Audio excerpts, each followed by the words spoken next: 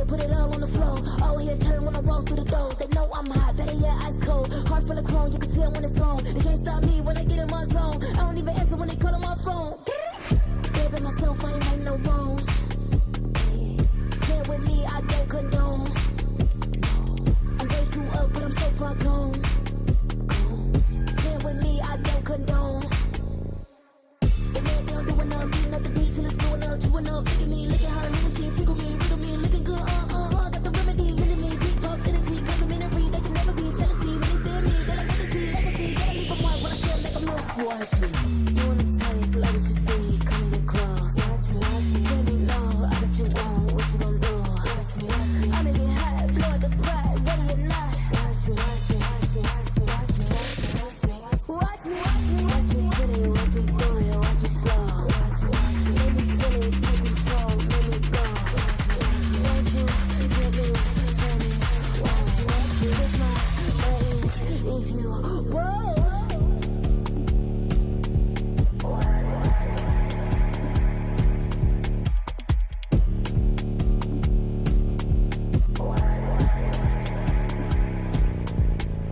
Watch me, better than me. Cocky, you like a fool. Watch me, who's better than me? Watch me, you like a fool. Watch me, if you wanna taste, like what you see, come in close. Watch me, tell me low, I bet you won't, what you gon' do? Watch me, I make it hot, blow the spot, ready or not. Watch me, watch me, watch me.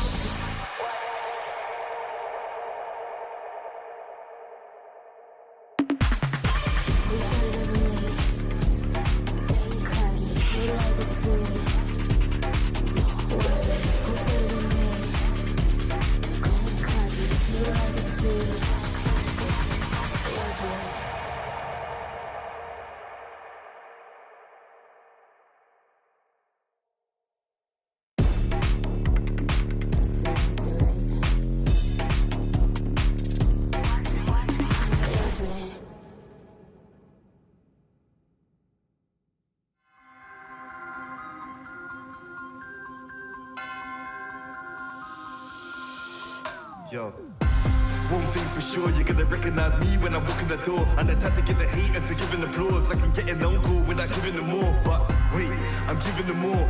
Every 7 days I'm giving them 24. You can't make the cut if you ain't gonna bore. These ones don't know about war. I grew up cold, hungry and poor. I wasn't grateful, I wanted more. I wanted women, I wanted tours. So I grinded and grinded some more. Woke up depressed, I had to fight more. So I burnt out, I couldn't do more. I had to put ascension on pause.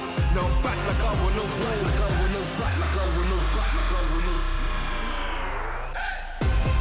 Winning again, I won't stop till I'm winning again. Winning again, I won't stop till I'm winning again. It's cold outside and I thought I couldn't do it again. Winning again, I won't stop till I'm winning again. I'm in my bag like loose change, self-proclaimed hero like Bruce Wayne. Out the sight even if you bought new frames. All this talk about weight but got no gains. How you gonna do a sight with no aim? Marathon longevity is my lane. I get dark like under the duvet and don't roll with a weak link like a broke chain. Self-ignorer when I was poorer. My struggle gave me a god flood of the Torah. I didn't stop me pleasuring somebody's daughter. My cup running over to the spills of the saucer. Look, call me true to author. My battle plans rapper terroristic torture. Look, these hands can bend water. Boom boom explorer like Avatar Korra.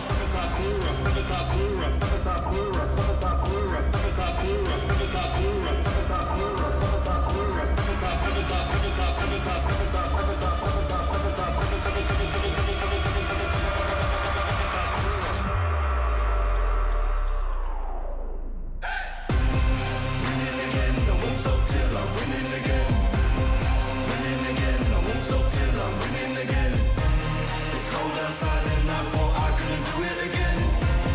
Winning again,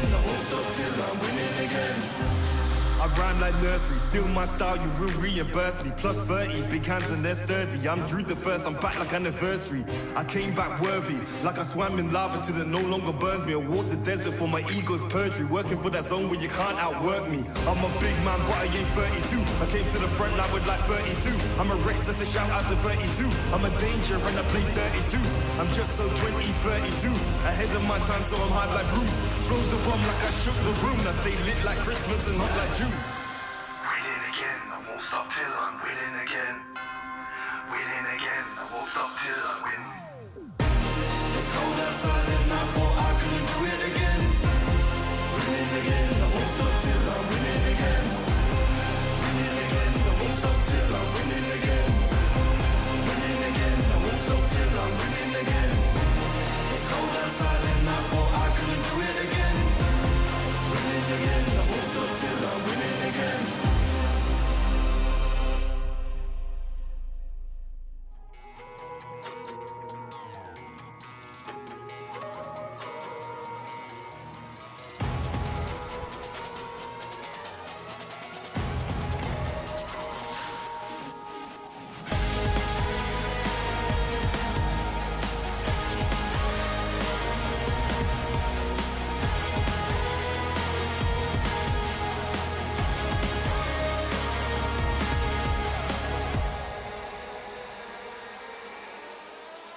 Way to the top, I never stop. It's coming ready or not. Do you have what you say you got? Go till you drop. Go until we hit the spotlight. Gonna shine bright. Anything I like. Put it on the line. I've been taking chances all my life.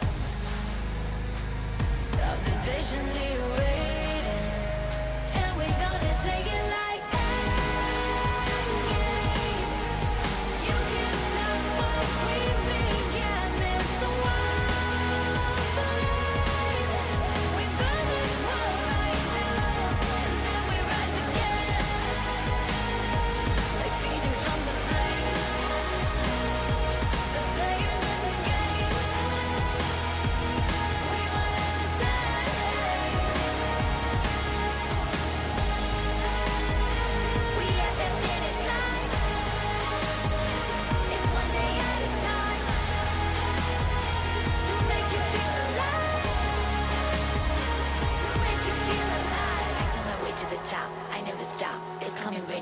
Do you have what you say you got? Go till you drop. Go until we in the spot. I climb my way to the top. I never stop. It's coming ready and now. Do you have what you say you got? Go till you drop. Go until we in the spot. The game.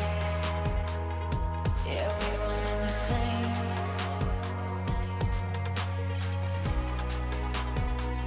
I've been patiently waiting, and we're gonna take it like.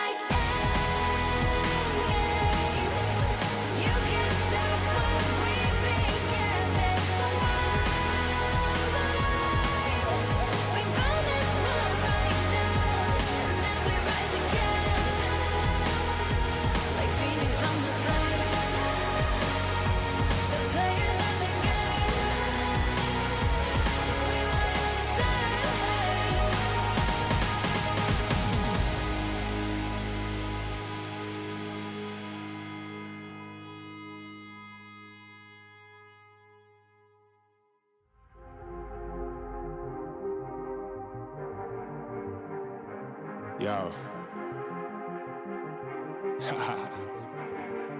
I don't think they're ready for it. On the loose, on the loose, on the loose, on the loose. With the beast, on the loose, say the truth, on the loose. Off the chain, it's all the gauge. Yeah, getting wild, shot me out the cage. It's getting wild out here. One by one, we watch them all falling. It's getting wild out here. But I'ma be the last one standing. You can't stop what's begun. You can't stop a revolution. Come in, come in. It's getting wild out here.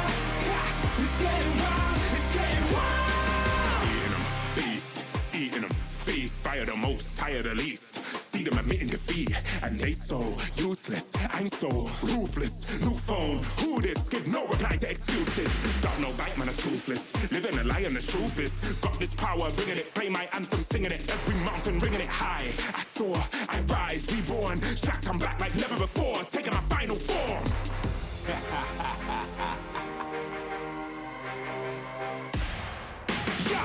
getting wild out here. One by one, we watch them all falling. It's getting wild out here. But I'ma be the last one standing. You can't stop what's begun. You can't stop a revolution. It's coming, coming. It's getting wild out here. Yeah, it's getting wild. It's getting wild. For the revolution. What? Waiting on an evolution. It's coming, coming. If you wanna come and get some, nothing we can't overcome. Running, running. Sure as we rise with the sun, we will arise and become stunning, stunning. Watch for the revolution. You can't stop what's begun. It's coming, coming. Wait. It's coming, coming. Wait. It's coming, coming. Just you wait. Just you wait. Yo. It's getting wild out here. It's getting wild. One by one, we watch them all falling. It's getting wild out here. But I'ma be the last one standing. You can't stop what's begun. You can't stop a revolution. Coming, coming. It's getting wild out here. It's getting wild. It's getting wild.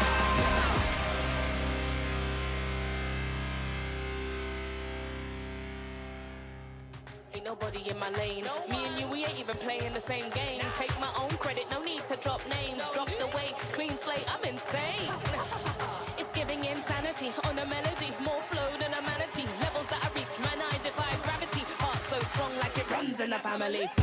I've got the haters out of breath. Ain't talking about then and when I got them distressed. Giving palpitation when I say it with my chest. Do the calculation, it's time to invest. Acquiesce that I am the empress. Going so sick, someone call a vet. I just can't be tamed, that I'm the Loch Ness. So blessed, they can't comprehend. I turn a skeptic to believer. I am a leader, resurrected like it's Easter. If you step to me, you'll get the misdemeanor. They can't defeat her, they can't connect the reader. Card decline, don't worry, I'll be fine. Cause all I see is ups in the line. Did I plan this? Is this by design? Come reflect, my light can't be denied. Come correct, cause this moment is mine. It's mine. Tell me you're feeling up. Tell me you're feeling up. Do it like nobody does. Sipping that haterade, right to the finish line. Tell me you're feeling up. Tell me you're feeling up. Do it like nobody does. Sipping that haterade, right to the finish line.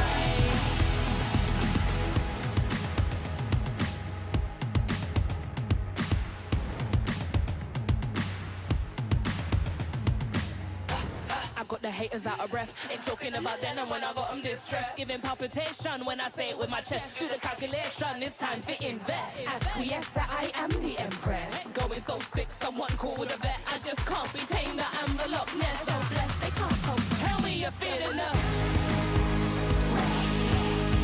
Tell me you're feeling up. Do it like nobody does. Sipping that haterade, right to the finish line. Tell me you're feeling up.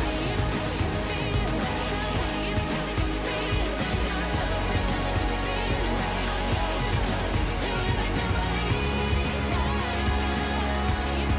Sipping that haterade, right to the finish line.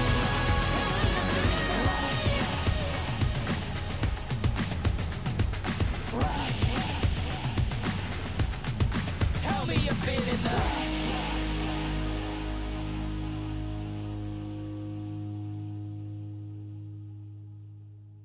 You don't have to guess who in the building. Born of the realest. Never catch me slacking. I was born, that's the illest. They call me a champion. I got there with a win. I'm a round breed walking. I am one in a million. Guess who in the building? Born of the realest. Never catch me slacking. I was born, that's the illest. They call me a champion. I got there with a win. I'm a round breed walking. I am one in a million. Yeah.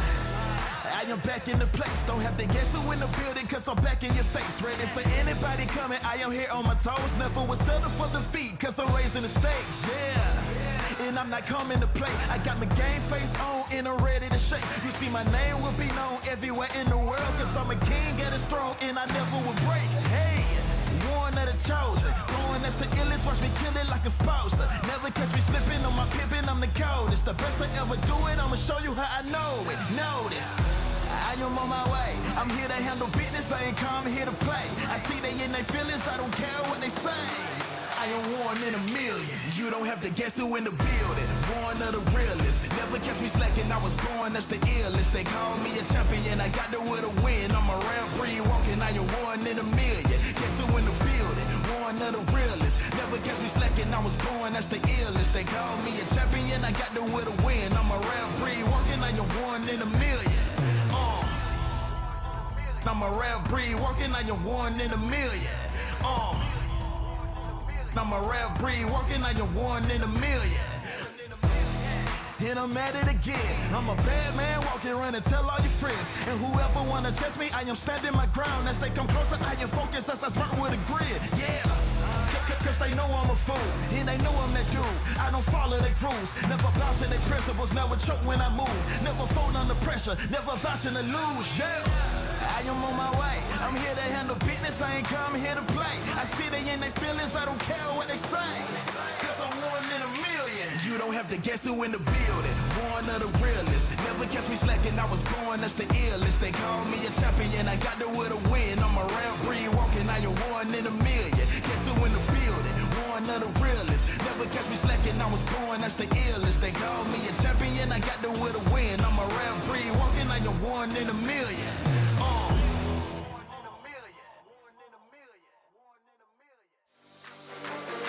We on the way. We came to play. We on the way. Showdown. Let the games begin. You can't stop us. I came to win. You can't stop us. It's only us in the end. You can't stop us. We the best in the world, and that's a promise. Let the games begin. You can't stop us. I came to win. You can't stop us. It's only us in the end. You can't stop us. We the best in the world, and that's a promise. Yeah. What?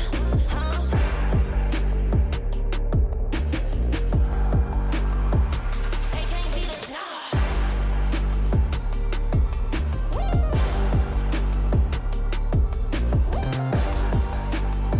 Let's get it. Let's get it. Let's get it, get it. Let the games begin. You can't stop us. I came to win. You can't stop us. It's only us in the end. You can't stop us. We the best in the world, and that's a promise. Let the games begin. You can't stop us. I came to win. You can't stop us. It's only us in the end. You can't stop us. We the best in the world, and that's a promise. Watch this.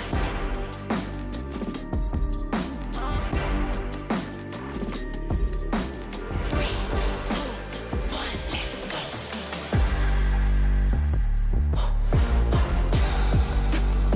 Who want it? I got it.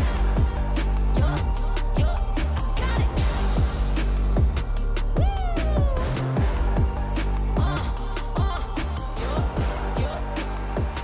Let's go. Let the games begin. You can't stop us. I came to win. You can't stop us. It's only us in the end. You can't stop us. We the best in the world, and that's a promise. Let the games begin. You can't stop us. I came to win. You can't stop us. It's only us in the end. You can't stop us. We the best in the world, and that's a promise.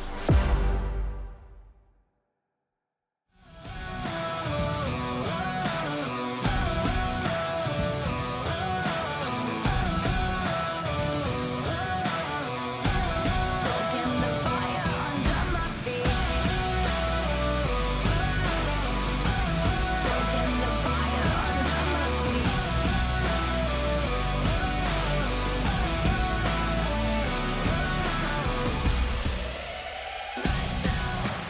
This is what we came for. Watch out. What we got you can't handle. 'cause we don't ever stand still. No doubt, I'm ready for the gamble. I'm ready for the gamble. Ready for the gamble. I keep feeding the flame, chasing the fame. This war will never be enough for me. I feel it run through my veins. I sharpen my aim, soaking the fire under my feet. Soaking the fire under my feet.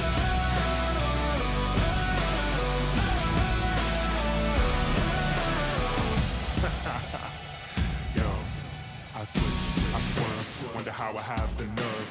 Leaving the heat on the track, too hot and I'm lighting the match now. Blasting off our rocket, grab the mic just to drop it. My Fahrenheit is shocking, amazed, dazed by the centigrade. Come now, don't be phased, follow the trail I blaze. First place, no second to waste. Pyromaniac, fanning the flames, burn the brightest they've ever seen. Give an arm at that third degree, I'm the kerosene and I smoke them out. Fire away, counting down. 2, 1, Ready for the gamble. I keep feeding the flame, chasing the fame. This war will never be enough for me. I feel it run through my veins. I sharpen my aim, soaking the fire under my feet. Lights out, this is what we came for. Watch out, when we let you get held on. No, we don't ever stand still. No doubt, I'm ready for the gamble. I'm ready for the gamble now.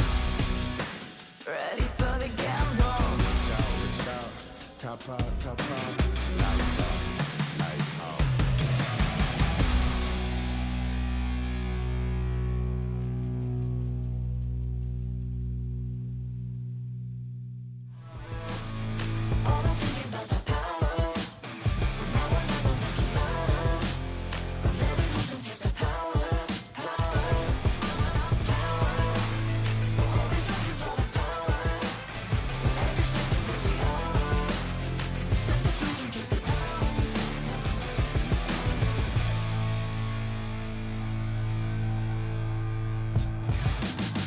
Yeah, I'm moving automatic.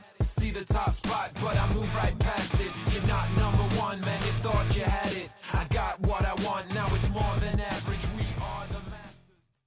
The Snapdragon Pro Series is brought to you by Snapdragon Elite Gaming and DHL.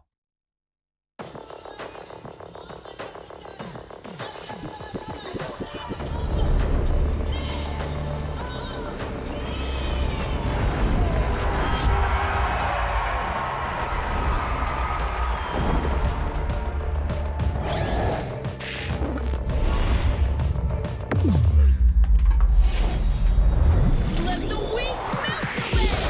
Killing spree. Carl's easy, let's take the kill back.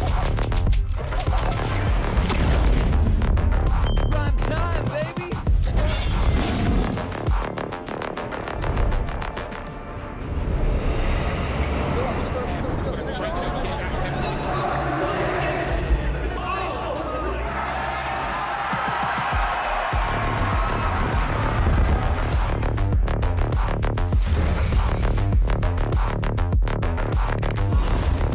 Looks like the players are ready. Here we go!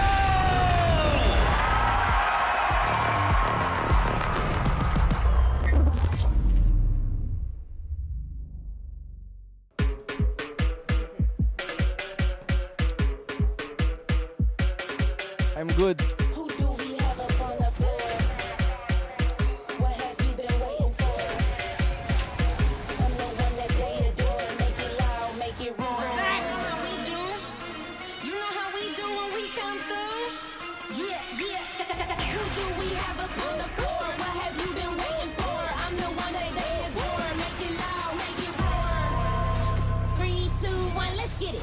Open my door. I'm the one they can't ignore. I'm the core. You a bore. I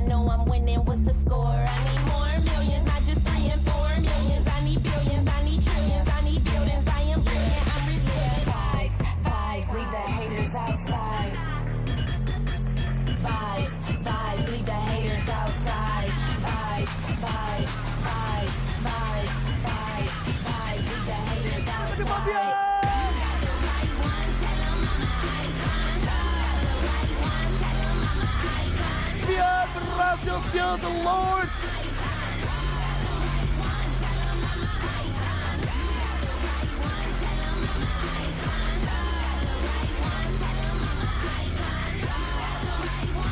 What terjadi Onic ID kali ini?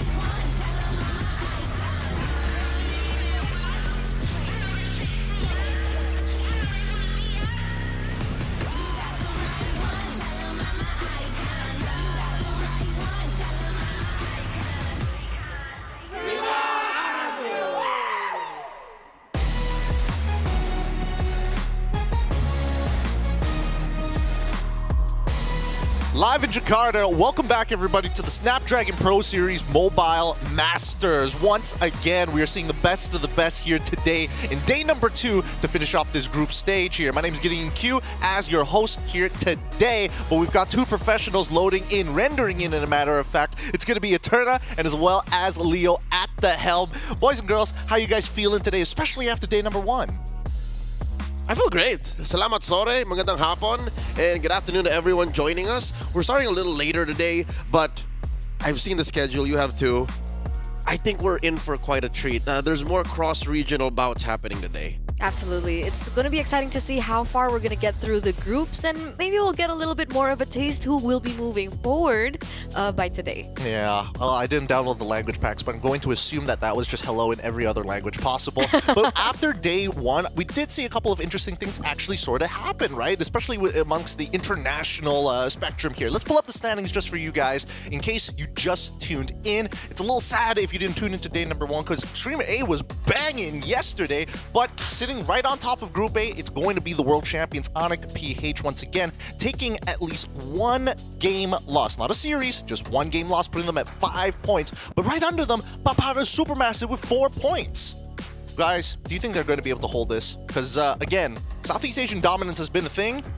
Other regions are climbing up pretty fast. I agree. I think a lot of things happened yesterday that we were kind of shocked with. Not just Papara, but also from Influence Rage that finally we get to actually cast 4 in our opening match of the day. So I'm excited to see how they were able to perform yesterday and how that translated to today's match because, I mean, if we're talking about the difference in both the teams that they're going to be facing, I think this one is going to be a lot more challenging. Yeah. Us, Influence Rage and Papara Supermassive definitely has my attention now. If not out of curiosity, now out of fear.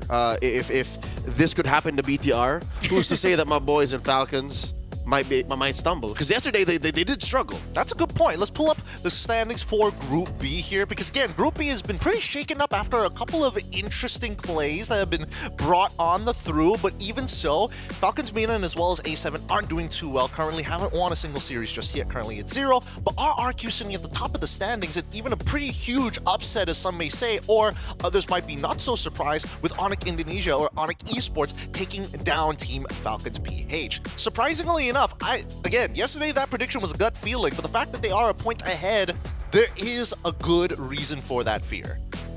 And that's the fear I'm talking about. For that Falcons, all right? It's this Falcons, not that one. Obviously, Falcons Mena, in case you guys missed it yesterday, they were here for the experience. They're here for the lessons, and they picked up a lot.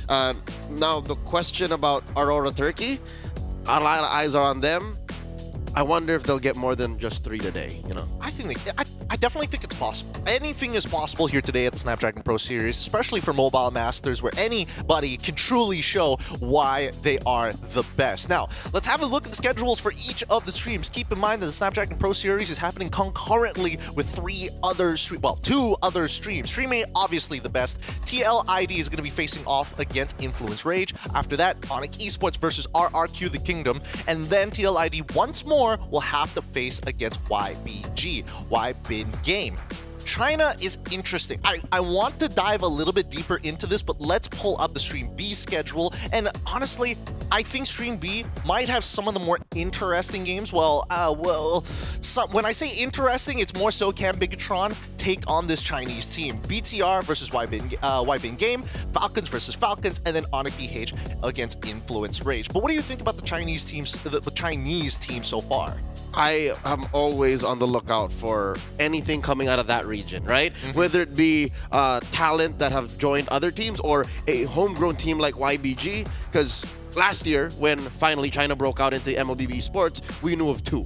Well, 3 technically. DFYG, XYG, TLG, and then now YBG. Man, if I was Brigatron, I would be scared.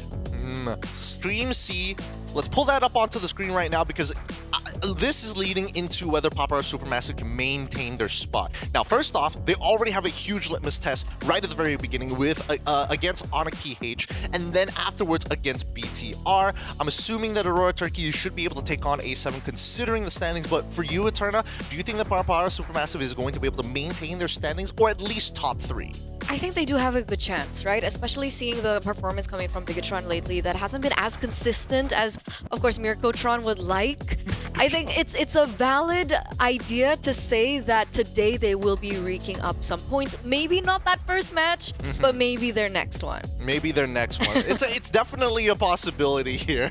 It's I don't know what's going on with BTR. They want to sweep. They gotta sweep. They have to sweep. They have to do really well today because, again, the matches are getting short. There's less matches as the group stage goes by, and I think even tomorrow is going to be one of our shorter days before we start heading over into the playoffs. Speaking of which, as we were talking about the Chinese teams, YBin Game, we've actually experienced one of their players before. Previously, he was taken over by KBG during M6, so we got a little bit of a taste of what they're capable of, especially when we're talking about the gold lane. Yep, Balexi started his career with YBG, went over, and then came back. So there's a reason why this is one of the most in-demand gold laners out of China in MLBB-Mواجهة. Speaking of which, aside from the gold laners, we've got some massive problems here at the SPS, and I think more prominently so with Suyo taking over the meta. I mean, he's always been there, he's always been good. We say he is versatile, but I think this is the first time people are like, he is too OP. He's gotten to the Bruno levels without the Granger counterpart to deal with him. You know what? He's worse than Bruno. The reason why Bruno was broken then in M6 was because of the tweaked numbers. He was just way too efficient at dealing damage from such long range. Plus Malefic Gun. There you go. New item, you know, so this combination of things that you could tweak individually made it such a nightmare. Now Suyo, on the other hand, you know the problem with Suyo? What's the problem? His kit. Just the way the hero is built, there's nothing he cannot do. So what does Moonton do here? What does a developer do to tweak him?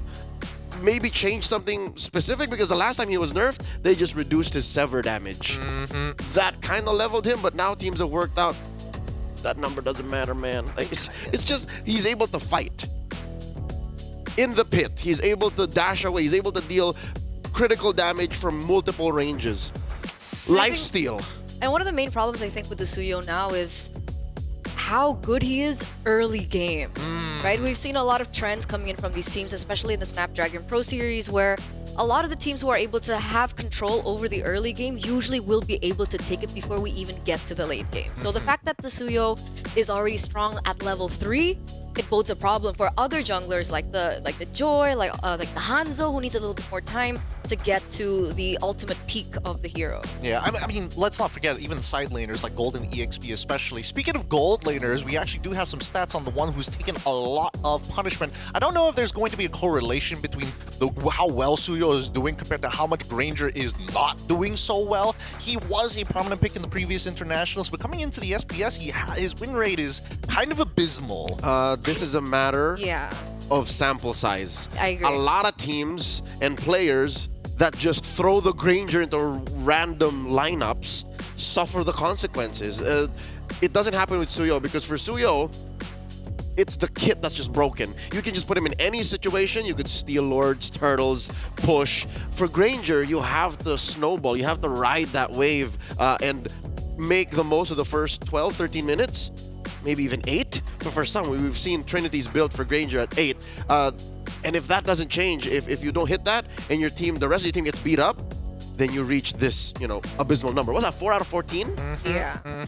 It's not good. It's really not good. Most at least like even out their win rate roughly around 50 to like even 40% is not the worst, but if we're talking about heroes who aren't performing well, let us talk about Kalia then. The brand new hero that we were all like, broken, busted, so good. She's got everything that you ever wanted in a support, but it just doesn't seem to be working. Kalia, 45.5% win rate so far. It's doing better than Granger for sure. 11 picks, 9% bans. Its presence, it's felt in the draft, but sometimes in game, it's kind of not really there, non-existent, as teams just not integrated it well, or is it just more so we're just hoping for the best? I think Kalia is kind of tricky, right? Because when we're seeing the Kalia piloted by a lot of Filipino teams, it looks like we do see the impact, right? The healing is there. There's so many times in the early game where there's a lot of miscalculations that happens. Momentum is usually been able to find by this Kalia. But on other teams, it seems like they're just not ready yet. And it makes sense, right? Because up until this point for MPLID, it's been banned. Well, it has. So it has. It hasn't been put up to the test. And that's considering MPLID, number 2, number 3, maybe region that we're considering in the world for the MLBB professional landscape.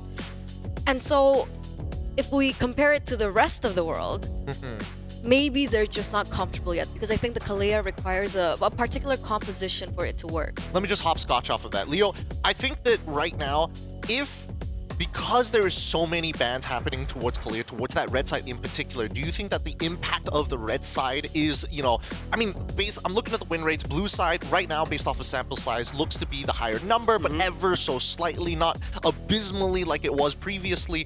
Do you think that that's going to be an inevitable problem, or people are just going to be like, you know what, let's just get better at Kalia? Yeah, no, looking at the way teams have been playing around or with Kalia, I think Red just has that extra baggage, especially when they're playing up against teams that have played Kalia. So if you're watching a match that has a Filipino team and to some extent an Indonesian team, then Red side becomes like, oh no, it looks like we only have 2 bans here, because you have to watch out for that Kalia. Filipino teams are not afraid to go Kalia 1 here or X Kalia here. So if you're not ready for that, then you're drafting halfway.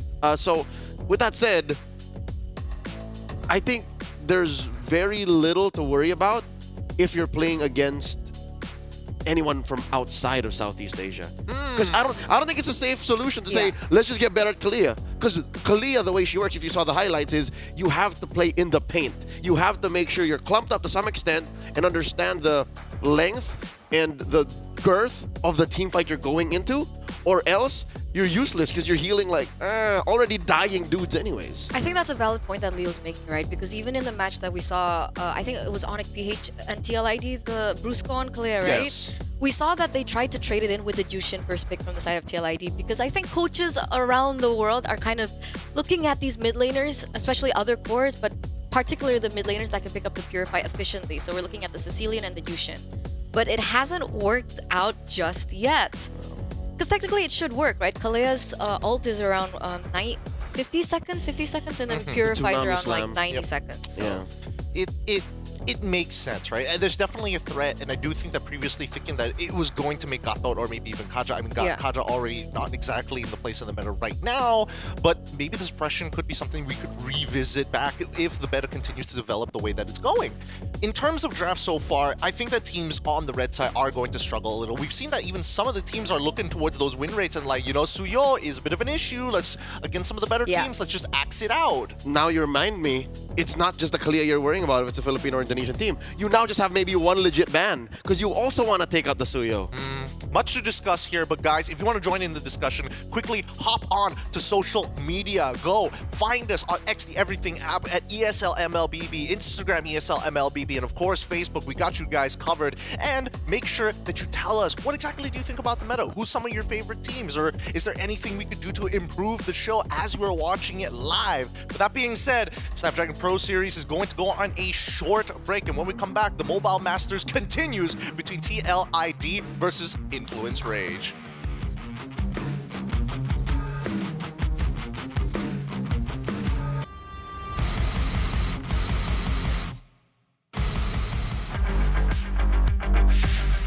Halo semuanya, nama gua Aran, gua explainer dari tim Liquid ID. Hari ini gue bakal kasih tahu kalian pro tips cara untuk split push dan laning di XP. Kali ini gue pakai hero favorit gue pakai Benedetta dengan emblem settingnya ini. Jadi kita main Bennett damage. Untuk awal-awal cara main bayonet itu karena kita cepet nyampe ke lane-nya, jadi coba jalan secepat mungkin. Bisa buat ke L-bush atau bisa buat untuk cut lane, itu juga bisa. Jadi gimana kondisinya aja. Untuk sekarang gue mau coba untuk cut lane langsung. Jadi tinggal cut lane, habis itu bisa lakuin apapun, bisa rusuhin jungler, bisa jalan ke mid. Jadi kayak terserah kalian, bebas mau ngapain. Di sini gue coba rusuhin jungler ya, kayak gini ya. Kita bisa dapat kill di sini. Kalau udah cukup, bisa lari. Habis itu bisa cut lane lagi. Kalau bisa free untuk cut, tinggal cut lagi aja. Ya, kayak gitu doang sih. As a explainer, kalau udah ada menit 2 gitu, ada turtle, sebisa mungkin kita untuk join ke turtle buat fight. Kita bantu jungler kita untuk dapetin turtle. Itu sih, itu untuk mid game ya. Jadi kesimpulannya, sebagai explainer itu sebisa mungkin bantuin jungler kita untuk dapetin objektif. Jadi kayak dari early game-nya, dari landing phase-nya, abis itu di menit 2 ada turtle, kita join turtle. Ada lord di menit 8, kita join lord. Jadi kayak as a explainer itu harus bisa join buat fight sih. Thank you semuanya yang udah nonton. Jangan lupa dukung tim Liquid terus di turnamen ini karena kita bakal lakuin yang terbaik buat kalian semua, buat kita juga, buat Indonesia. Jadi tetap dukung kita terus.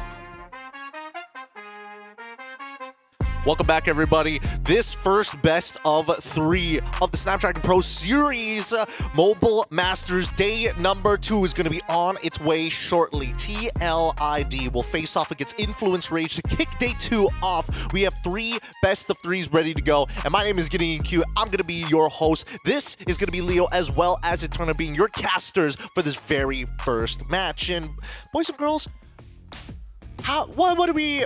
I don't want to spoil the predictions so far, but what are your thoughts about the matchup here? Because Influence Rage, one of the few teams who have taken an entire series against the one and only BTR. And I mean, we're talking about TLID. Pull it up onto the screen right now because these are the runner-ups for the M6 World Championships. If you don't know, it's Aran, Fabian, Yehezkiel, Witty, and Aaron Shiki. And it's still with the same 5 lineup as well, right? You know, coming to the Snapdragon, I was wondering, you know, are we going to see someone new in the gold lane? But it looks like...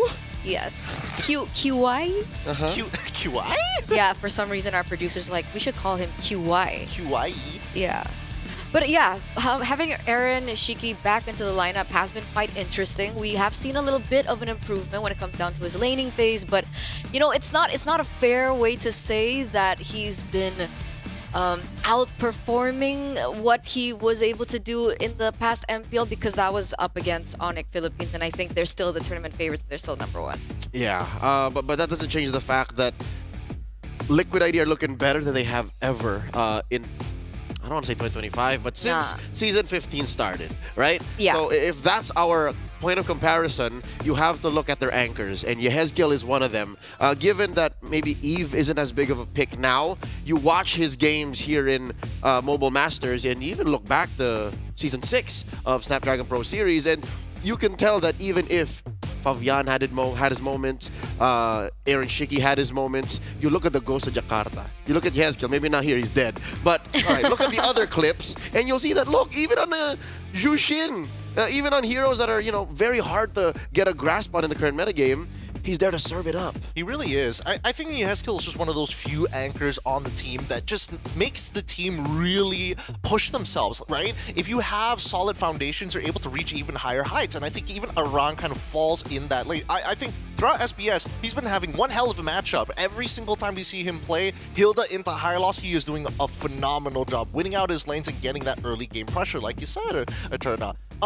But that doesn't change the fact that we have to talk about Influence Rage. Now, for all of you guys who are like, who is Influence Rage? These guys have come all the way. It's a Brazilian organization. We have Monsters, Jotun, Chan, Paquito, and as well as Fury. If you recognize some of these names, well, some of these faces you've actually seen before in previous iterations, playing on Malvinas Gaming and even having an international appearance. Jotun in particular coming in from IESF 2022 and 2024. That's right. This squad that is, again, playing in MPL Latam, in that space, is made up of both Brazilians, Argentinians, and an Indonesian. And a Chilean. And a Chilean. And a Chilean. Because they were previously playing for a Chilean organization in Malvinas. So, with that said, watch out for Chan. If Yehezkiel is one anchor that you have to put a spotlight on for TLID, that's the same for Chan. He has been around since about last year, maybe some change before that. Actually, no, much longer, because M4 was in late 2022, early 2023. Yes. So he's been playing professionally to that standard for more than 2 years now. Well, here's the thing. Let's just put it into context, because his international experience also includes MSC 2024 wildcards, right? So again, he hasn't been able to actually reach the latter half of the tournament and bows out pretty early on, but he does have that international experience. And some may say that that might not be enough, especially since the evolution of the competitive scene in Mobile Legends, but even so, it does give a lot of hope. So let's bring up the head-to-head, because again, Chan, one of the few players actually whipping out the Selena this time around in their previous match. I'll pull that up in just a little bit. But so far, if we compare the stats, Yehezkiel and as well as Chan's GPM, definitely leaning more in towards Yehezkiel, but the KP is looking super similar, and the KDA is where we see the big differential. I find this so ironic, having the Selena on the side of Chan, because, you know, Yehezkiel in MPLID has forced this pick a couple times, a little bit more than we would like, especially for the, you know, cavalry out there. And it Keyword hasn't forced. worked out. Keyword forced. Yeah. So the fact that he's been, forced on heroes like the Jushin, maybe that's why we're seeing the statistics that we're seeing right now. It's not one of his power heroes, not one of his signature heroes. He's more known for the Farsas, the Eve, back when he was still Syndrome for Aura. What do you think about the GPM and the KDA? Do you still see that there's like a difference in playstyle maybe between the two? Yeah, no, there is, because this is the KD I want to see from Yezgil. The reason why he got the well-known moniker that is used all over the world by everybody, goes to Jakarta, is because he only dies once. So I want to see that KP go up. I mean, that the KDA go up. Yeah, I do want to see his KDA go up, but it feels like he's playing not a completely different role, but there's definitely moments where he is more in front to absorb damage. Yeah. I don't like that. I don't like that. I mean, it happens. He's It happens. artillery, bro. I want him to be on that artillery, but sometimes the draft just doesn't let him. Speaking of which, actually, we do need to talk about Influence Rage just a little bit more, specifically about the roamer Paquito. This guy, he long-time teammates with Jotun, but at the same time, we've got him on the line with Rose. Let's throw it over to that interview. But I'm nervous. I was nervous, But after that, I think just very exciting. Is that like so Motivated. nice? Yes, they're extra motivated. Yeah.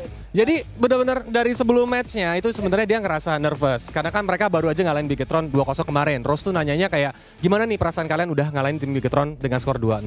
Dan ketika memang di match ya ternyata dia benar-benar ngerasa termotivasi dan excited, semangat banget sehingga akhirnya mereka bisa ngalahin tim Bigetron. Yes, we like that. We like that. Oh, he just translated what you said in Indonesia. Yes. Okay, now Paquito, you're going up against Team Liquid Indonesia. If we think about it, in M6 they did amazing, right? So are you scared or are you extra motivated because you won Bigachon yesterday? Very motivated. I think we can win them. I don't know if 2-0 or 2-1, but I think I can. We can. You guys feel good today? Yeah.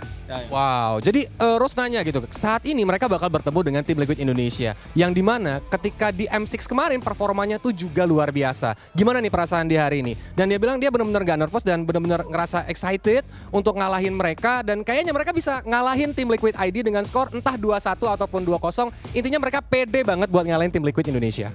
Okay, Paquito, before I let you go, is there anything you want to say to Team Liquid Indonesia before we start? I don't have anything to say them because I see I'm thinking about the game, just play, have a good game, have a good game. Alright, jadi memang gak ada apapun yang ingin disampaikan oleh Paquito karena memang dia juga lagi mempersiapkan gamenya. Pokoknya berikan aja yang terbaik. Alright, thank you very much to Paquito. And with that, let's throw it back to the panel. Thanks, Rose and Kolios. Here's the team head-to-head. Yeah!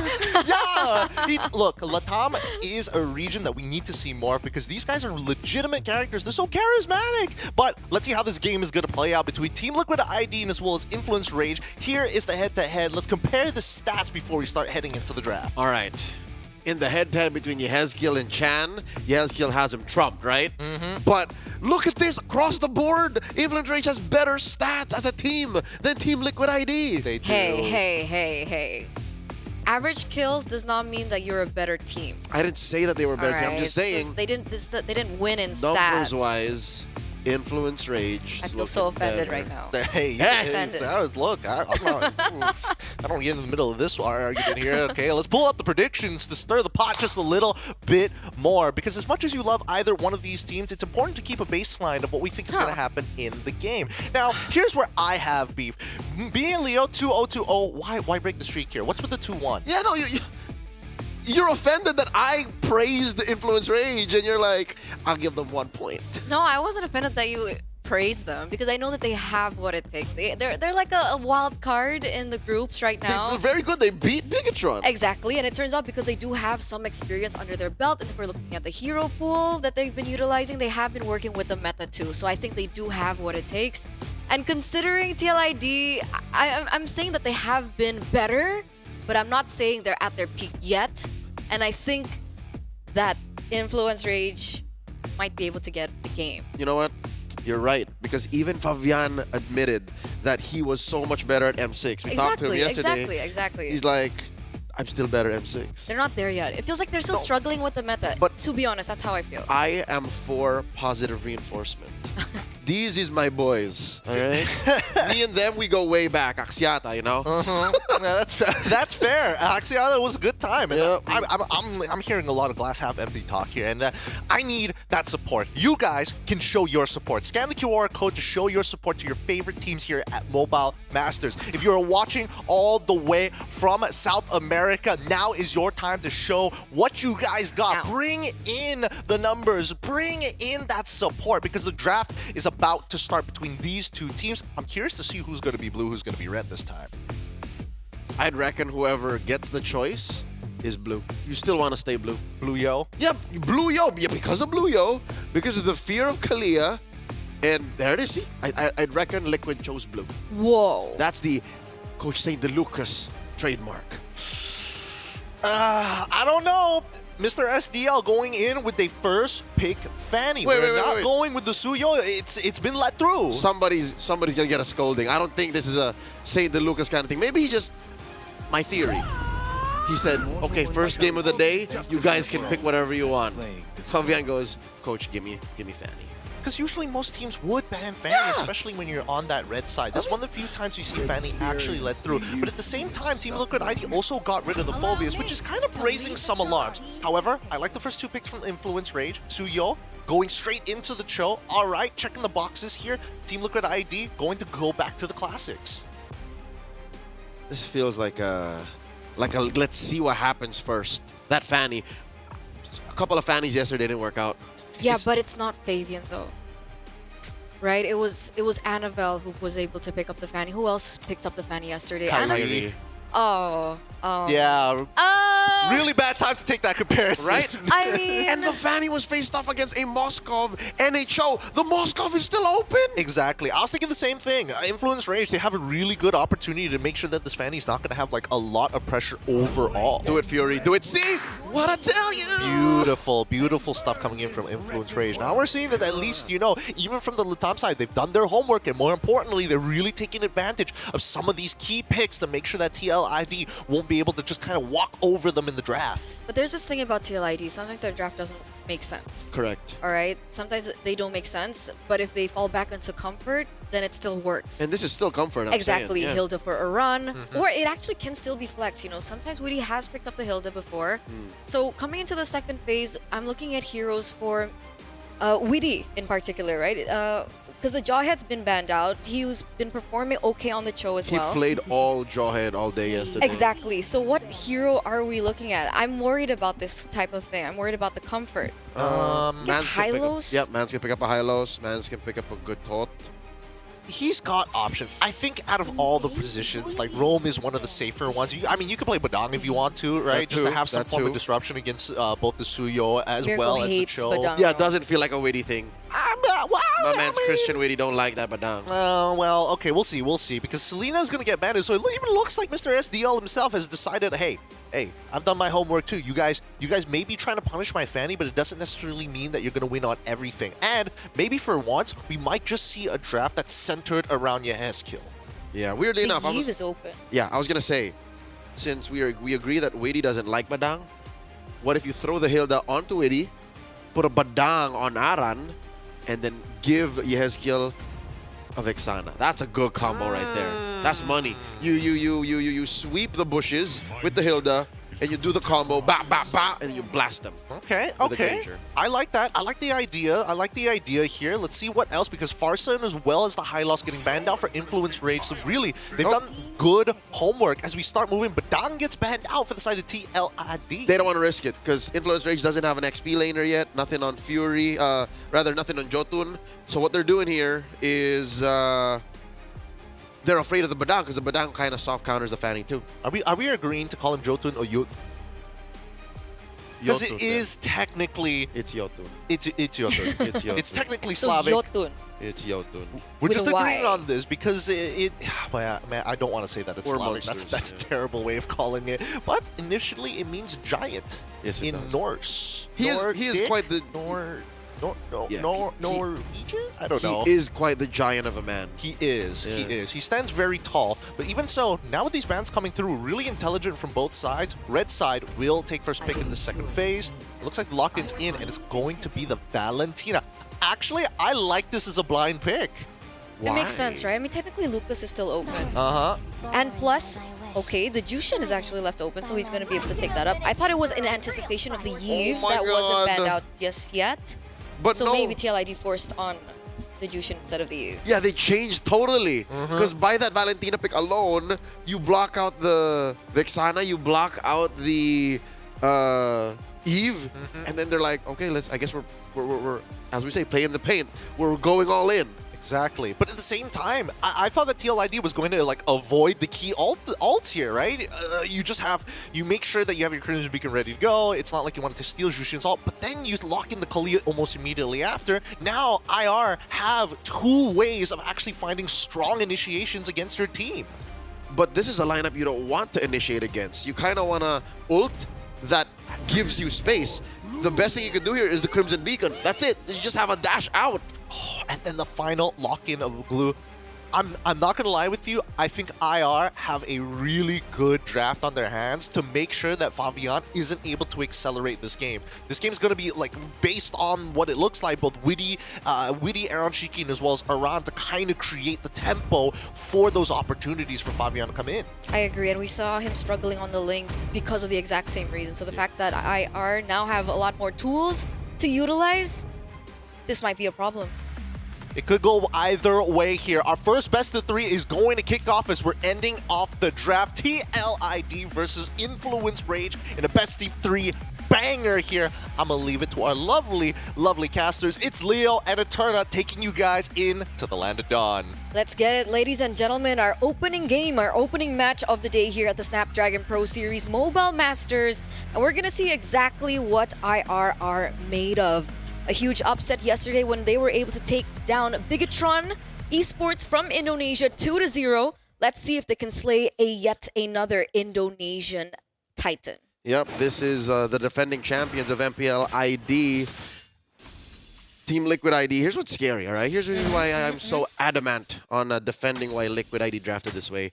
I don't want this powerhouse team to not be learning from yesterday.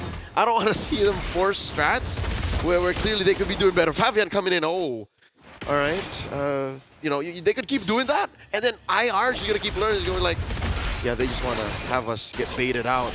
Let's just not give it to them. I mean, at this point of the game, they can, right? Because most of the ultimates coming from Influence Rage aren't there just yet. Those that are very integral to be able to stop Fabian. So we do see him playing a lot more aggressively, and here is another example. Oh my lord, did he steal? Yes, he did! Oh, that's a buff denied! As well as the silver lining, the kill on Yotun! Yeah, which is not as great for Influence Rage, especially they have the Suyo. We talked about the Suyo a little bit in the pre-show, the fact that he's already very strong in the early stage of the game, and you do want to try to look for a snowball. Meanwhile, again, a little bit of trade and damage onto the mid laners here from the side of Influence Rage, but it's still a-okay. But again, this is what we're going to be expecting up until that level 4 point. So right before the turtle, I think things can kind of shift in favor of IR. I'm thinking how you recover with that. Quick jump in by Witty. Forcing the retreat from Yotun and Monsters. The jungler from Natam, I'm wondering how he is thinking about approaching this turtle fight, because if that happened to me, my purple got stolen and I got killed like that, I'm not touching anything close to it. Now Paquito in trouble, goes down, Yehezkiel gets a kill, and as well, the cavalry scores a big early game objective. Yeah, he can't right now, right? The fact that they're already, what, 2 levels ahead? 3 levels ahead, rather. Fabian onto Jotun. Not the best way you want to play around this. No contest. Fabian, though. Oh no, Monsters gets the grab. Did he even get the orange? Yes, he does. So there is a punish, yet still Team Liquid ID walks away with a little something. Okay, so that's... Oh, another grab and a takedown! Monsters, the hometown advantage. Will get one down, though, as Witty punishes. But he traded for 2. He did. He traded for 2, it was one worth of it. which was Fabian, right? So it definitely was a worth it trade, considering... Oh, wait a second, in the bottom lane! Aaron Shiki! 2 on one. That's unfortunate. How did that happen, Shiki? They touched you, man. Come on. I mean, Aaron Shiki, not the best of laners. Sometimes he gets a little bit egotistical when it comes down to the laning, so not really sure what happened earlier on before. I'm maybe looking at a pick coming from Paquito, considering he doesn't have the Way of Dragon up. But, well, that's what their composition is now for, right? For IR, maybe they can't take the early game, but they're looking to try and work around Fury and the Moskov and maybe wait for that power spike to hit. Yeah, earlier. Oh, we're looking at one more. Paquito goes. Weedy gets another. And Chan here does have the Tsunami Slam. Gets repositioned. 4 members of Liquid ID circling around. Currently, TLID are at what? Eterna, would you agree, like a half step ahead? They were 2 steps ahead earlier. Yeah. Now, with the trades and, you know, the give and take, I think they can do better at getting a more advantageous position. Influence Rage know exactly how to punish. They can be a lot cleaner, but we did talk about their composition earlier on. The fact that Influence Rage have a lot of tools to kind of be like, hey, Fabian, okay, we get you on the fanny, but we have tools of our own to kind of shut you down. So it does make sense why we do see some trades over the board, except for, of course, what happened to Aaron Chiki earlier on. But Boosters, already quite aggressive. Turtle currently at a quarter of its health. Look at the back line here. A scramble, a kick coming in from Paquito. That's a revitalize. Popped already. Oh, rather, no. This is a flicker. Witty, it was actually the passive on the Kalia, and Aran just suffers a death there. There's a little too much damage in the back line. Now Jotun wailing away, looking for that choke slam. Does get the Crimson Beacon off, but that's another death suffered down, missed out on. That is Aran sent over, and a turtle scored by Influence Rage. Yeah, he actually misses it. Fabian doesn't get the retribution down. And so that is actually going to be given in favor of Influence Rage. Leo, we were talking about this just a second ago. TLID being half a step behind of Influence Rage, and they're catching up real quick, real fast. Jotun was, what, 3 levels below Fabian earlier on? He's now level 8 to Fabian's 9. Yep, and I'm wondering why that is exactly. Is Fabian changing his priorities, like suddenly going for fights, suddenly going for steals? And here he's forcing a response from Chan and Monsters, and he's, I don't know, does he get what he needs? Oh, and Paquito comes in with a full combo right underneath turret range, so I'm not so sure they're gonna get that done. Fury goes, Witty helps Aaron Shiki get revenge, and they're gonna push down that turret. Okay, so we do see some trades over the map. TLID pick up yet another tower in the bottom lane, and Aaron Shiki finally gets a kill under his belt, considering he did commit to the Sky Piercer. So that is, what, 1 stack right now? Currently. Not the best, right? He has 2 items, Hunter Strike and the Sky Piercer. Meanwhile, for Influence Rage, we're looking at Fury, who only has the Corrosion side. So it will take them a little bit more time to get online. But for the most part, their mid-prio, their mid-trio from Influence Rage, they already have a lot under their belt. Fury Hammer, a little bit more damage as well onto Jotun. Yep. Still amazing how Jotun is able to maintain a level of competition here. Threatened, even stole, took that second turtle now, the last one spawning in that same spot. How does a map do this? Team Liquid ID, they can do better to play cleaner. The kick here, caught in by Aran, still surviving, dashing out. Paquito gets punished hard, and a Tsunami Slam on the one. Chan serves up a double kill for Aaron Shiki in the split. Looking for that grab. Will the untouchable one get one on him? Nope, the answer is no, sir. Weedy keeping back Jotun, and right now, currently the cleanest engagement Liquid ID has, converting into that tier 1 in mid. That's why I was a bit confused. Did Influence Rage want to commit to the turtle take? Was that the plan? Because even the setup was a little bit messy as compared to TLID. SAD doesn't land, so the entire thing falls, and this is the conclusion. TLID will be able to pick up this neutral objective, and the gold lead that they had shrunk down has now increased to 3,000. Yes, kill. Forward, Crimson Beacon.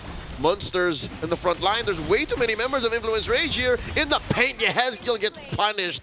The way of the dragon keeps him down. Impressive how this young man on the show keeps up the aggression. Like he knows that his kick is worth something, and even if it's a target that isn't ideal, if it's not Aaron Shiki, if it's not Fabian, he'll still pull the trigger. That was a little over-aggressive by Yaskiel, though. What's his moniker?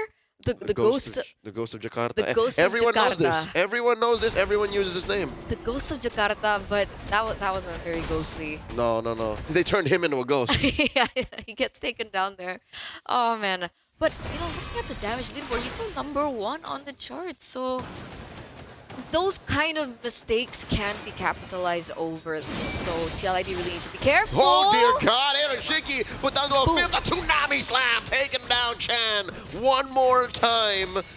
Sitting at a 1, 2, and 3. Again, it isn't ideal for a Valentina to be stealing these low, how do I say, utility, just small mobility ults. Like, this is not worth it. Absolutely not, especially when you give more stacks over to Aaron Shiki. I think the last time we checked in, he was at 110. Now he's at 410, so he already has +3. 4 stacks. That's math. That's math. Fabian goes a little bit more aggressive as well with his build, already with the Malefic Roar as he goes back in. Oh my God, once more Monsters serving up another kill, now at 5. Aaron Shiki, the untouchable one, living up to the name. Paquito gets punished once more.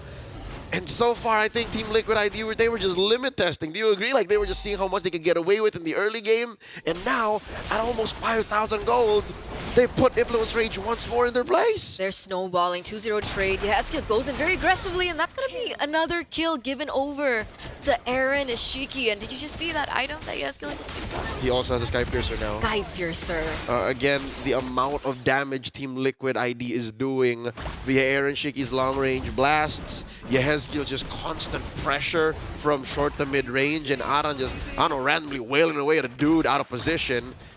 Those beacons that Yaskiel are throwing out could be lethal. That's why he builds a Sky Piercer. Yeah, when it was like just a docile kind of threat, just a utility base, Yep. it's now something that Influence Rage actually have to think about. It's Especially, dying to a thumbtack. Exactly. And essentially now Influence Rage, they have to be on damage control, right? TLID, they're spiraling out of control. Earlier on when we saw the stats, we saw that Aaron Shiki was 2,000 gold above Fury, so that's more or less an item above.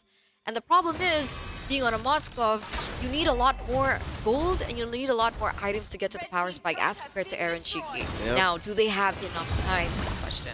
I don't know, with these holy shields popping left, right, and center, I don't think they do, because I'm gonna say sorry to all of the fans from Latam. And Tsunami Slam on the one! Paquito got out and got taken out. The grab on the Monsters. They might serve up one kill. Immortality popped here underneath tier 1. Down goes Shiki. Down goes Weedy. No, Shiki gets the kill. And they're stacking up on him. 7 already. This is Inhibitor. Pop. Influence Rage doesn't have the best high ground defense. Their wave clear isn't ideal. And that's why tier 3 and mid and bottom just gold. But by the way, this Kalea on Weedy, Went. he's been spamming Jawhead, picked up Cho once or twice, Hylos once or twice, and then now he comes out with a debut pick Kalea that we haven't seen ever, by the way, in the history of his performance. Of ever. Of ever. And this is the performance that we're getting from him. He's been able to find so many opportunities. Wait a second. A stolen Tsunami Slam displacing Aran. Serving up a kill to Paquito. And it looks like Team Liquid ID don't want to let that go. Not so quick. They took it personal. And Monsters get Tsunami Slam themselves and blasted in the face by Aaron Shiki. 1-for-1. 1-for-1 trade. But this is right now Influence Rage that have to be on damage control. Did you think it was a worth it trade? Losing Monsters to take down Aran? Just Aran? No, but that's the thing is, I don't think Influence Rage expected Team Liquid ID to respond in kind. They were like, okay, we'll do this, we'll take down Aran, and then that's their frontliner down. Like, you understand that Aran is their only real frontliner, because Weedy wants to pull them back into the team fight. And I think Influence Rage miscalculated how Liquid ID would take that. This is Aran. They wouldn't trade, they wouldn't fight for him. Apparently, Liquid ID. They did, yes. Nothing comes for free. I guess it makes sense, right? I was looking at the 8,000 goldie, but if we take a look at the items, it looks like Fury technically already has his Holy Trinity. So maybe that's one of the reasonings behind the decision. They were looking for an opportunity for Paquito. Oh, that's an SOD. Thrown out. Waiting if Fury wants to respond. Paquito very low, flickering back, defensively used, and look at that. Munster's already got the grab. It's just a matter of time. Liquid ID is going to squish him out, extinguish their effects, and that's a Tsunami Slam once more. 9 stacks on Shiki, and the Lord should be all but wearing that blue jersey. No way, right? No way. In no man's land, 4 members already on here, and Shiki already dealing this much damage. It looks like Aran wants to go for more, actually. Fury fighting back, going down, standing, and gets choked out. Paquito goes, Monsters 2, and Shiki deep behind enemy line scores a triple. It's a wipeout. They don't even have to go for the Lord. Already 3 inhibitor turrets taken down, and this is just the final push. Chan left all alone. And it's just a matter of time. The base awaiting minions, throwing up that liquid recall. Game 1 goes to the Cavalry. Wow. Strong opening performance coming through from TLID, ladies and gentlemen. But, don't fret for all the Brazilian fans out there, for the fans of, Influence Rage. It's still a best of 3. There is still time to kind of reset and go back to the drawing board. But how much time? But we already talked about the drafts, Gideon. Did you think it would have gone the way that it went in game number 1? I think a couple of things, right? The only thing I have to say about draft, the hardest decision to make was whether or not they go for the safe blind pick of Valentina, or they make a hard read and say, you know what? Let's make sure that the level of execution of TLID is going to be at an all-time high if we were the ones who took the Zhu Xin. I think either or, 2 different problems. My biggest problem is that Influence Rage, you can see a little bit of inexperience here, just a little, because target priorities were kind of weird sometimes, and I think that's why we saw TLID really take it in that mid game, right? Because again, Aran, for some reason, those 3 deaths, he was like, okay, sure, I'm just the hedge fund. I'm just the investments in the back bank. I'm a boxing bag. Like, I'm meant to take this damage. It's wild. It's wild. A couple of the other things that I did notice. Witty, interestingly enough, this man, I refuse to engage the traditional way. I will always use my battle spell. Flicker, Tsunami Slam, and I want to make sure that I've got my second skill to get in or extend my lead. That's the only big difference I've seen so far. And look at him, right? Doesn't even complete the T2 boots. Straight away, I want to make sure that I have immortality because I'm going to keep on doing this. This is a very Kaja approach to play in Kalia. So I guess that's why we never saw Kalia, or MPLID people never saw Kalia Not just yet. on Witty, because he was channeling his inner Kaja before his debut here in Mobile Masters. Technically, it was also banned. Yeah, but even so, I think that Influence Rage, a couple of things that weren't utilized, that's SOD. It didn't come out at the right times. It didn't connect when they really needed it.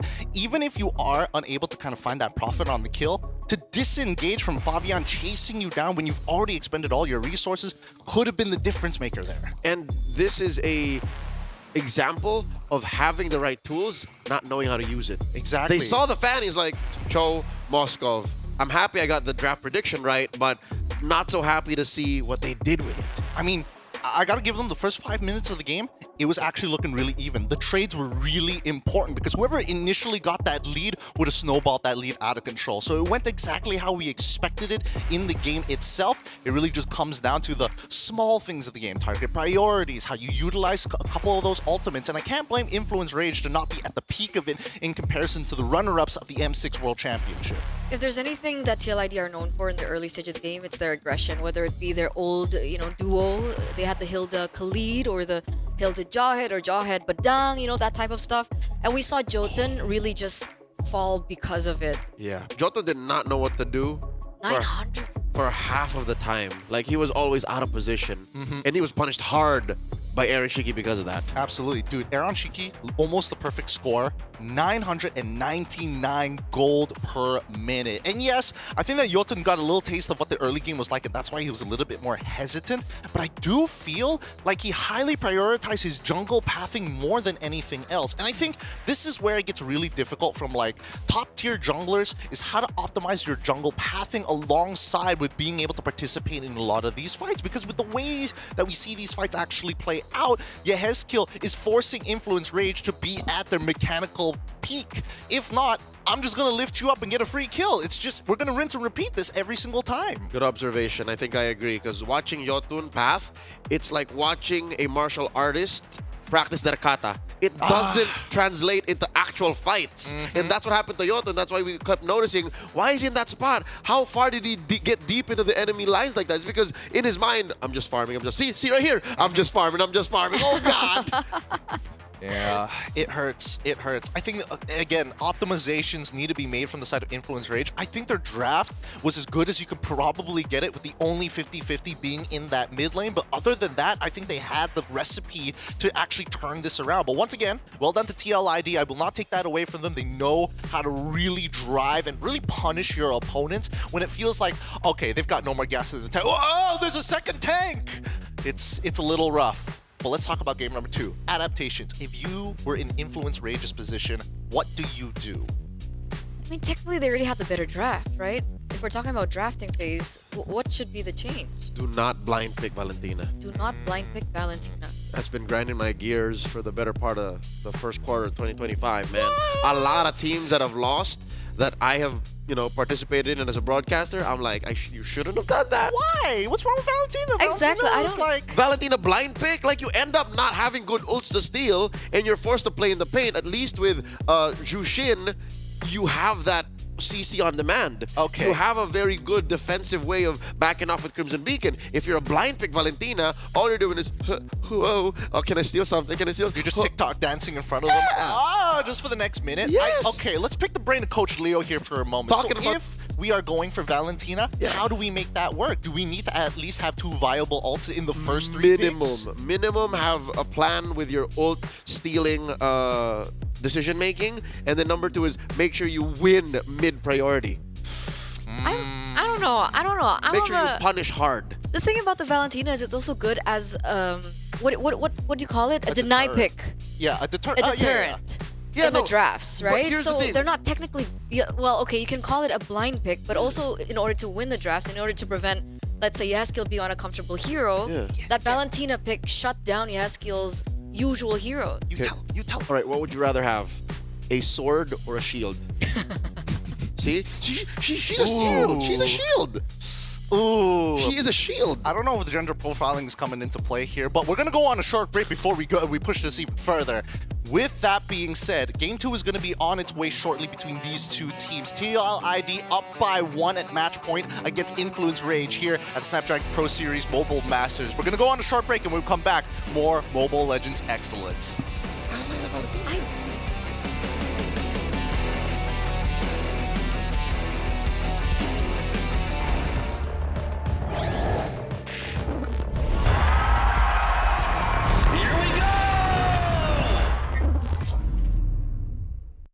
The Snapdragon Pro Series is brought to you by Snapdragon Elite Gaming and DHL.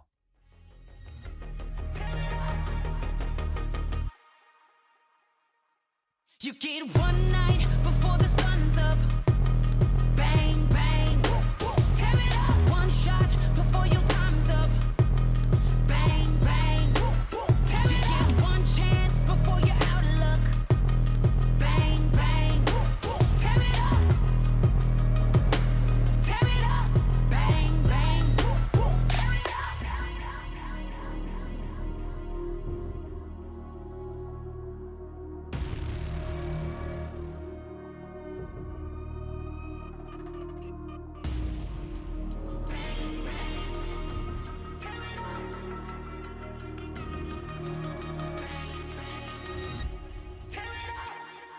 You get one night before the sun's up. Bang, bang. Tear it up. One shot before your time's up. Bang, bang. Tear it up. You get one chance before you're out of luck. Bang, bang. Tear it up. Tear it up. Bang, bang. Tear it up. One army, we unbreakable. Won't ever beat us. We too strong. Take a stand, raise all of your fists.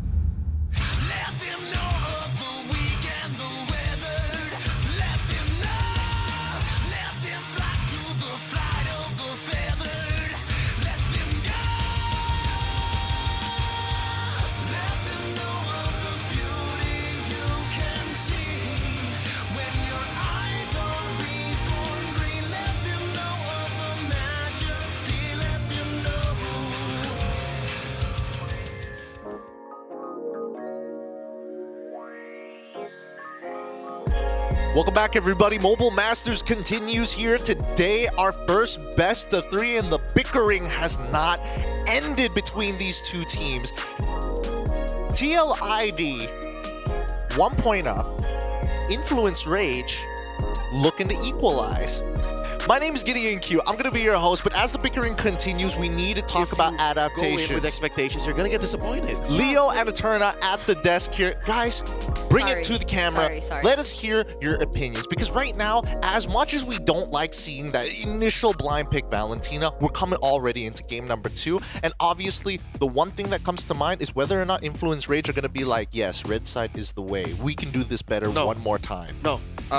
Just to cut it short, IR is going to go blue, and they are not going to pick Valentina blind into anything anymore. Okay, for the first phase.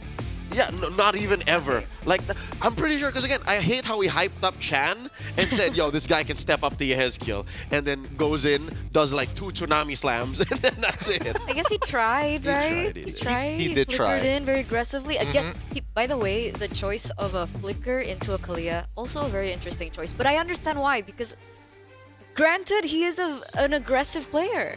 You got to make those plays sometimes. Exactly. That's the level of mechanical execution that we were looking for. Speaking of which, looks like Influence Rage, you were right, Leo, on blue side, Team Liquid ID on the red, with the bands of Jawhead join, as well as the Fanny this time around on blue. Team Liquid ID decide to get rid of the Loyi, the Hayabusa, and they have one more option. Yeah. Liquid here should ban this Suyo and then see where it ends up. I was about to bring up the topic about Kalia, but now I want to see whether TLID is going to be like, we're confident in our Jushin versus the Kalia, so therefore, let's get rid of the Suyo for free. No, they'd rather get rid of the Harith. Oh. This does leave open a few choices that doesn't usually end up in the draft here. Again, the Zushin. Matilda is left open. Granger is still a solid pickup, and of course Suyo. I don't know, for some reason I feel Did I like say TLID, yeah. TLID, they're not concerned about that kind of thing, right? That's why I think they opted to let it go, altogether. The Matilda though gets locked in first pick. This is not something that we've seen too much of especially on our stream A. Because she always gets banned. She usually always gets banned. Hard to utilize. There's a lot of small things which eventually add up to the bigger picture towards mid to late game. Team Liquid ID now going to be locked in the classics, of course, Suyo, and as well as Granger one more time. Aaron Chiki was having the time of his life in game number 1, so it makes sense that St. DeLucas is like, well, let's do it one more time. So what are we looking at here for the Matilda? What is it going to be paired up with? Are we looking at the Alpha in the jungle? Phoveus is left open. That can be picked up by Moonsters. Well, we saw the combo Alpha Matilda yesterday. It did lose. It was forced. But I do like the Phoveus. Again, very rarely too does Phoveus get open in this part of the draft. So Influence Rage should do well to match their colors with that hero. Very strong. What else? Do you invest in gold already? Or do you just let it go? You just say, hey, Fury, just hunker down. Just try to survive the first 8 minutes, man. Do your best, sir. Do your best. I don't know. I'm curious. I want to pick your brain on a couple of things. Number one, Alpha Matilda used to be a very powerful combo. Not to mention that your new Alpha skin looking phenomenal. So great. So cool. And you've played hours, games upon games upon games of Alpha. Why aren't we seeing it happen more often against the Suyo? I mean, used to be the classic matchup. Yeah, the game has changed. The way Alpha hard commits in the fights, sure, you can repair that with a Matilda, but you're fixing something that has been outdated. It's basically rocking an iPod. Basic iPod in 2025. It's still good. You're listening to music, but the rest of the world is on the newest phone. The rest of the world is listening in their friggin' Tesla Cybertrucks. It's just very outdated. Maybe if you're left with just that as an option, sure. But I think Team Liquid read into it and say, hey, they might be going for some cheese. That might be the only option they have left. So now they're saying, hey, you better have a Hanzo. You better have a... Dear God, what, a Bane? A Ling. A Ling? Yeah, which doesn't really, synergize well with the Matilda, essentially. I think the only heroes that Jotun has picked up other than what we were talking about earlier on is, the Hayabusa. So, you're right, the Bane does work. Oh, yeah. Bane Connoisseur. Bane Connoisseur, of course. Connoisseur. Yes, I think... It feels kind of bad because if you do play Bane in these types of positions, you're usually just going to get poked out by Mr. Aaron Shiki. Yeah, no, you're right. And not to mention that they still haven't picked over the mid laner, so I think that Influence Rage, I'm surprised that Kalia now is only getting banned up because Team Liquid ID are going to their natural pillars, of course. They're getting very comfortable. So now I'm hoping that Influence Rage has that in their back pocket. Again, an out-of-meta gold jungler and a solid... Oh my god, no. They don't have an XP laner anymore. It's in there. It's Phoveus. I was going to say, if they somehow end up with a Hylos and then the Bane, this would be good. Because you can put the Hylos in the XP, but no, the Phoveus I don't feel is enough of a front line to support a Bane. I think the worst part about this is that TLID can still use that Hilda as a flex pick. Like, worst comes to worst is like, oh, I realize that your composition isn't very good at like maintaining that front line. I can just have, again, a winning lane in the CC, which again, Aran is phenomenal at as well. He's played this matchup years in the making. Speaking of which, the Jushin gets banned out finally from the side of Influence Rage with the first pick of the second phase going over TLID. This is where they show their mid lane, right? There we go, the Farsa. Classic Farsa. All the way back to Syndrome Yehezkiel, one of his signature picks, power picks, I would say at this point. So we're looking at comfort here. I'm not surprised if we're going to be seeing something like the Hylos maybe come through next for TLID. A lot more dive. They can also penetrate into the backline. I think Sicilian would also have a big problem. So the big question is now for Influence Rage with having both them, Matilda and the Phoveus. What's going to be the next two picks? We're looking at jungle and gold laner. They spelled it out too soon. Team Liquid ID, SLD, and... Oh, SDL, I'm sorry. SDL and Facehugger, they control the draft from this side completely. Now Influence Rage puts Claude into Fury's hands, and what do we see in mid? What do we see on Chan? Or rather, what do we see in the jungle? What do we see on Jotun? It's gotta be something decent, something that's able to kind of be very evasive. Oh no, they're going straight into tanks. Okay, so now they're going to solely play right from the start around the Sicilian as their main crux of their comp. Did you hear Barats? Yeah, was that a Barats or a Baxia? Folks, guys watching, you would also have had your alarms go off. We'll see in just a bit.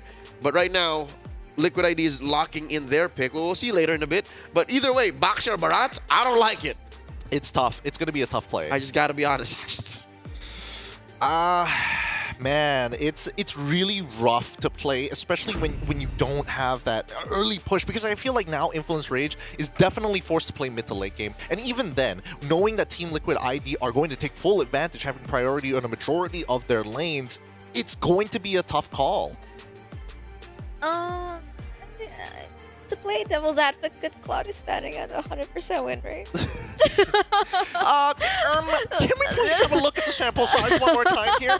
Literally 3 times played. It's not too good. Yeah. So for Influence Rage, like, it would be very generous to give them the 50-50 here. It would be very generous. So Liquid ID, look at that draft. How often do you see these players with these signature picks? Look, this is the TLID branding right across the poster boys right here, right? Like, you're looking at Aaron Cheeky, you're thinking Granger already. Yeah. I mean, they've got it all down. I'm going to leave it to you guys to cast this game. For game number 2, it's Influence Rage up against TLID with Leo and Eterna. Game number 2, ladies and gentlemen, in the Snapdragon Pro Series Mobile Masters, our opening match of the day. And we're going to see exactly whether or not the Brazilian team Influence Rage, who was all the rage yesterday, can make a similar thing happen today. It's match point for TLID, breaking up the first game earlier on. So, back again, Leo, this is not the best of a composition that we're seeing, but the one thing that I can mention for Influence Rage is the fact that they do have the Sicilian that can help them carry on into the late game. But the big question is, will we even get to that point? Yeah, again, it's going to take a while. Weedy, though, gets popped. Dear God, 4 members of Influence Rage converge onto that Little Wanderer.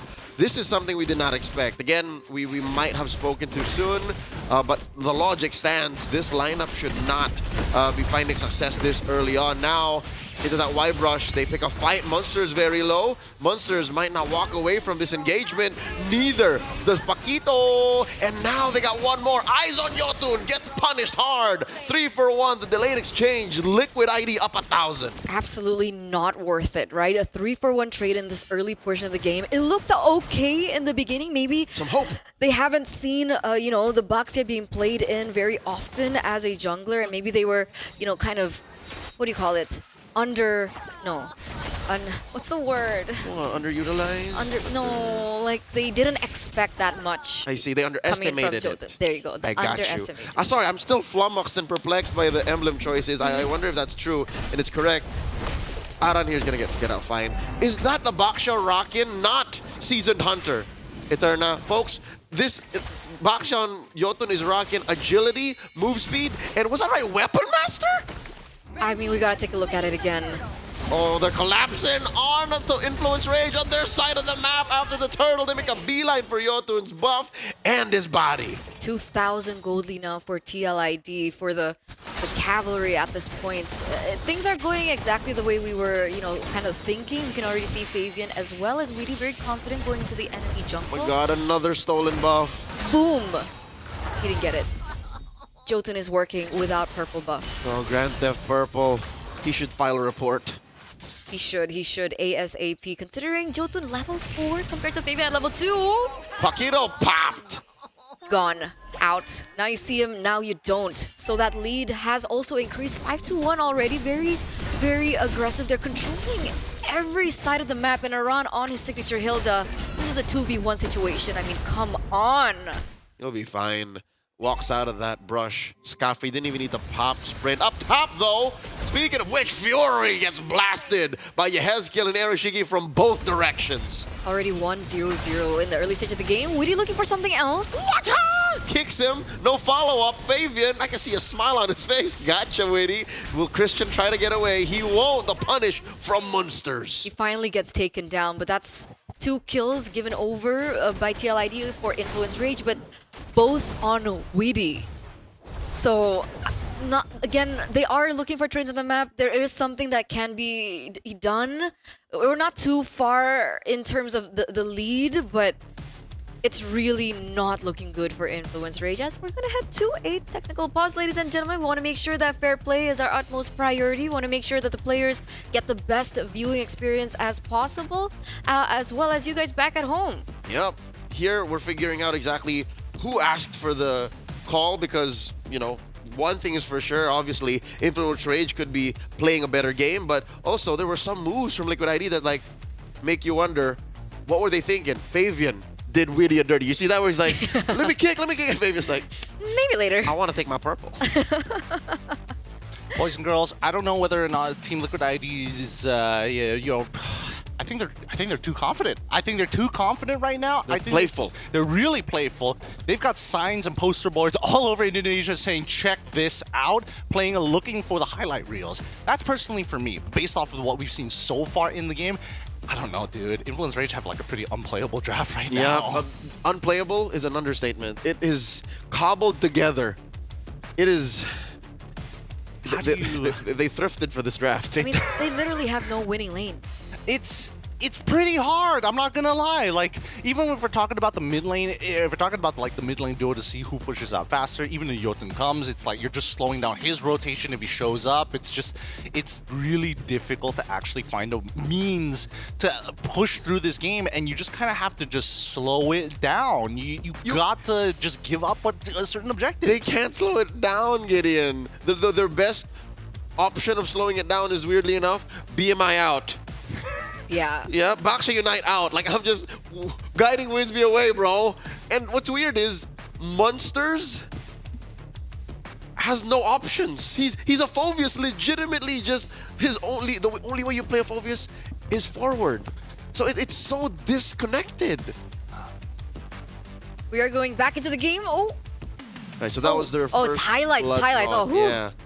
That's first blood drop. Yeah. And then there's the clapback, the 3-for-1 eventually. I thought for a moment that they had to redo the game, and that, oh boy, that would have been a little rough for either side. Even so, based on what we've seen in this game so far, again, if you are, yes, it is a thrifted draft, but at the same time, certain things must be given up, and I think that they have to double down. They have to double down on a single lane. Look at that. And I think that if there's any lane, it's got to be Claude, right? It has to be. He's the only way, other than the Sicilian, who will naturally get to that endgame scenario. But if you boost up Claude even by half an item, that technically should be enough. Yeah, he's the most efficient way of clawing this game back into controls because he protects himself well. He has a decent farming rate. I guess if ever you were to invest any resources into building anyone up, should be Fury. I get that, but even for the first 3 minutes, I would consider Fury playing it safely, and yet he still gets taken down. And he's against Aaron Shiki, who is starting to snowball with those kills that have been given over to him. So it's not as easy. We saw what, he has skill, wings by wings into the bush, feather airstrike, and gets taken down. We're gonna be expecting a lot more of that. And at this point, how?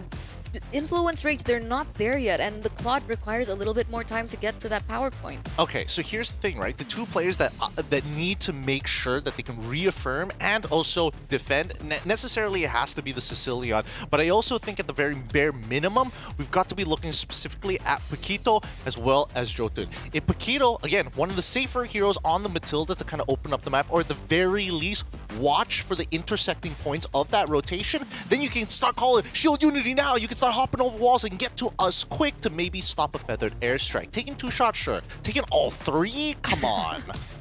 And even that is a long shot because that's assuming Liquid ID takes it lying down. That's assuming Team Liquid ID goes, we will do this, we will do this, we will do this. What is your move, sir? It's assuming that MLBB is a JRPG turn-based action game, It's not. Hey. It's happening in real life. There are so many factors and dynamics that you have to assume will go wrong. And this draft, again, where's the damage coming from? If let's say that happens, right? Paquito finds him, Jotun jumps him, Monsters engages, like, Chan ain't ready. Even damage profile is problematic. It's not about winning the fight. Exactly. It's about walking away from the fight. Exactly. With this minimal casualty. Look, hey, if you got gangrene on that leg, it's either you cutting off that leg or you're going to be like, here's a toe. All right? I'd rather just give the toe rather than losing the entire leg. Okay, so you're saying it's safe to go into your first professional MMA bout just doing good cardio. Yeah. At least I'm going to lose a long time, bro. I'm going to be walking away to double black eyes, broken wrists. But I didn't get knocked out. I didn't get knocked out. It's a decision. Yeah. Lose all 3 points down. Sorry. But yeah, it's essentially for disengage is the point. Invest in the disengage. Be as passive as possible so that Chan and Fury can cross over. That sounds so weird, crossing over. Be as passive as possible. Be as passive as possible. Whatever. No, that's not what I meant.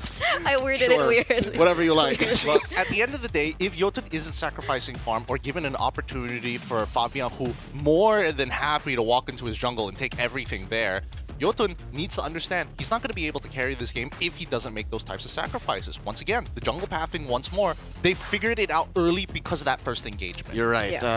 The best of the best we've seen have done and played Baksha this way. I'm talking about Carl Teasy.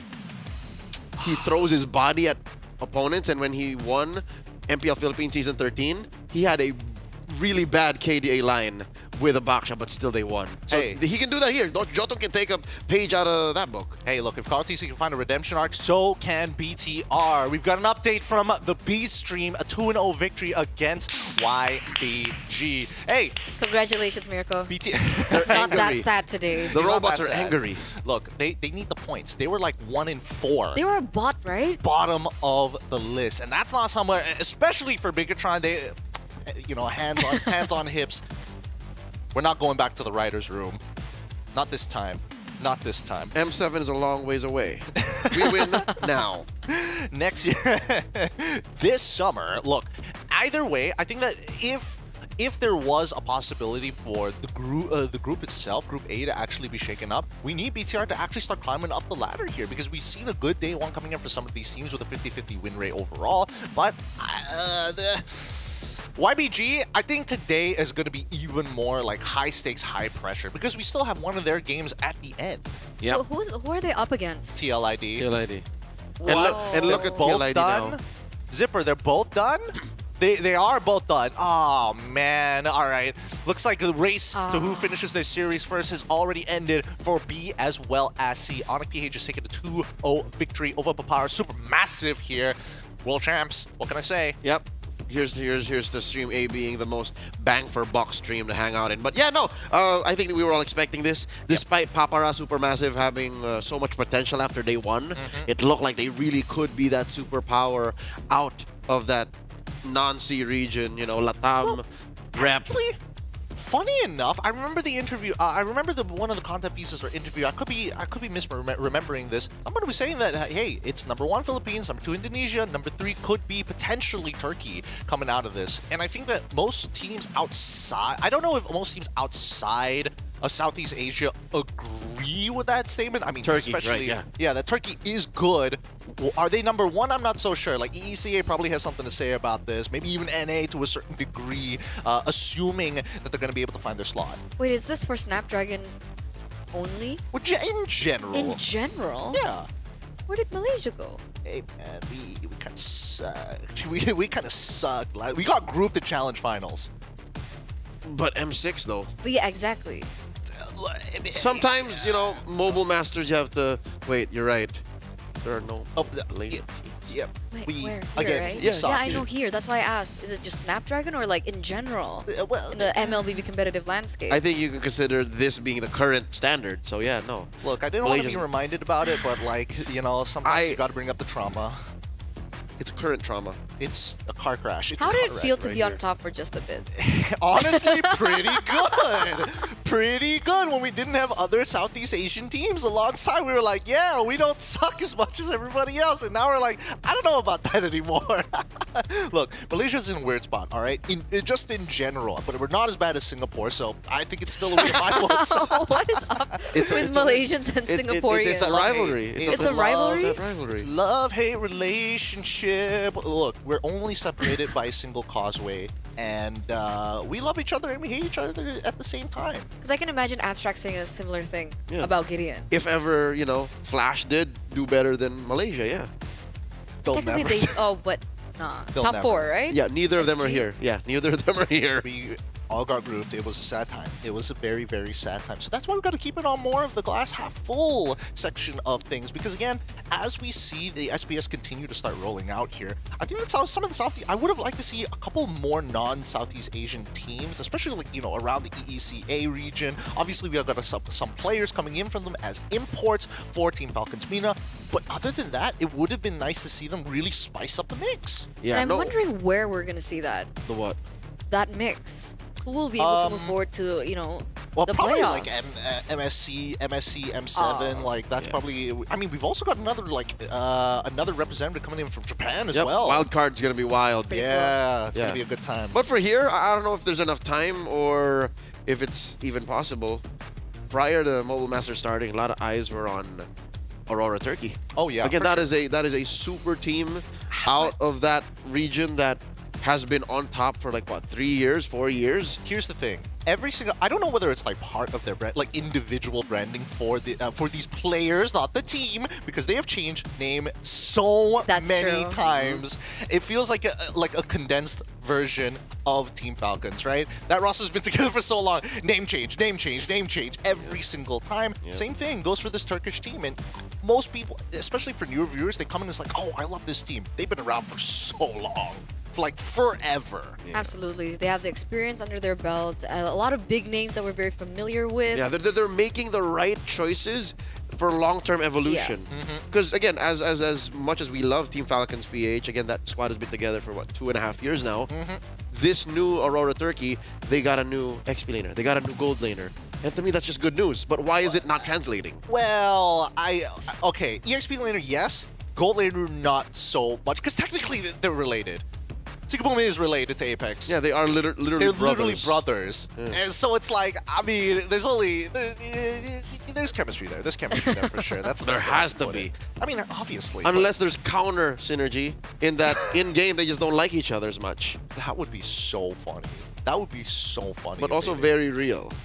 Well, maybe a little too real in some people's eyes. Either way, Turkey has been a very interesting region to see. I'm surprised that they don't have an MPL in their for their sector They alone. have the MTC, the MLBB Turkish Championship, or as they call it, Turkey Championasi.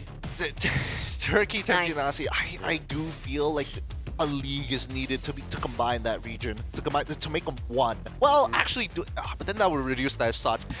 Regardless, we're going to be resuming soon back into this matchup. Just to recap you guys, TLID currently at match point against Influence Rage, who did take a 2-0 victory, an outstanding 2-0 victory against BTR. Still going to drive that point home because I know Miracle's watching in the back. Boys and girls, here they are, and it looks like they might just be getting ready to hop into the game real soon. I'll let you guys handle it from here on out. Our casters, Leo and Eterna. Thank you so much, Gideon. You can see the players, you know, powdering their fingers. They're gonna go all in. Wait, what happened? Another kill on Yotun. Oh, I don't even know where from. Who got the kill? You know, either or he gets taken down yet another time, and we did talk about it a little bit during the break. That's not what we wanted. Oh my god, how did Paquito get in that position? Was that a circling eagle? Yeah, he did. Alright, well, we're still figuring out exactly, folks, where the game ended before we resumed and how it was. But Feather's like thrown out here by Yehezkiel, pushing out the rest of Influence Rage, but they still want to fight for this buff. This is not the hill to die on. As Aran pulls out, that buff had no business being there when they know that Liquid ID was going to go for both them and the purple. Oh my god, nothing on Influence Rage just yet. No. So we are going to be waiting on two things. The two pillars, I would say, for Influence Rage right now. The winning conditions for Influence Rage, which is Chan as well as Fury. How safe can they play it? How many stacks can Chan get? And how fast can Fury get to the item power spikes? Right now, TLID understanding this, they're controlling everything on the map. Jotun! Oh no, one more. Ooh. Gets hit with a full combo by Witty. Served up a kill. Off camera, Chan falls. Fury get one over Witty though, and Fury falls. Just bodies, violence, casualties all over the map. And Liquid ID looking to turn this into something. There is a push up top and a push down bottom. This is a slaughter, Leo. There's no better way to put it right now. TLID are controlling every single thing on the map. They're controlling structures. They have a 7,000 gold lead in 5 minutes. 11-3 in 5 minutes. Almost a perfect turtle. And it's not perfect just because of timing. Right? Because at this point, I don't see a way where they're going to be able to go for a contest. Fabian is already level 11 compared to Jotun at... Is that 6? Yep, Jotun is at level 6, so twice the level gap is Fabian, and now the full kick combo onto Jotun. He does get saved, though, by the guiding winds, so a little bit of a silver lining. Yehezkiel with the wings by wings. Failed airstrike, looking to finish the job. Jotun gets caught out by Adam into the back line. Not so fast. The blazing duet here by Fury. Not enough damage yet on this Claude. Team Liquid ID continues to fight. Monsters looking to stop the bleeding. Instead, he just gets out of there. Another guiding winds by Paquito. At least the fighting stops. The horses are angry here, right? They've taken the rage out of Influence Rage and given it over to themselves. Look at the control that they're still holding onto. We're seeing Influence Rage kind of fight back here and there, but again, they're not ready for this. Fury only has a corrosion scythe. It's as compared to Aaron Shiki, who's already at 201. I wonder what his items are at the moment, but yet again, another neutral objective given over. That's perfect turtle for TLID. Shiki here working on that top lane. He does get 4. Is that 4, ladies and gentlemen? Circling Eagle catches the untouchable one. Despite Yehezkiel and Witty's efforts to save their gold laner, Influence Rage gets a kill. That's it, right? That's a turnaround. Okay, that's great, right? They need to find more opportunities like this. It's a good shutdown. It's gonna kind of prevent those stacks from the Sky Piercer that's already built up for Aaron Shiki to kind of hinder a little. But then what's next? That's not going to happen very often. They definitely just found that small window to punish Aaron Shiki. Again, it is the perfect target. You just keep taking down Shiki. He stops scaling. And for the first time in a while, Jotun tastes a orange buff. This is a good time for Influence Rage. I wonder how they'll find the momentum. Where do they go from here? You're right. That's a good question. Okay, Woody's in the vicinity. Aran is there. He got his orange buff, but now he's looking for the purple buff. And he will get it. All right, it looks like Liquid ID has slowed down the pace. I guess this is just in an effort to slow push top lane. Now they're looking at mid. Feather Airstrike thrown out. Blasting Chan a few bits here. Fabian gets the push. They refuse to collapse. All right, Liquid ID are slowing down. More procedural, more purposeful push. Okay, and we do see finally DHS being built up for Fury, so just one item away to get to that Holy Trinity. TLID though, despite being a little bit more methodical, is that a word? Methodical. Methodical, that's a word. Methodical about their approach here. They're still holding the control, still the 8,000 gold lead. But the airstrike gets opened up just to zone the members of Influence Rage away so they can take this turtle with absolutely no problem. So they're going for the checklist bit by bit. Holy Shields first, and then we go for the Lord. Spawning down lower quarter of the map. Already mid and top lane, Holy Shields popped. Widdy in trouble. Does have Yotun and Paquito on his tail. Liquid takes the last tier 2. Leo? Yes? What is 15 minus 8? That's 7. 7 levels behind? Yep, it was twice prior, 6 to 12. But I wonder when Fabian hit level 15, because yesterday there was a record set by the Beast King Kong, level 15 and 8. I wonder if Fabian hit the same rate here today. Oh, we can ask Zipper. Yeah, we can ask him to double we check. lost track, but it was very fast, because again, Fabian was stealing buffs left and right. I have not seen a 7 XP gap in my life. Now we have. 4 Surprise. years of casting. Ever. 7 XP gap. Now they're knocking in Influence Rage's doors here. Lord jumps in, slowly but surely. Widdy fighting in the paint here. Underneath tier 1, does go down to a fourth of his health. Turret finally falls, Lord still standing. Bit of a chubby wave left down bottom. Top lane as well. Influence Rage is literally just doing everything they can to stop this boat from sinking. Yeah, inhibitor turret here goes down in the mid lane, and it doesn't look like there are anything left for TLID to work with. Technically, they do still have high ground, right? They have Chan, they have Fury technically. Not the best of range, but a little bit more safe with the BMI. But there's still hope for Chan. He is on glowing one all, but look at that feather airstrike damage! Eterna, you're talking about range, you're talking about kit, but what about items? They're down 12k. Basically, the skill hits from Chan might even feel a little ticklish to Team Liquid ID, because look, they're taking it to the face. Yeah, he only has the glowing one and the elegant gem. It's gonna take some time, At yeah. 10.5 minutes, yeah, I'm giving them minimum 16.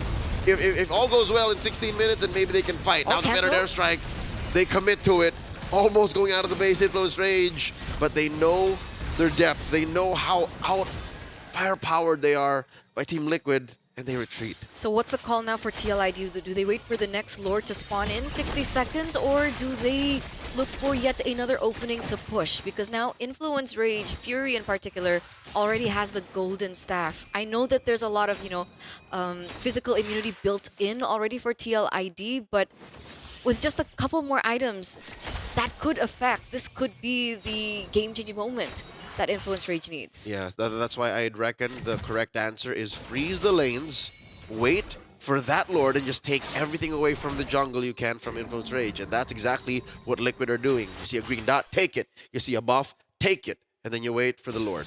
Okay, we can see that happening, right? The lanes are slowly being pushed out. We're looking at Influence Rage getting some information, a little scouting into the jungle, their own jungle. But I agree, Influence Rage at this point, do they wait for the push? Oh yeah, they cannot contest. I'd still say they cannot contest. 5 levels below. No one is in any shape to force a fight from Liquid. So now Liquid blitzing the Lord here, timing it well. Lord spawns in just 2. 14,000 gold lead. Yep. Oh, they skip the window then. I guess Lord comes out way off. Lord comes out 20 seconds from now.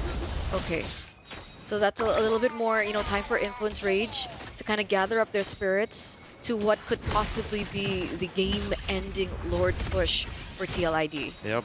So we can expect Lord to come out 15 seconds from now. Feather Strike spent out here by Yehezkiel, spacing out the rest of Influence Rage as TLID escort a siege minion underneath tier 3 down bottom and does not still come down. So still successful defense by Influence Rage. Yeah, the tower is still standing there. You see Munster's already building up some magic defense. Let's see whether or not this is going to be enough. Oh, the kick by Weedy. The flicker out by Monsters. And they crash in. Fury gets taken down by Yehezkiel. Monsters fall as well. And it's just all they could do. Influence Rage here. Gonna go down. Liquid ID scores the sweep. 13 minutes and 17 seconds in. GG, well played. It's TLID with a 2-0 victory over Influence Rage.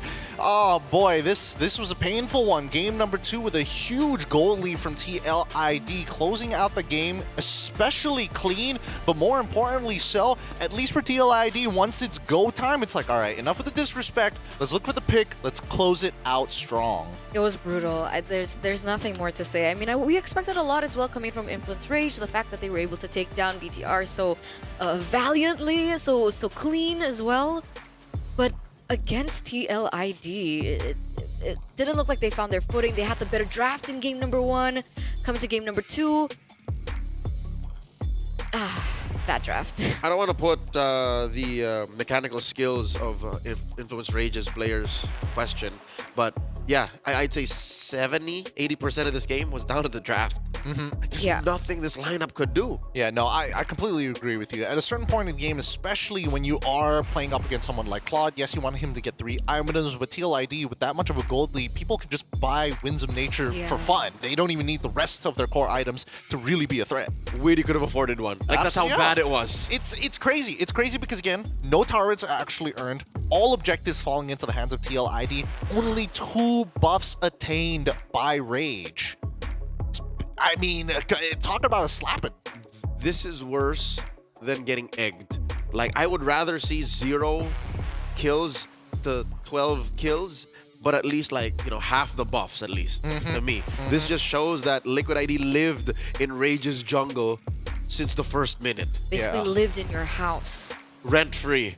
Ate your food. With your partner, too. He made you feel like a squatter. Exactly. Like, you should pay them. Exactly.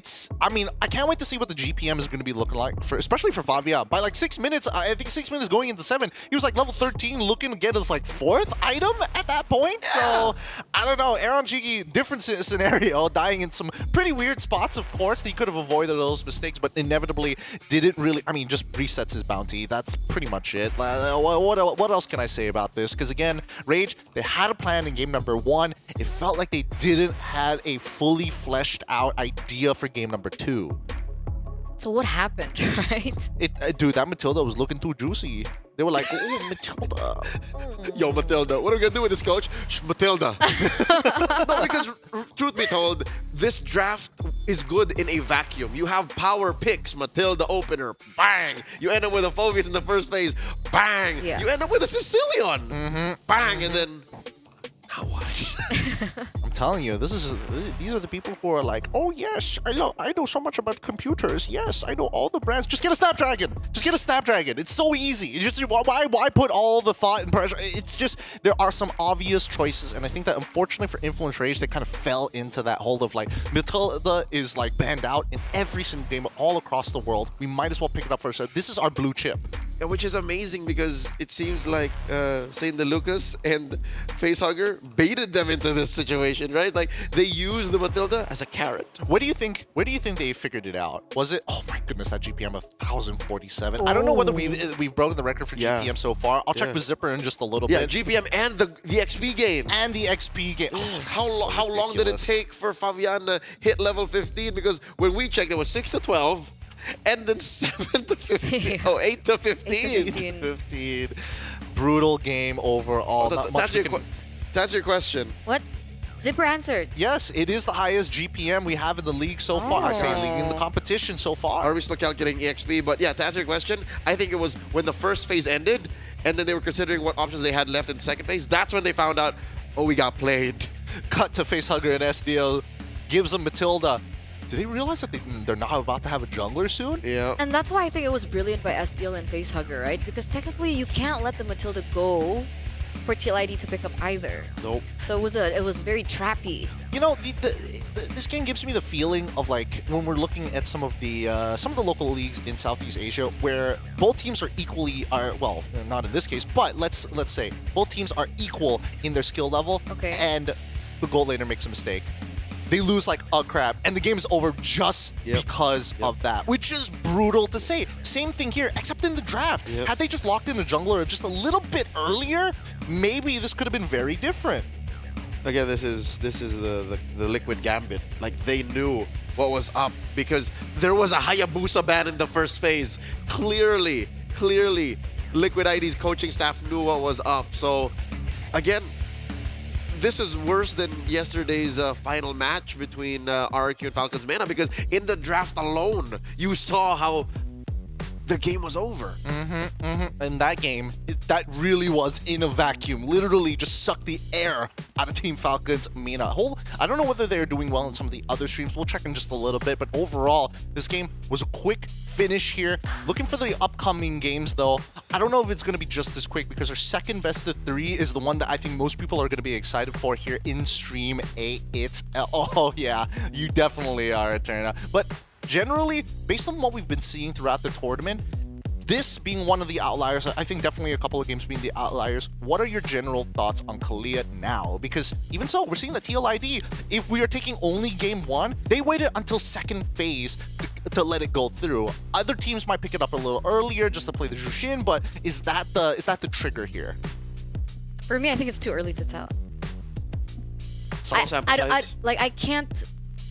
I can't observe based on the match we just saw. Okay, basically. I think that's fair. So there's not enough information. Yeah, and I don't want to kind of expand on why. Yeah. All right, that's fair. That's fair. But you guys could help us with that. Take the survey and win a $100 gift card just by taking the survey. Scan that QR code down below, and you could be earning yourself some big schbucks. Big schbucks at esl.gg/survey. And also maybe check out the esl.gg/shop, because again, they got some cool merch here. See, I'm wearing it right now. Oh, that's so cool. Oh, it's got the ESL thing. There's more on the back, but I wish I could show you, but I can't right now because I'm insecure. Look, with game number 2 on the cusp, hey, let's not dive back into trauma, all right? we already did the first one. The Singaporeans already took the hit. They don't need to take any more. Game number 2 is going to be coming up real shortly. I heard from the other streams that their games have been pretty fast as well. This might just be a fast day until game number 2, and we're waiting on the interview actually coming up from TLID's side, because again, I do want to hear their opinions after having to take on powerhouses yesterday. Coming in, this has to be a confidence boost. And I'm also wondering what they think about the Kalia now, because still, I haven't really made up my mind about this hero. Yeah, no, yesterday we talked to Willie and he said, Coach said, pick Jawhead, it's OP. Where did this come from? You know, like at such a clutch time as well, given that Jawhead was banned here both times. I want to hear about their thoughts. Yeah, this is less about the intricacies of the game, because I think this was a more match kind of situation. Like, I want to talk to Liquid about their emotions. Their emotions. It's the mental game. Yeah. 90% of the competitive scene, it's once you've reached that mechanical level, because of the way the game is designed, it's all mental. So many teams already have sports psychologists, for an example. That's true. Onic had one. Had? I think had. I don't think I have a new one. Has still. They have still? What? No, because they had, and then remember when they dipped in performance after their 4P? That's when they didn't have one anymore. So they need one. Most teams at the top need one. Yeah, they do. Those who don't, man, gotta look for resumes. Start sending them out. LinkedIn, I'm pretty sure they're looking for some at some point, right? That's such a fun job. Can you imagine? Yeah. Being a player psychologist. I'd be a terrible one. Basically sit down and say, so what did you do wrong? I'm not qualified. Cut to me. Do better. Next. Oh, with that being said, though, looks like our interview is going to be happening in just a little bit. Let's have a look at the standings first. Group A currently on top still. It's still going to be OP, and then followed by TLID now taking the lead here in second place. BTR, finishing with the 2 as we saw earlier, and shooting them up into third place, but tied with Papara Supermassive, which they just played against. After that, it's going to be IR, and then finally YBG. So the groups are starting to shape up. We're getting a pretty decent idea of who's moving on. Yeah, glad to see that BTR is coming up to most of our expectations, but I'm still not as confident given that Papara Supermassive is still at 4th, and they played less or lost less compared to BTR. What are Bigatron's next matches? Because I think that would be a lot more telling to where they're going to be. Actually, have they taken down Onic PH? Yeah, that's another thing. I can actually pull this up for you right about now. Oh, nice. Bigatron's matches that they haven't played against is they haven't played against OP. They haven't played against wait, no, they've already played against YBG. YBG is the other team. So two teams that they haven't played against just yet to have an opportunity, and they need to win 2-0. The OP one is That's a tough one. Wait, wasn't the YBG one the one that Bigatron went 2-0? They swept them now. They swept them now, yeah. So it's just OP. Yeah. Am I wrong on this one? Wait, if no, they swept the Papara Supermassive. Oh yeah. So they're waiting against YBG. Okay. And then OP. Yes. Well, with that being said, it looks like we have our boy on the line. I'm excited for this one. The Ghost of Jakarta himself finally made manifest. TLID's very own mid laner on the line. Hello, Yahaskiel. How are you doing? Hello. Hello, Yahaskiel. It's good to see you. It's good to see you. Tell us, how are you guys feeling, especially after, getting a clean sweep against Influence Rage today. But yesterday, you guys, again, 50% win rate overall. What are you guys looking for the future? How are you feeling now? We are feeling good right now because we can bounce back from yesterday game. And for the future, I think we just do the best lah. Just do the best. Okay. Do the best. Now, Yes, Gil, I have a question Go for ahead. you. Yes. We know your Eve is very strong. You play a very good low Yi. I'm a big fan of you ever since M6. Why are you you. playing more frontline mages, bro? Why are you playing Zushin a lot these days? Because I like Zuxin more than like Eevee, like Loi. what makes you like Jushin more? Because that hero so aggressive. I like aggressive hero. A change of Interesting. pace for Syndrome. It is a change of pace, and not to mention that Loi's been banned a bunch of times. Yahaskiel, we heard from Fabian that he says TLID now compared to when they were at their quote-unquote peak in M6, now just a little bit less. Do you agree with that? Do you guys think that you could grow even more? Are you at your peak yet? And is there higher heights to achieve? Yeah, I agree with Fabian. So what happened then would be the question, I think. Maybe a lot of the people are thinking. What happened to TLID? Why did we see a dip in performance? I think because new patch. So we need more try hard. Okay. We need more try. Dude, Okay. he should post up at Sports Psychologist. I like that answer. I like that answer a lot. Thank you, Yahaskiel. Quick shout outs to everybody across the world who is watching you right now. Yahaskiel, do you have anything to say to the TLID fans here in Southeast Asia and around the world?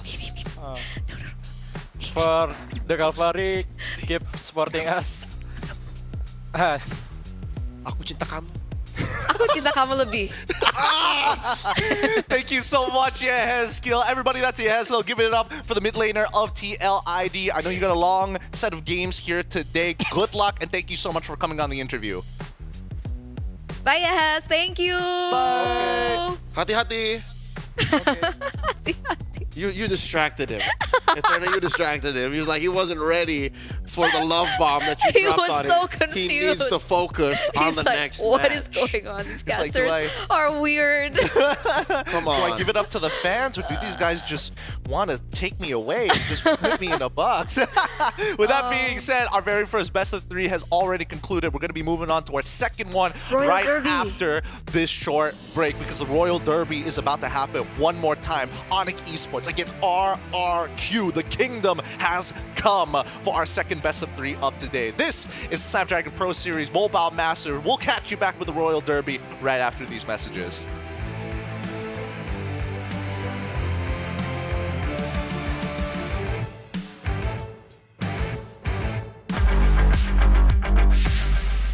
Hello guys, ako si Kyrie Reyes del Sol. Ako ang jungler ng Team Onyx Esports. Ngayong araw tuturuan ko kayo paano mag-jungler pating at mag-gank. Okay guys, pipili natin hero ngayon si Nolan dahil isa siya sa mga pinakamatuloy na mag-farm na jungler ngayong meta. So red 3, ito yung emblem natin. Okay, dito start tayo, level 1, in a blue buff. So start tayo ng blue buff. Pagkatapos ng blue buff guys, start agad tayo sa red buff. Mula diretso tayo sa red. Kailangan mo natin pagpa-level 4 guys para makagang tayo sa gold lane. Okay, level 3 na. Kunin muna natin to. Pagkatapos naman nito, dito Wanderer. Pag ganito guys, low na yung kalaban, pwede agad kayo dumiretso. Tulad yan. Kapag offside sila, kahit di na kayo mag-level 4, basta kung feel nyo na makakagang kayo, pwede nyo agad sila patayin. Tapos kapag wala namang roam yung kalaban, pwede kayong magabang dito guys. Abangan nyo yung goal lane ng kalaban. Kung tingin nyo mapapatay nyo, pwede nyo abangan. Tulad ganito.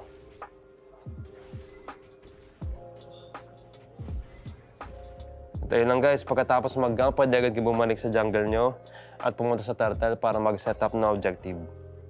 And bago mag-turtle din, pwede kayo mag-gank ganito guys. Basta kung tingin nyo makapatay kayo, i-go nyo lang. So, ayun lang guys. Thank you so much sa mga nanood. At ayun ang tips ko sa inyo sa mga gusto maglaro ng jungler. Halo guys, nama saya Sans dari Onyx Esports. Sekarang saya mau kasih tips untuk bermain Valen yang benar. Jadi yang biasa gue lakuin di Valen itu, ini bakal gue kasih tahu semuanya di sini guys. Biasanya gue pakai emblemnya itu Inspire. Kenapa Inspire? Karena lumayan cukup nambahin mana. Terus kalau misalnya yang di tengahnya itu, biasanya kalau banyak hero CC, biasanya gue pakai emblemnya Put Yourself. Karena itu lumayan cukup ngebantu buat spell kita di mid game sampai late game. Emblem terakhirnya itu biasanya gue pakai di Impurage. Kenapa Impurage? Karena lumayan cukup berdamage. Ya nambahin HP juga dan mana sih guys. Nih kalau Valen itu dia mukul bagusnya itu kelebihannya dia kalau mukul nambahin XP tuh. Jadi biasanya kalau gue di lane itu pasti bakal nge-freeze. Kalau enggak gue pukul-pukul orangnya biar nambahin ini juga lah, XP biar cepat level 4. Biasanya itu kalau Valen gue itemnya pertama gue beli sepatu ini dulu. Awalnya NOD. Kenapa NOD? Karena emang butuh buat di early game yang banyak lifesteal atau ya pokoknya kalau banyak hero lifesteal gitu bisa ngurangin di lifesteal musuh gitulah. Item keduanya biasanya gue beli Lightning. Kenapa Lightning? Karena dia itu ada efek cooldownnya, terus ada kayak efek petir-petir gitu. Jadi kalau buat nge-clear, terus nambahin cooldown juga, jadi bagus guys. Terus ketiganya gue tambahin Wishing Lantern. Kenapa Wishing Lantern? Karena ini lumayan cukup ada efeknya juga, jadi lumayan sakit juga. Dan ini ada tambahan mana sama cooldown. Jadi otomatis kalau gue main Valen itu harus di 40% cooldownnya. Jadi buat nge-spam untuk di lore nanti cukup enak lah kalau buat untuk poke di musuhnya. Terus ketiganya biasanya gue beli, kalau nggak defense ya biasanya gue beli ini Bloodwings. Tapi sekarang kayaknya gue kalau buat Valen gue nggak pakai Bloodwings sih, soalnya lebih butuh defense glaive-nya. Soalnya buat tembus juga kan yang buat tebal-tebal gitu. Di atas menit 18 mungkin kalian bisa beli Holy, karena kalau kalian beli Holy dapat lore itu nambah damage-nya lumayan cukup banyak lah. Intinya tuh kalian main Valen itu kalian harus pukul-pukul orang terus, soalnya itu cukup ngebantu buat cepat naikin level.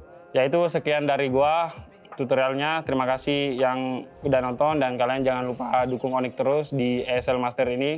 Dan buat Sonic ya kita pasti kasih yang terbaik guys.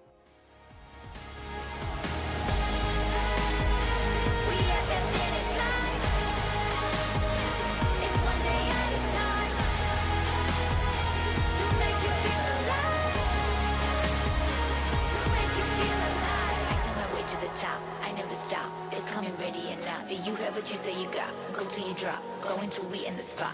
I climb my way to the top, I never stop. It's coming ready or not. Do you have what you say you got, go till you drop, go until we in the spot. The game, yeah, we running the same.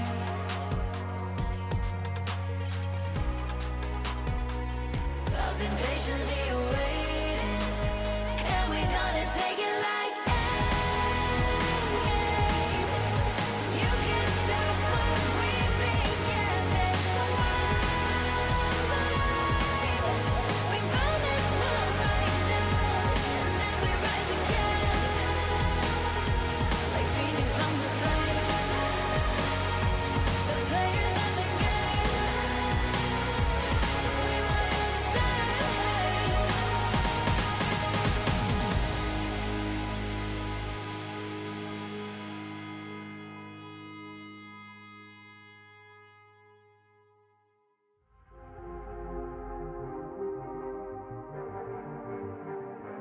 Yo. I don't think they're ready for it. On the loose, on the loose, on the loose, on the loose. With the beast, on the loose, say the truth, on the loose. Off the chain, it's all the gauge. Yeah, getting wild, yeah, we out the cage. It's getting wild out here. One by one, we watch them all falling. It's getting wild out here. But I'ma be the last one standing. You can't stop what's begun. You can't stop a revolution. Come in, come in. It's getting wild out here. Yeah, it's getting wild, it's getting wild. Eating them, beast, eating them, feast. Fire the most, tire the least. See them admitting defeat, and they so useless. I'm so ruthless. New phone, who this? Give no reply to excuses. Got no bite, man, I'm toothless. Living a lie and the truth is, got this power, bringing it. Play my anthem, singing it. Every mountain, ringing it high. I soar, I rise, reborn. Strapped, I'm back like never before. Taking my final form.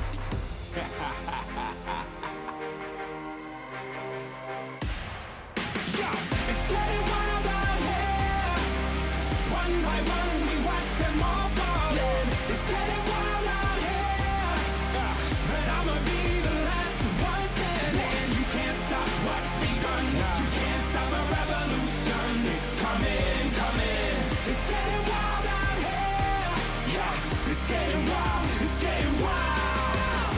For the revolution. What? Waiting on an evolution. Yo. It's coming, coming. Yeah. If you wanna come and get some, Yo. nothing we can't overcome. Running, running. Sure as we rise with the sun, Yo. we will arise and become stunning, stunning. Watch for the revolution. You can't stop what's begun. It's coming, coming. Wait. It's coming, coming. Wait. It's coming, coming. Just you wait. Just you wait. Yo, yo, yo, yo, yo. It's getting wild out here. One by one, we watch them all falling. It's getting wild out here. And I'ma be the last one standing. You can't stop what's begun. You can't stop a revolution. Come in, come in. It's getting wild out here. It's getting wild. It's getting wild.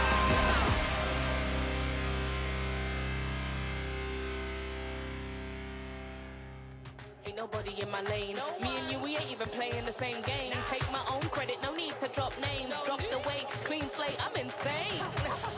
It's giving insanity on a melody. More flow than a manatee. Levels that I reach, man, I defy gravity. Heart so strong like it runs in the family. I've got the haters out of breath. Ain't talking about then and when I got them distressed. Giving palpitation when I say it with my chest. Do the calculation, it's time to invest. Acquiesce that I am the empress. Going so quick, someone call the vet. I just can't be tamed, that I'm the Loch Ness. So blessed, they can't comprehend. I turn a skeptic to believer.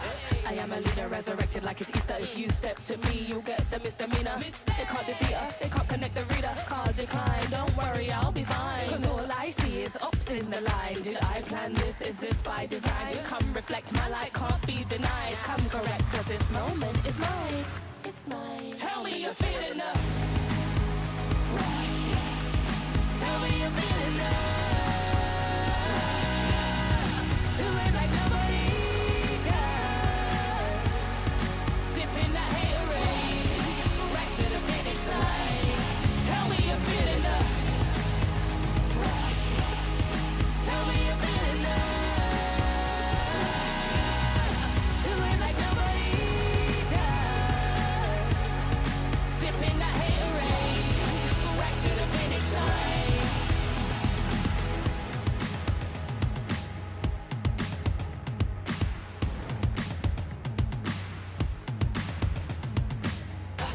I got the haters out of breath. Ain't talking about then and when I got them distressed. Giving palpitation when I say it with my chest. Do the calculation, it's time to invest. Acquiesce that I am the empress. Going so sick, someone call the vet. I just can't be tamed, that I'm the Loch Ness. So blessed, they can't come. Tell me you're feeling the. Tell me you're feeling the. Do it like nobody does. Sipping that haterade, right to the finish line. Tell me you're feeling the.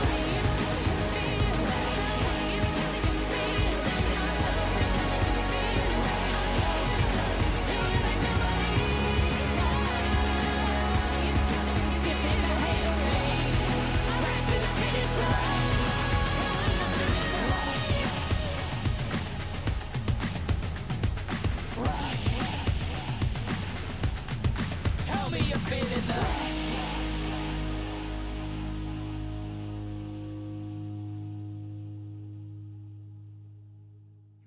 Guess who in the building? Born of the realest. Never catch me slacking, I was born, that's the illest. They call me a champion, I got there with a win. I'm a rare breed walking, I am one in a million. Guess who in the building? Born of the realest. Never catch me slacking, I was born, that's the illest. They call me a champion, I got there with a win. I'm a rare breed walking, I am one in a million. Yeah. I am back in the place, don't have to guess who in the building, cause I'm back in your face. Ready for anybody coming, I am here on my toes. Never was settled for defeat, cause I'm raising the stakes, yeah. And I'm not coming to play, I got my game face on and I'm ready to shake. You see my name will be known everywhere in the world, cause I'm a king, get it strong and I never will break. Hey, one of the chosen, going that's the illest, watch me kill it like a poster. Never catch me slipping on my pippin', I'm the coldest. The best I ever do it, I'ma show you how I know it. Notice, I am on my way, I'm here to handle business, I ain't come here to play. I see they in their feelings, I don't care what they say. I am one in a million, you don't have to guess who in the building. Born of the realest, never catch me slacking, I was born, that's the illest. They call me a champion, I got there with a win. I'm a rare breed walking, I am one in a million. Guess who in the building? Born of the realest, never catch me slacking, I was born, that's the illest. They call me a champion, I got there with a win. I'm a rare breed walking, I am one in a million. I'm a rare breed walking, I am one in a million. I'm a rare breed walking, I am one in a million. And I'm at it again. I'm a bad man walking around and tell all your friends. And whoever wanna test me, I am standing my ground. As they come closer, I am focused as I smart with a grid. Yeah.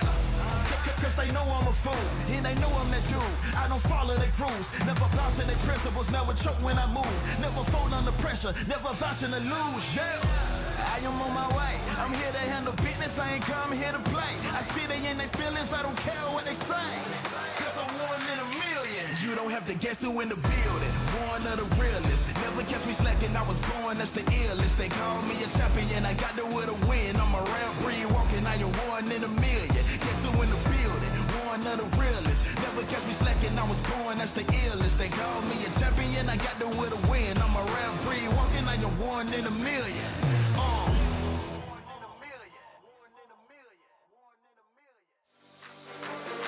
We on the way. We came to play. We on the way. Showdown. Let the games begin. You can't stop us. I came to win. You can't stop us. It's only us in the end. You can't stop us. We the best in the world, and that's a promise.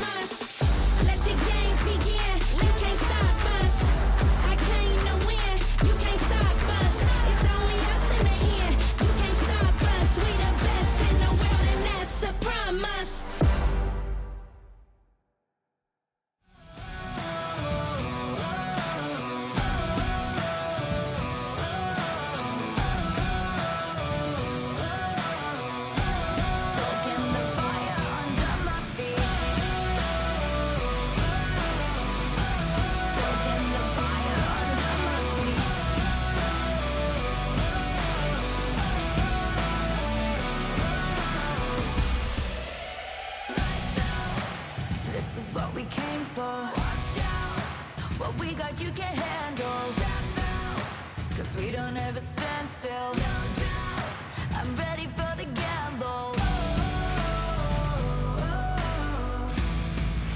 I'm ready for the gamble.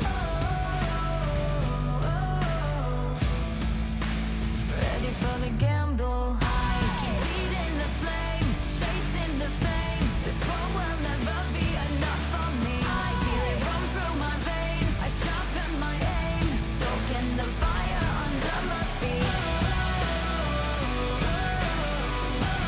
Soaking the fire under my feet.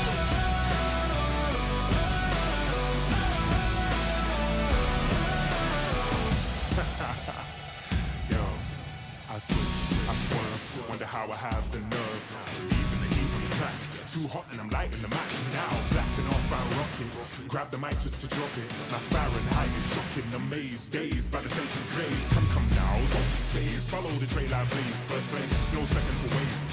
Pyromania, fanning the flames, burn the brightest they've ever seen. Giving armor that third degree, I'm the kerosene and I smoke them out. Fire away, counting down.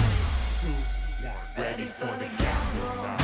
Keep feeding the flame, chasing the fame. This war will never be enough for me. I feel it run through my veins. I sharpen my aim, soaking the fire under my feet. Lights out, this is what we came for. Watch out, when we got you can handle. Let out, no we don't ever stand still. No doubt, I'm ready for the gamble. I'm ready for the gamble now. Ready for the gamble. Watch out, tap out, lights out, lights out.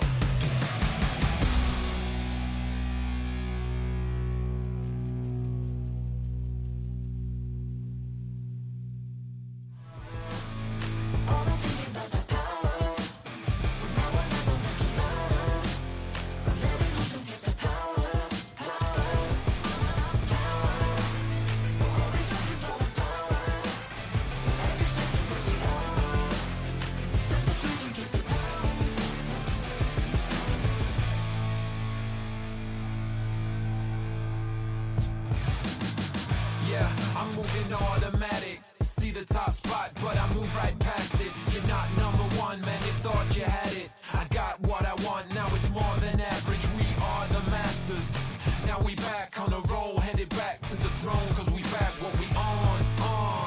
Now we here to set the tone. Got the spirit, got the soul, never question the power.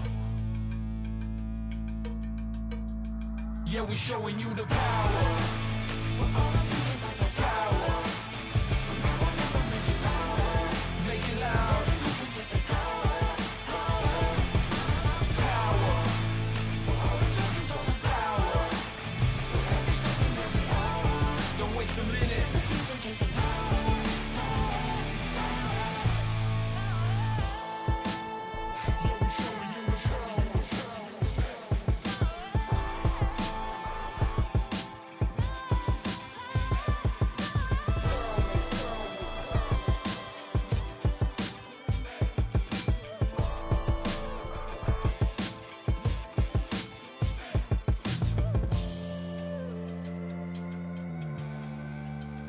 Yeah, we showing you the power.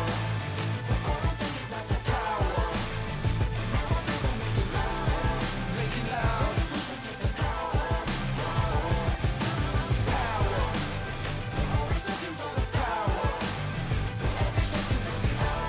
Don't waste a minute. Yeah, I'm moving automatic. See the top spot, but I move right past it. You're not number one, man, you thought you had it. I got what I want.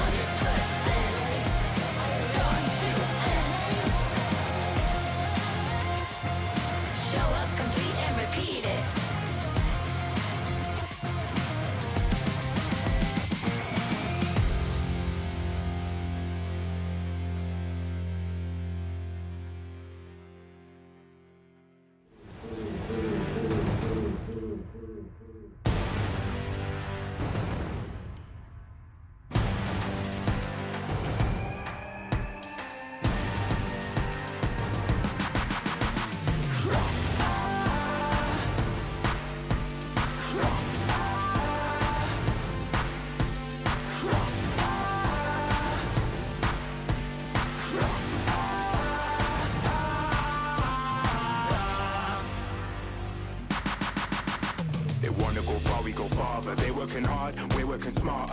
Where they're gonna go, we go harder. Hit every swing, roam like a king. Every dream in your head getting bigger and bigger. Isn't it time we start pulling the trigger? Shoot for the clouds, let there be no doubt. We're floating without any drought. Baddest the baddest, just call me rolling. Playing with folks for the serotonin. Placing your bets, yeah, we're going all in. It's somebody calling my destiny. Betting on me, you don't wanna be my enemy. Wait and see, lay on the waist. Taking the victory, not just a taste. Laying on flat and we're storming the gates. You don't wanna be my enemy. Wait and see, lay on the waist. Taking the victory, not just a taste. Laying on flat and we're storming the gates. Laying on flat and we're storming the gates.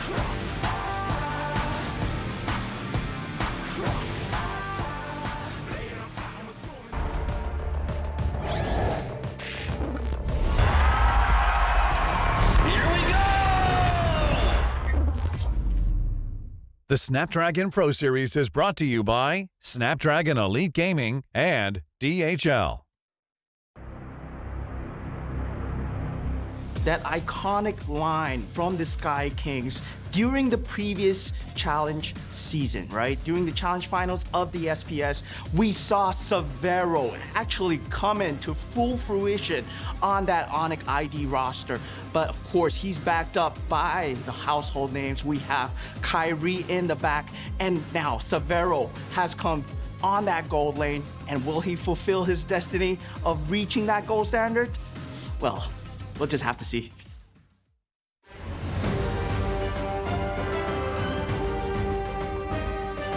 Welcome back, everybody. The Royal Derby has begun here at day number 2 of the Snapdragon Pro Series Mobile Masters. This epic showdown is none other than Onyx Esports versus RRQ. This is going to be an epic one. We've seen this matchup plenty of times in MPLID, and today we're bringing it to the world stage. My name is Gideon Q, going to be your host here on the set with our two professionals to analyze and break down the games as well as cast it. It's Leo and as well as Mirko. Welcome back, and now nicely rendered in. Boys, how you feeling about the Royal Derby here? A lot of people are like, this is the one. This is the match. Tell me about the Royal Derby. This happens how often in MPLID? Depends, you know.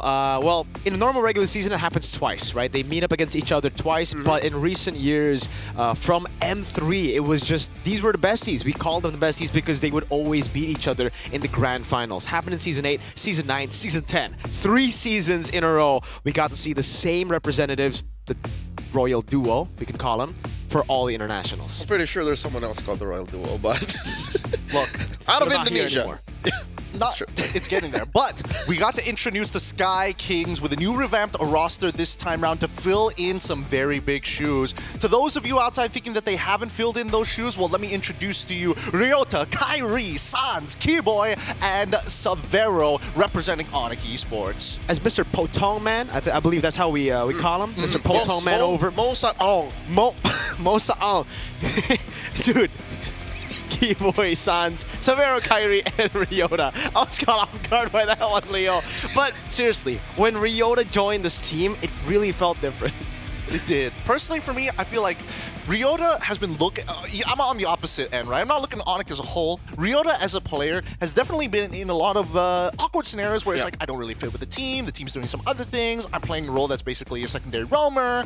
But now, it feels like with the Onyx playstyle, this is the missing piece that they've been looking for in playstyle. It's very rare that Ryota finds a team that suddenly knows how to take care of him and that he can take care of in the span of weeks.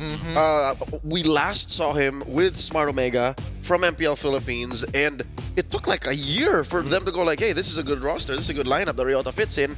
And then suddenly, pre-season 15 is like, so where's Ryota? What's he doing? And then, lo and behold, he flies out to Indonesia, joins the Sonics, the Sky Kings, and he wears the crown really well. And for the longest time, I think for Onyx ID, we've always kind of spoken about Boots in the XP lane being the real XP that they would need. Someone that was selfless, someone that would just, you know, sacrifice himself for the greater good of the team. That's why we saw Lutpi kind of struggle because he was kind of a carry type, and then Rez stepped in, but he didn't really fit the team. Ryota is a different style completely from Boots, but it feels like it just revamped and refined what Onyx wants to do now with Adi. What exactly Ryota is a frontline general. He's the new general. That's what we used to call him, and he commands his army of fans, the Ryot Army.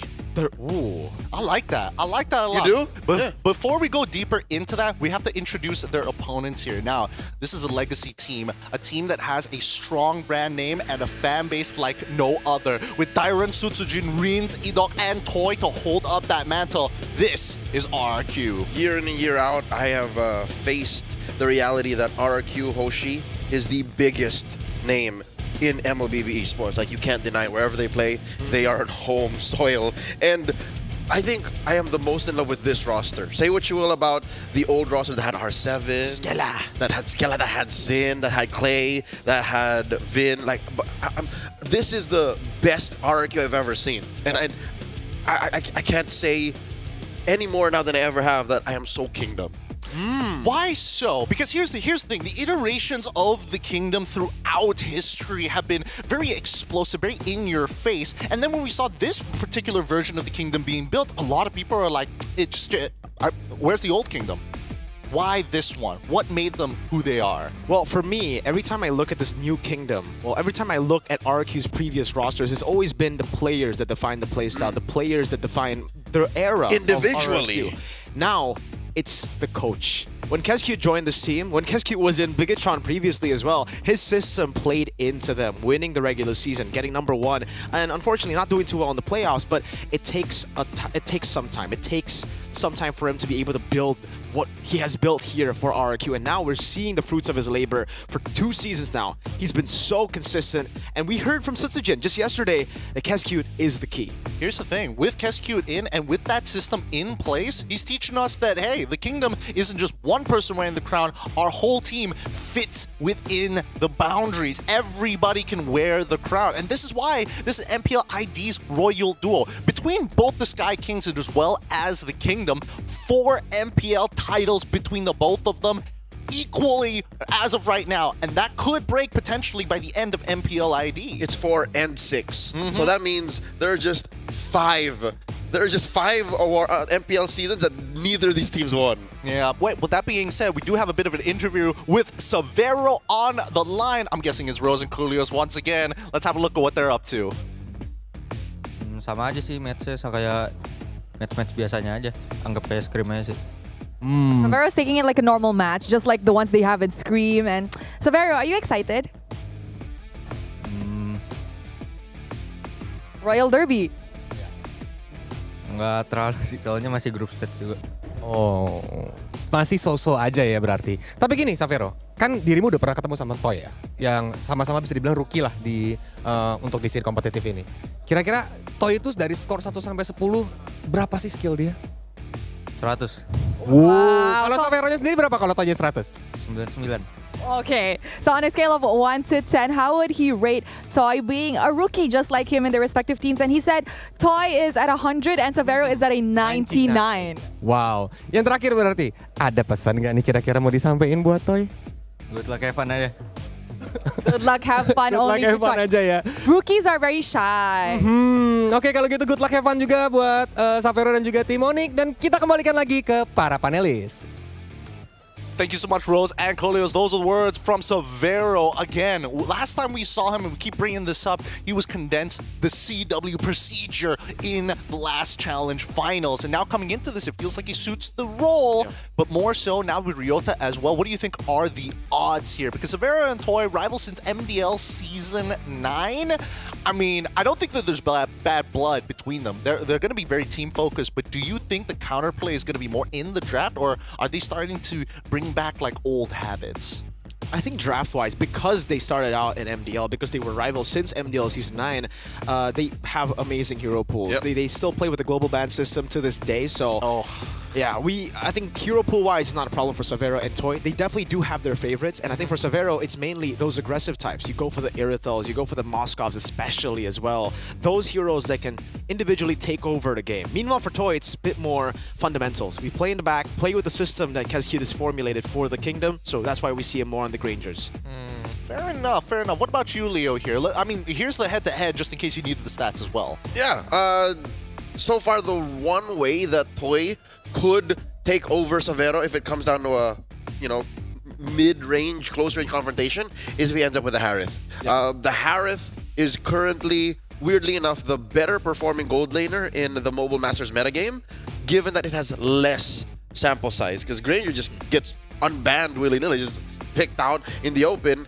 That's why it suffered such a bad win rate. On the other hand, Harith, he kind of covers up for Toy's preference for the longer range heroes, wherein you want to follow Kezcute's plans. With a Harith, you know exactly what you're up to. You know that there's a mid-game power spike. If I can find it, the rest of the team can converge onto that, and then we still follow Kezcute's orders while I play to my strengths. I think that's how Toy here can get one over Savero. Okay, let's set expectations here, right? We talked about the gold lane so far. I want to go between role for role, but first let's start with the generally idea here for the teams in terms of play styles and the way that they want to do actually, you know, face each other in the team fights itself. But before we get into that, we've got a quick interview from the opposing side with Rose and Julio. So who's on the line? Kira-kira berapa nih?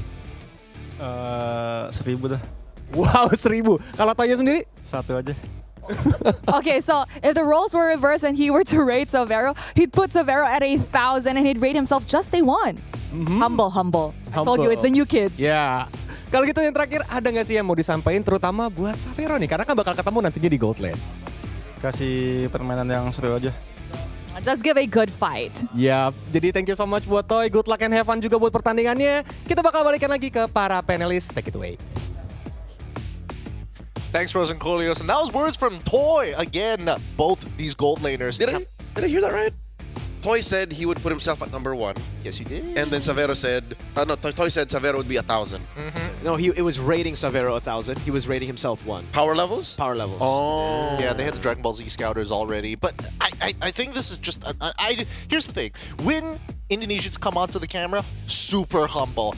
Playstyle is where we see the real words get because, man, the amount of disrespect we have seen from these teams sometimes, it can get pretty unbelievable. So, who's going to be winning the top of the standings in Group B? And it's only one of these teams who are going to be able to sit at that free buy to actually skip a best of 5 when we come by into the playoffs. With that being said, let's pull up the predictions and talk about some of these teams, especially when it comes down to playstyle here. Because personally, for me, I had a gut feeling when Onyx faced off against Falcons, but at the same time, RRQ I have to admit, has been looking good, so that's why I'm 2-1. I told y'all, I'm so Kingdom right now. You're sorry, Viva. Viva, Jaya. I'm sorry, Kyrie, I'm sorry, Ryota, I'm sorry, Rajayev, but come on, it's the Kingdom. Yeah, I gotta agree with you. Maybe I won't go as far as saying 2-0 because I feel like this new Onyx roster has what it takes to actually take a game or maybe even take the series off of RRQ. But I agree with Leo here. I'm also very Kingdom here. I've been very Kingdom since the departure of Mr. Goatman from BTR. And that is the big difference I see here. I think for Adi, a lot of times we see the drafts being kind of questionable. For RRQ, it's just so good. It's business. It's business. It is business. Let's talk about playstyles here because when comfort meets competitive edge, we need to see where we can find our little advantages. And I think this time around, RRQ as a team as a whole, because they've been building on the idea as we are one as a kingdom, not individual fives. And we've seen them actually get cleaner as the days go by. Yeah, again, going back to what Miracle mentioned earlier, they are the kings of kings. So among them, they all are mechanically gifted. Rin's a highlight player. Idok, oh my god, did I say this yet? Idok reminds me of an Indonesian Chaknu. Like the IQ on this young man when he catches people off guard and what he's capable of doing with the weirdest heroes. And that's just in mid. What more elsewhere? So I can't wait to see how this rings true, especially against an Onyx that's rebuilding.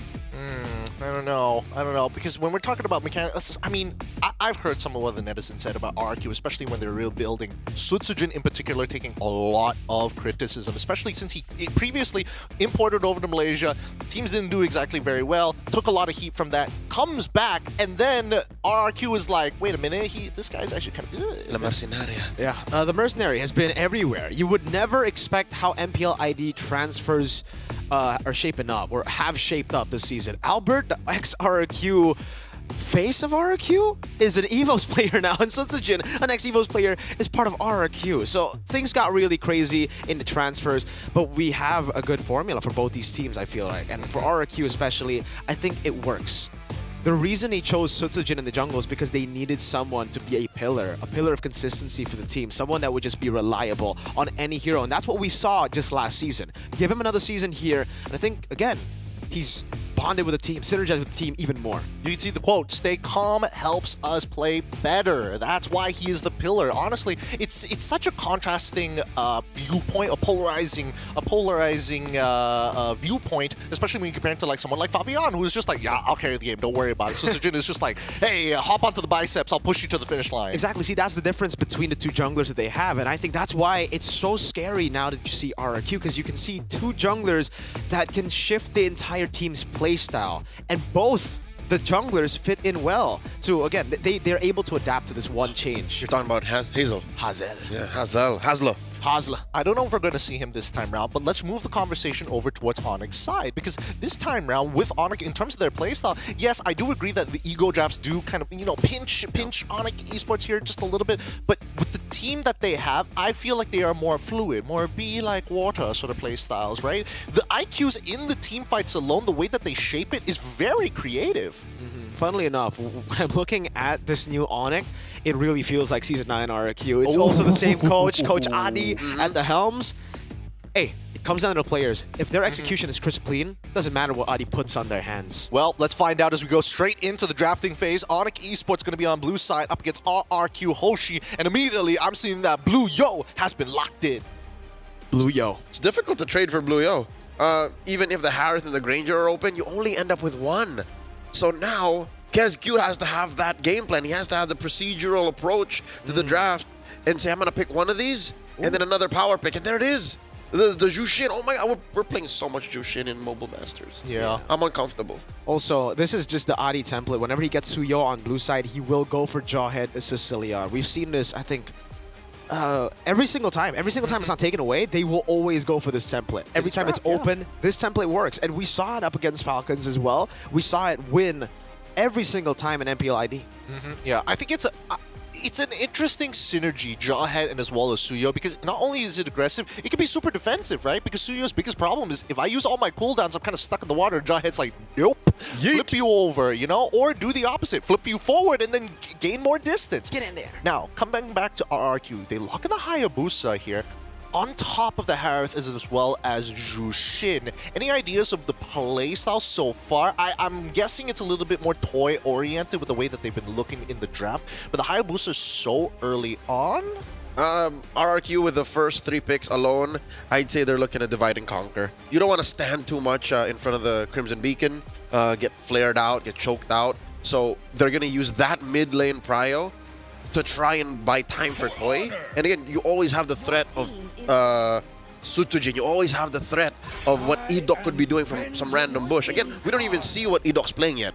Yeah, for sure. That's why I was thinking about the Tigreal instantly. This is the composition that we saw as well. I believe it was also up against Onic, or was it up against Liquid, where Tigreal was picked up for Edok up against a Suyo as well. He constantly got 3-man, 4-man implosions.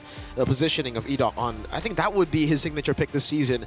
Gatot Kacha, also a good shout there, something that they have been able to utilize quite a bit whenever they have a juice in, just for that extra, the capitalization on the initiations. But for RRQ, yeah, this is a teamfight composition. There's no hiding that here. For Onic, it's much more control neutral objectives, get the pickoffs, and then wait for Sans and Savero on a Moskov, usually, to get the item power spike. So the Moskov's taken away, and now we're back to brain games. The Royal Duo in the Royal Derby is paying off. Like, this is the chess game we expected from 2 high IQ coaches. Absolutely, but it does feel like RRQ is more than happy. KezQ is saying, hey, if you want the Granger, that's totally fine. It feels like he has a plan for it already, because Hayabusa's biggest problem is when you pump up too close, and considering that Jawhead doesn't really have a disengage mechanic where he brings himself along, therefore, if you dive too hard, you leave your backline open, and they're going to go with the Padang as well for that extra level of peel. This is looking kind of interesting.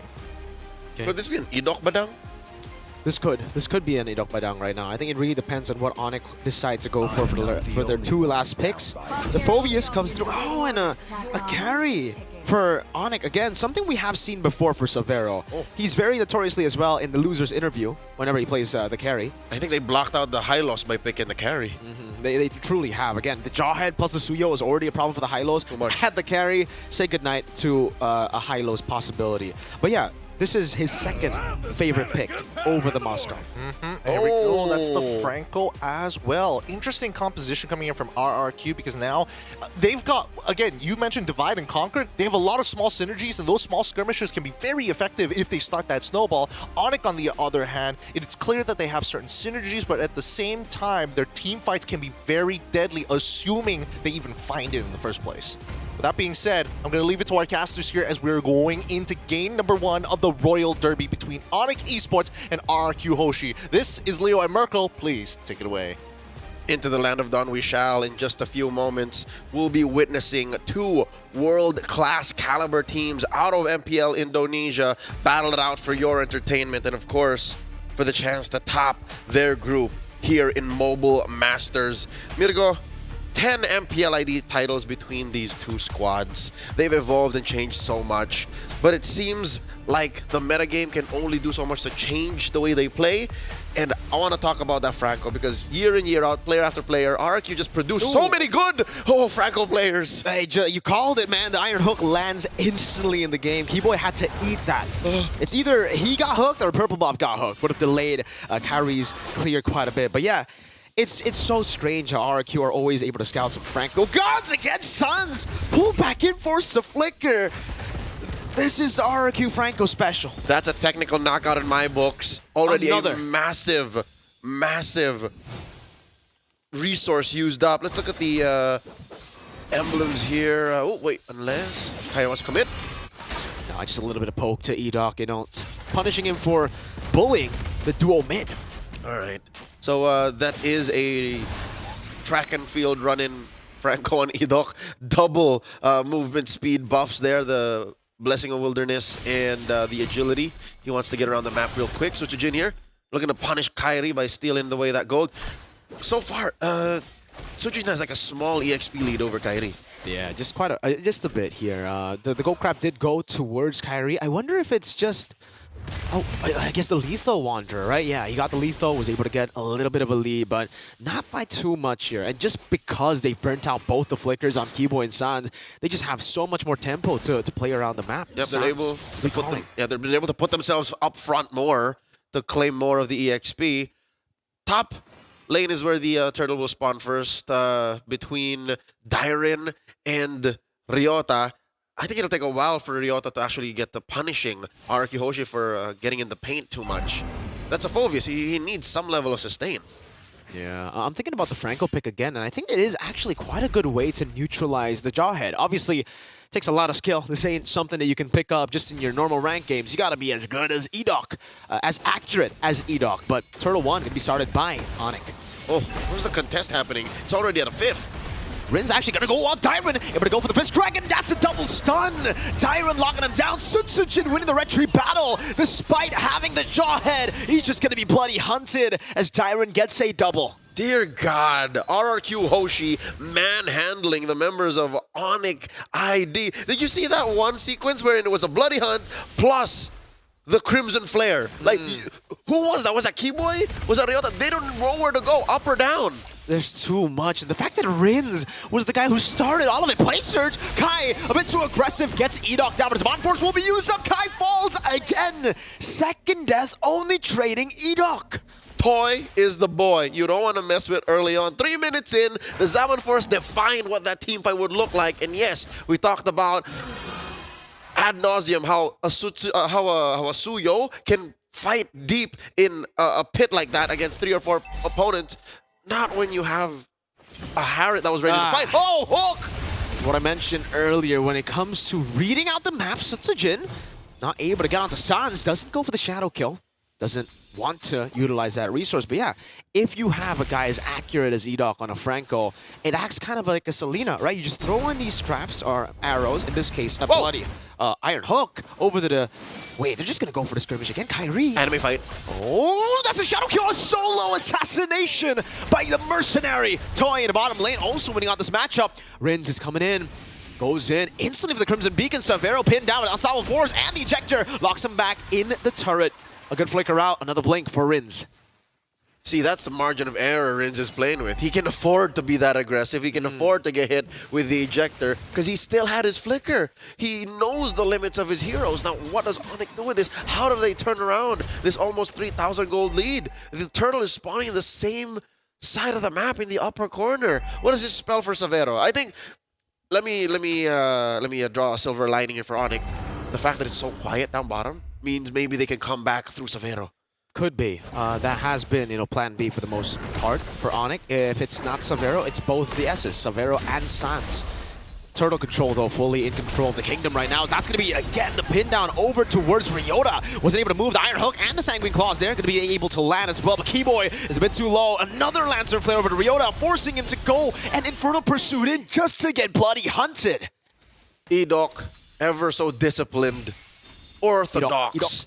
He's looking for one more. Oh, cancel. Doesn't go for the hook, just saves it. There's Keyboy, walks up. That's a shadow kill. Over to Sans, 1 HP. Good ejector from Keyboy to disperse that shadow kill damage. Impressive juggle on the slashes coming in from Sutsujin. A flicker was spent though. So that is more time for RRQ to keep on, keeping on, pushing it against Savero. Still trying to escape there, but he's pinned down. Dyron is on a killing spree. And Leo, you were talking about, again, Edok doing so well, Rins as well, but for me, a lot of times, it's that XP, setting up for the team, and this time actually getting most of the kills. You cannot deny Dyron's aggression. Hell, it sent Ryota away. Like, Ryota doesn't even want to lane against him anymore. Given we are in the post-laning phase, approaching the 6-minute mark, last turtle of the game, what are the odds of that spawning in the same spot up top? Chubby Wave left down bottom, a Bike Toy, and this is good. I was about to say, hey, RRQ Hoshi, they're so far ahead, right? They're so aggressive with their lead. 5,000, they come in. Kyrie not going to be locked up just yet there. Oh, it's Keyboy getting this match. So Sutsujin dives into the back again, the shadow kill over to Ryota, forcing a flicker.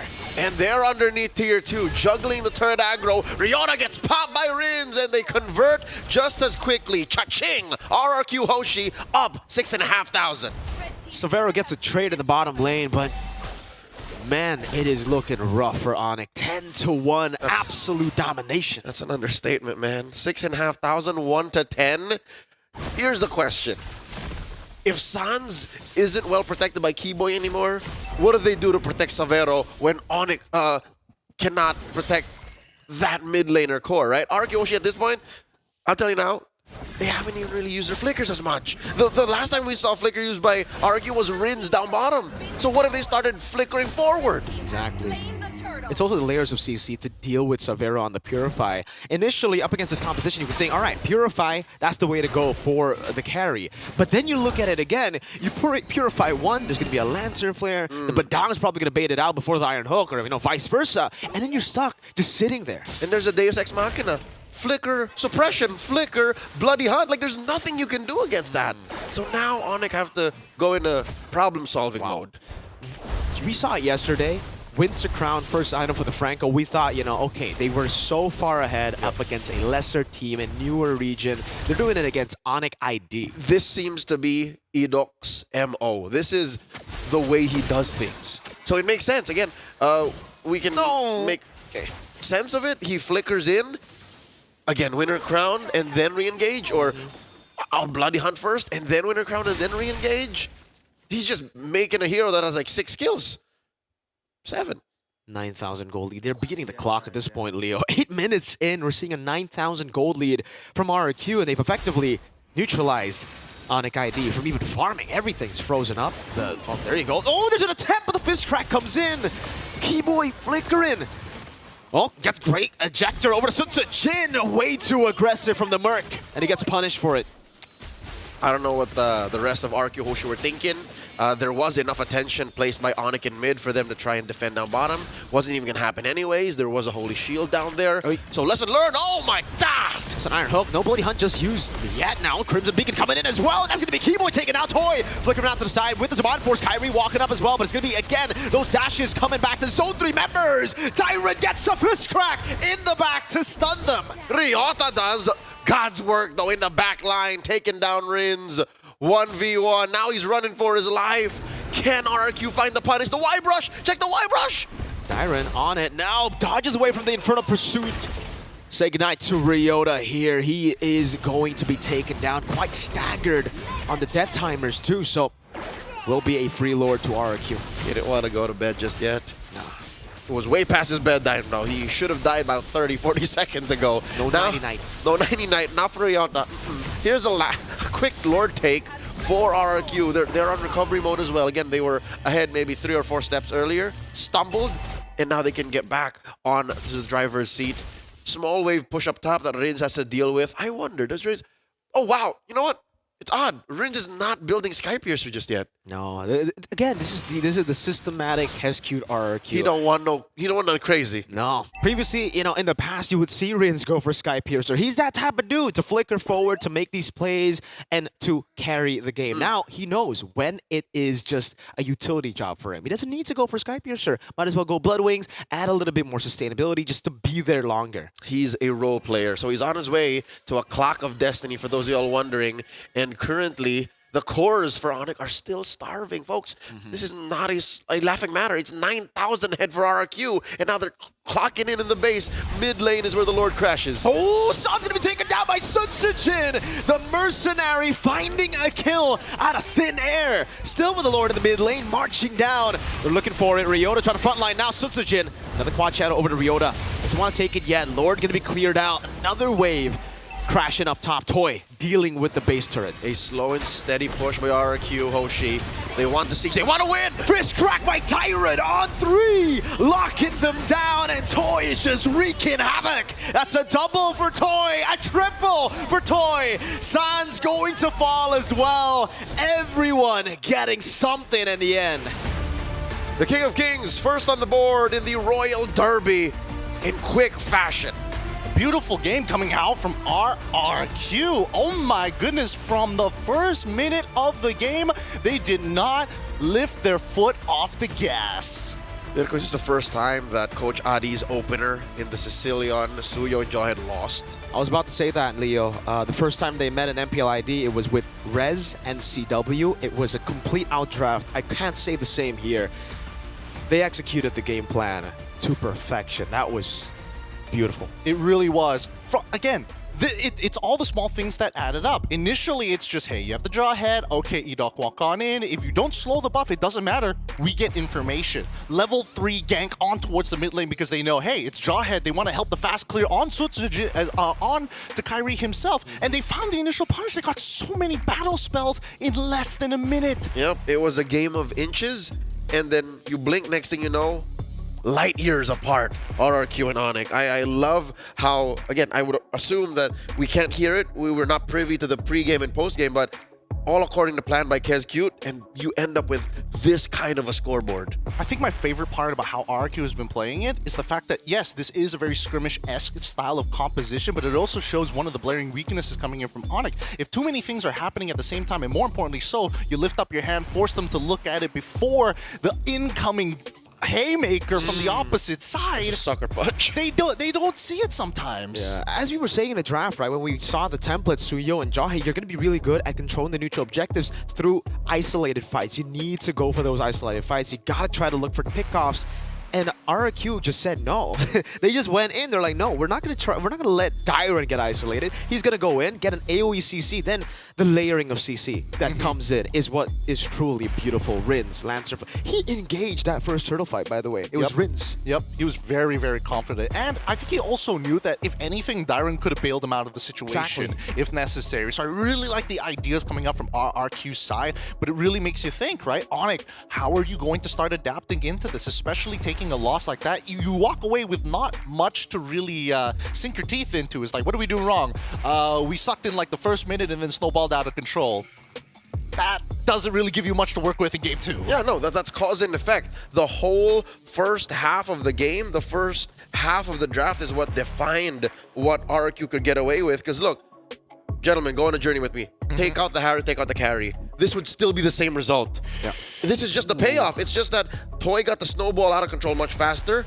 Savera was almost a non-factor. the gold lane was just a bonus, really, right? I mean, Toy, again, like you said, Toy, Savero, you remove both, and the outcome would have been probably the same here. Maybe even more dominant, considering there's not enough cleared for the Lord without Savero. Yeah, I suppose so. I mean, I don't know. Maybe priority could have been something a little different here in some of the picks, but inevitably it comes down to that first 3 template that we did see coming in from Onic. I think Adi is going to have to relook at the books. Yeah, no, the fact that we've seen it, how many times, Miracle, prior? 3 or 4 times already? Might have been a reason why RRQ was so ready to give it away. It's just, we've seen this. We've watched the VOD 33 times. Dyron, you do the thing. Dyron on the Badang, and I think this is the reason. I'm not sure entirely, but again, for the Phoveus pick of Onic, it really feels like for Phoveus, you gotta win your lane. You gotta be ahead. If you're not ahead, you can't really impact that game too much, especially if you're behind. You're behind, you start jumping and you die, right? And Ryota couldn't really have a significant impact in the game because all the way from the start, they lost the first turtle. With this template draft that they've gone for with the 3 first picks, they would always win out early. That's how the Phoveus would get going. That's how Savero would be able to get his item power spikes at the right time. I think this is why the Badang was such like an incredible pick here, because again, it's kind of like a non-factor. It's like, oh yes, you could win the lane if I interact with you, and Badang is like, nah, you get too close, stay back. Stay back, sir. He can say that to 3 different people at the same time. He can say that to the Jawhead, something we have. Yeah, the Jawhead really, controlling a lot of fights has been the big reason as to why we're seeing Jawhead back. Badang says no. Yes. And I think, just in case you guys don't know, in the interaction, he does get CC immunity when he is popping that ultimate, just going, oh, no, no, no, no, no. And the best part, even if he's not the target, if he's close enough to the unstoppable force target, he blocks the ejector after because he gets launched in the different direction as long as he holds it up. So just small things coming from RRQ is showing why they had so much polish in this game, and the execution was clean and crisp, which gives Onic basically nothing to work on for game number 2 other than we got to change the draft. We have to start pushing their limits. I think, if anything, Onic need a more simplified approach to what they want to do in the game. You know what? A part of this makes me consider, what if Onic suddenly just change up their draft completely? Like, they don't even go for the Suyo anymore. Like, they try to play for a Fanny. It's very possible. What if they try for a different gold lane trade, or they really invest in it? Because maybe they might see this as a, Savero ended up with a carry, and we didn't even find the Hylos block. So we can go for that. Give him the Granger. Give him the Harith. I suppose it's tough. Like, let's say we switch the carry out for like either the Granger or maybe, if luckily enough, you know, in the first phase, get a Moskov early on, just to try and contest for that bot side priority, but still somewhat be able to rotate early into the fights. Would that have made a difference? Because we saw, right? Oh, you carry, you lost priority. Kyrie ends up dying when Edot wants to go for the invade. Or maybe even attack Sutsujin. Maybe because the Sutsujin was just way too free. It's way easier said than done though, right? Because they just got beat up in the first turtle. And I think, you brought up a good point. The Moskov pick in the first phase will be great. All right. With that being said, adaptations is going to be on the forefront of their minds. These teams are going to need a short break, and so are we. As we all go on to the short break, don't be scared. We will be back. The Royal Derby will continue. RRQ currently at match point here at Mobile Masters.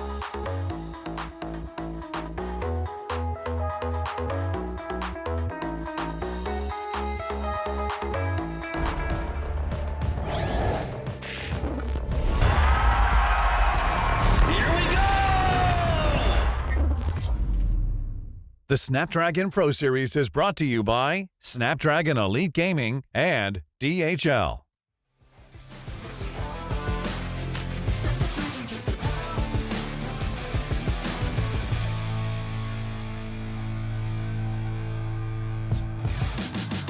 Yeah, I'm moving automatic. See the top spot, but I move right past it. You're not number one, man. You thought you had it. I got what I want. Now it's more than average. We are the masters. Now we back on the roll, headed back to the throne, cause we back what we on. Now we hit us at the tone, got the spirit, got the soul, never question the power. Yeah, we showing you the power.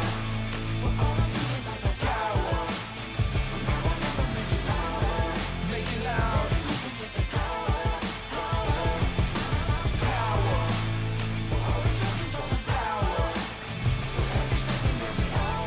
Don't waste a minute.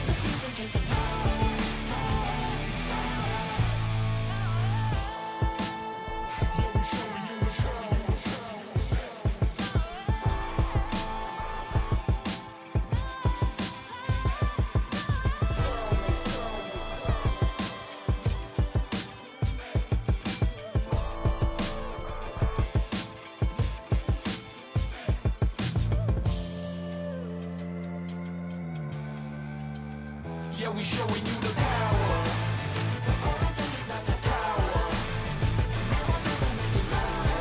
Make it loud.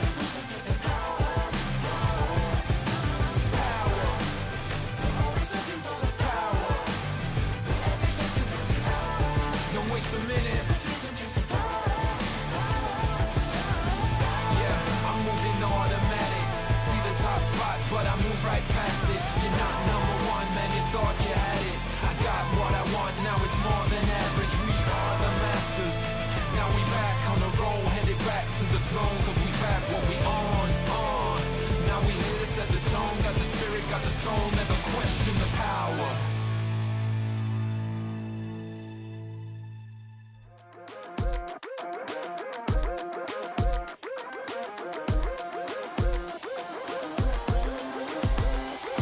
I believe it, I can see it. If it's in my sights, I achieve it. Ain't no leaving, no defeating. Show up, complete and repeat it. Every day, rule that game. I always go 100%. Start to end, to the end, out or in. No between, you gotta go 100%. Play to win every single moment. Caught up in the motion. Got no use.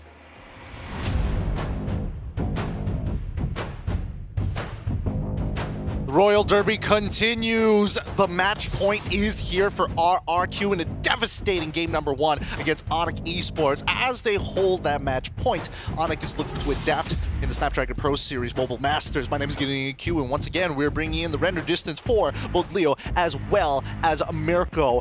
They're going to be your casters here, and again, the discussion is really, really tough. There's a lot of good things going on for RRQ, and it's pretty difficult spot for Onyx because they're left with basically nothing other than maybe we could change the draft for game number 1.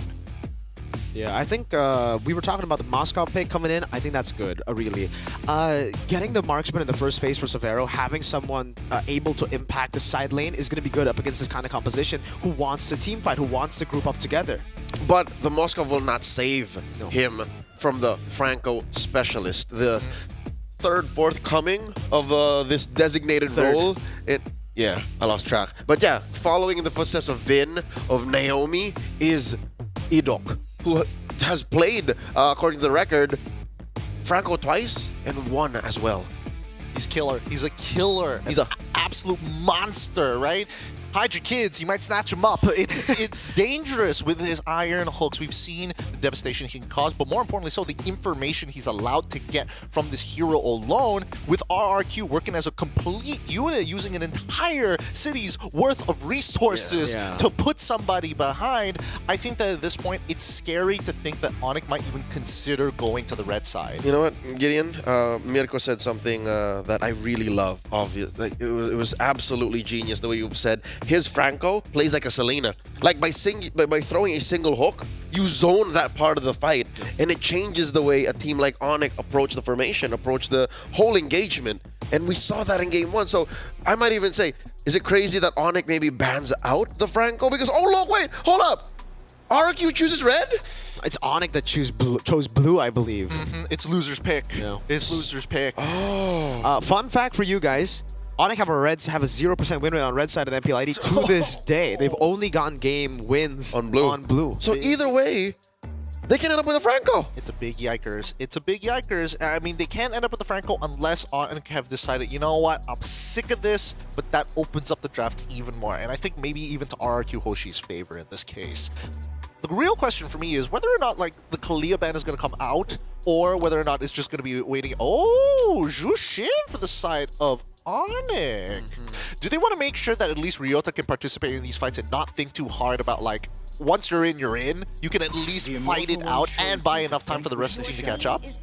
Yeah, I think that's pretty fair. I think that's I mean, if they want to go for Phobias again, right? Granted, if they go for the Kalea, Suyo was the final ban. So leaving out the Kalea, banning out the Suyo, Kalea gets picked up. We did see Kalea, Keyboy play the Kalea, I think, yesterday, right? It was also a win for them. So something that Keyboy should be pretty comfortable on. But again, it's the same picks for RRQ. But I think now, even better, they don't have to deal with the Suyo. So Did the composition work because of the juice in though? I feel like the composition forces Onyx to not make mistakes. And I think once the snowball is achieved, then you've kind of concrete what you have already wanted to do. Now, Onyx go into the next two picks. Oh, they go for the Moskov, but they also go for the Hanzo. Is the Hanzo the answer where it's like, I don't need the dry head to speed me up. I'm a power farm myself. Yeah, I feel like it's Kyrie who gets compromised this time around instead of Savero because of the early prioritization of the Moskov. Now RRQ, they're playing with the same tempo. Maybe to double down, yes, partially the Zushin did make that snowball worse, made it go faster, but I think they could replace that with just pure damage. I think they overloaded on CC if anything. They did, and they're still trying to plan for that, right? The Badam pick comes in, again, a great flex pick. They can still utilize that in the second phase. But for Onyx, it's already completely different. Again, now with the Kalea technically is still kind of pick-offy, but with the Moskov, now you have a way to split up. Now you have a solid plan B, where in game one, there was really no solid plan B. Plan B was, again, gamble and fight it again, maybe win out the 50-50 and then come back. Yeah, I got to coin flip it every once in a while. Now we go into the second phase, and I'm curious to see the bans coming up from RRQ, because hopefully this is an indicator. We do see the glue. So RRQ, they could still look for that like skirmishy style that they did in game number one, or it could just be, all right, sure. We can't go into your jungle because, again, this Hanzo into the Hayabusa, it's going to be a non-factor once he hits level 4. So maybe we look at Ryota. I'd say they look at Ryota once, and then they attack mid as well. Because RRQ is first on the flip when we go to picks, red 4. They can just take out a mid laner here, and then make even Sans think twice. Let's see, the Farmus gets banned out. I suppose. They don't want any saving grace. They don't want, like, safety parachutes for RRQ. Yeah, we have seen Rince pick up Aramis once this season, so, and it's also with a similar composition, a composition that wants to dive, wants a team fight. So I understand the Aramis concern for Onyx because it does look like, I mean, for the Hanzo, it's going to be very, very hard, especially later on in the late game, to deal with something like a Aramis. It's already a tanky lineup. I guess so. I'm a little iffy on it because at the same time, Hanzo can just force the farmers to just use his ult early, kind of like the Hayabusa in a lot of these cases, right? Yeah, I think it's harder to do that with a Badang there because it's an instant displacement. Harith goes in, one Synchrofish in late game, and your Shadow's dead. That's facts. All right, there you go. My theory stands. They do ban out one from Sans, and then I'd reckon this is because they want to pick Lucas. They could go. It could be the Lucas. I like the thought process there, but at the same time, it could be a devastating ult in the mid lane itself. I can't think of one that's decently good now that the Farmus is gone. The rest are artillery strikes, and I think even then, that's still pretty dangerous. Is there anything that could really? Oh, Loyi. That's a good deny pick. I was about to say for Onyx earlier, they have used this. Well, they have seen this before. It was up against Ultra Ego, I believe. Ultra Ego of Indonesia with Rin on the Hanzo and Hijume on the Loyi. They love, it's basically the Claude. The diversion, you get the Shadow to places that you would just never expect the Hanzo to be. The world's longest quad Shadow. Yeah. I love it. Again, this is them playing in a very similar way, but also kind of different angles from game one. Now Onyx, their adjustment seems to be just better coverage overall. Yeah, Farsa and as well as the high loss command from Onyx Esports. It looks like they're concluding the draft real soon here. We'll see what's his final pick. Oh, Tigreal. I like this a lot. Signatures. Oh, man. It's great because now Kalea is like, oh no, I can't just punish your front line for free anymore. Yeah, no. Because I'm bringing over possibly a larger threat. Red 4 and 5 for RRQ are 100% win rate heroes. This is going to be an interesting match. Let's see how Onyx is going to try and figure out the puzzle here that RRQ, the Kingdom, has put in front of them. I'll leave it to you guys to lead us into the Land of Dawn. It's Leo as well as Mirko for game number 2. Cascute is the key, man. His drafting just made even game 2 a little more difficult to read. For Onyx, is because they were in the process of recovering, right? And then suddenly you forget that, oh, the Loyi was open, oh, the Tigreal was open. It's again, the deny pick of the Loyi is really what's so good, right? It really kind of forced Sans on the far side. There was nothing. What else could have you gone? Like, I mean, maybe you go for Sicilian, but that's an extremely greedy composition because you already have two heavily resource-reliant heroes. We'll see if this is the right kind of adjustment, if the resources on the map are enough, and if they understood exactly how aggressive RRQ can get to take us to game number 3. Welcome to game 2. It's the Royal Derby. Ooh, match point for the Kingdom. Uh-oh, Keyboy gonna be caught in the tough spot already. Force a flicker out. Wow. It looked like such a good skirmish in the start for Onic in the beginning, but it's Keyboy who has to use a flicker. Yep, almost for Rins too, but all it does is time him out. He does recall, so a TKO across the board. Looking at the player emblems this time around, how do you build your Kalia? Keyboy, pull yourself together. A little bit of XP, yeah. A little bit of cooldown, a little bit of HP. So the many different flavors of Kalia. Yeah, for Edok, it's also pull yourself together, together with a firmness, right? So wanted to have a little bit more resistance up against this heavy artillery composition. Let's be honest here. Despite, okay, hold up. Karen wants to go in, gets shoved back, goes to the Soul Snatch. No, not enough damage just yet. In the early game, Sutsujin almost found the quad shadow over to Sans. Luckily, Sans got that wing. All right, this is an interesting matchup to watch. A lot of shadows. It's Shinobi Warfare that RRQ Hoshi and Onic are getting into. Let's talk about that XP lane matchup. This was very different from game 1. It was prior a Badang versus Phobius. This time around, it's a Badang versus Hylos. Ooh, speaking of the XP crab just got stolen by Edok. From afar, he just throw the shockwave. He just, boom, shattered it down to the ground. This matchup is, again, more of a non-lane than it was before, right? At least the Phobius wanted to fight. The Hylos is more like, yeah, if you don't want to fight, we just, you know, go and rotate. Yep. Ryota goes for the battles this time around, not the little skirmishes. So he's holding on to this turtle, pulling it over to Onyx's side. Edok already at level 4, Rins as well, so there's no need to use the diversion. Keyboy holding that small brush. Does not have the tsunami yet. No! Tyrant in the back, able to go in. Sans already using the Purify. Edok getting the implosion out too. Kairi walks into it. Goes in, Soul Snatch away. But Tyrant's still on it. Sutsujin gets all the space. Tsunami slam down to the ground, but it's Edok who has the final laugh. Just too little, too late. Not to mention the SOD hit nothing but air. The atmospheric awareness of RRQ Hoshi. They got tabs on everyone from Onic. And Leo, it was just so perfect how Edok was able to get level 4 so much quicker than Keyboy because he got that steal on the XP crab. Yep. Edok was rushing nothing. Like, he was standing in the very same spot he was when the fight started, and he had all of the time to reposition, all of the time to say, no, I will press the implosion when the timing is right. And he caught Sans. He got the shadow of Kairi too. Oh, almost. Akash doesn't have the implosion, but it has thrown Keyboy out of that bush. Toy trying to go in. Good feather airstrike there from Sans. And it's back to damage control for Onic. This is very, very deja vu to game number 1. It's RRQ winning the first fight. Not as big as it was in game 1 though. Yep, a little more deliberate, a little more orthodox approach. Zaman Force here dropped in by Toy. It is all just a push in. Savero deeper underneath his turret, so I don't know. I don't know if Keyboy is gonna commit any resources. Of Onic is thinking to send anyone over up top to Savero. Look at this Kairi looking to steal. Oh, does not get it. Yeah, clutch retribution by Sutsujin. The mercenary gets his coin. Oh, diversion though. Kairi might just be read out. Uh-oh. Sutsujin doesn't get the quad shadow. Gets company in air. Reaction 2 times. Rins able to walk away from Sans' damage. Keyboy wants to go in again. Sutsujin's right there. Gets the shurikens in and actually is able to get Rins out of harm's way. They're going to go for more steals on the jungle.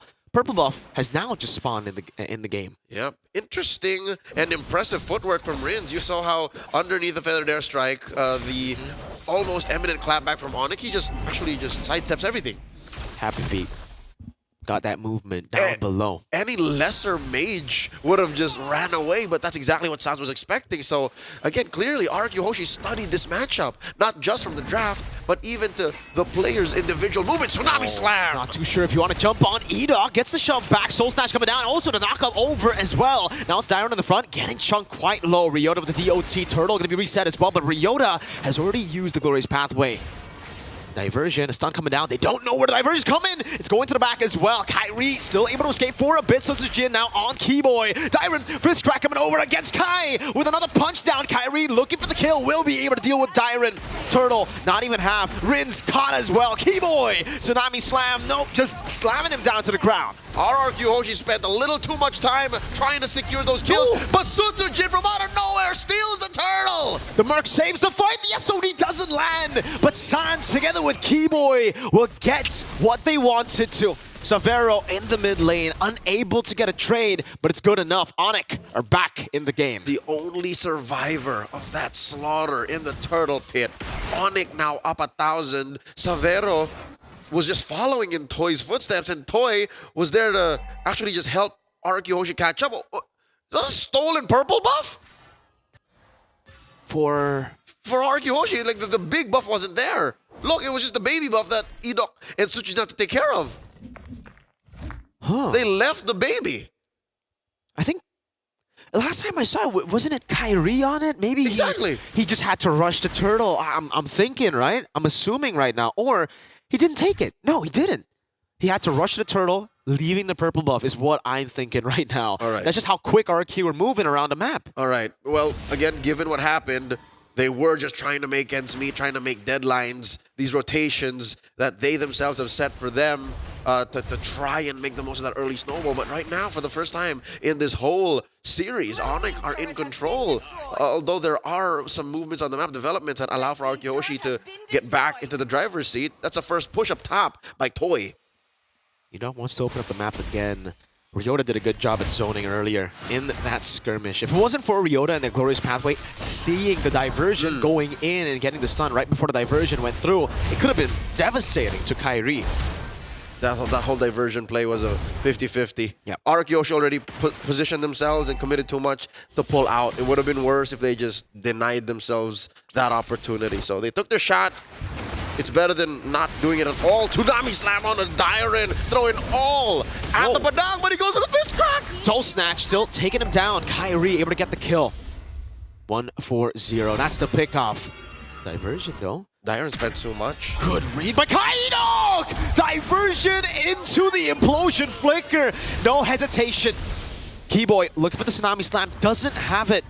Back up just yet. Turtle for free to Sutsujin. And that's the last turtle of the game. Clutch timing too, as it was about to turn into a Lord. That's happening about 2 minutes from now. This does open up the map, leaving Savero to his own devices, pushing down tier 1 in the bottom lane. Sutsujin securing his purple here. All right, slowly, the pendulum has swung back in RRQ's momentum. The instant decision making, right, from Edok as well. You saw that Kyrie initially, it was the instincts, man, coming in, but he was still thinking, all right, do I try to scout in? Do I go in? Once he started thinking, Edok took that time and went in. He knew he had the opportunity, and it was closing quick. Yep, he took a shot again. That seems to be RRQ Hoshi's MO, is when there's a shot, we take it.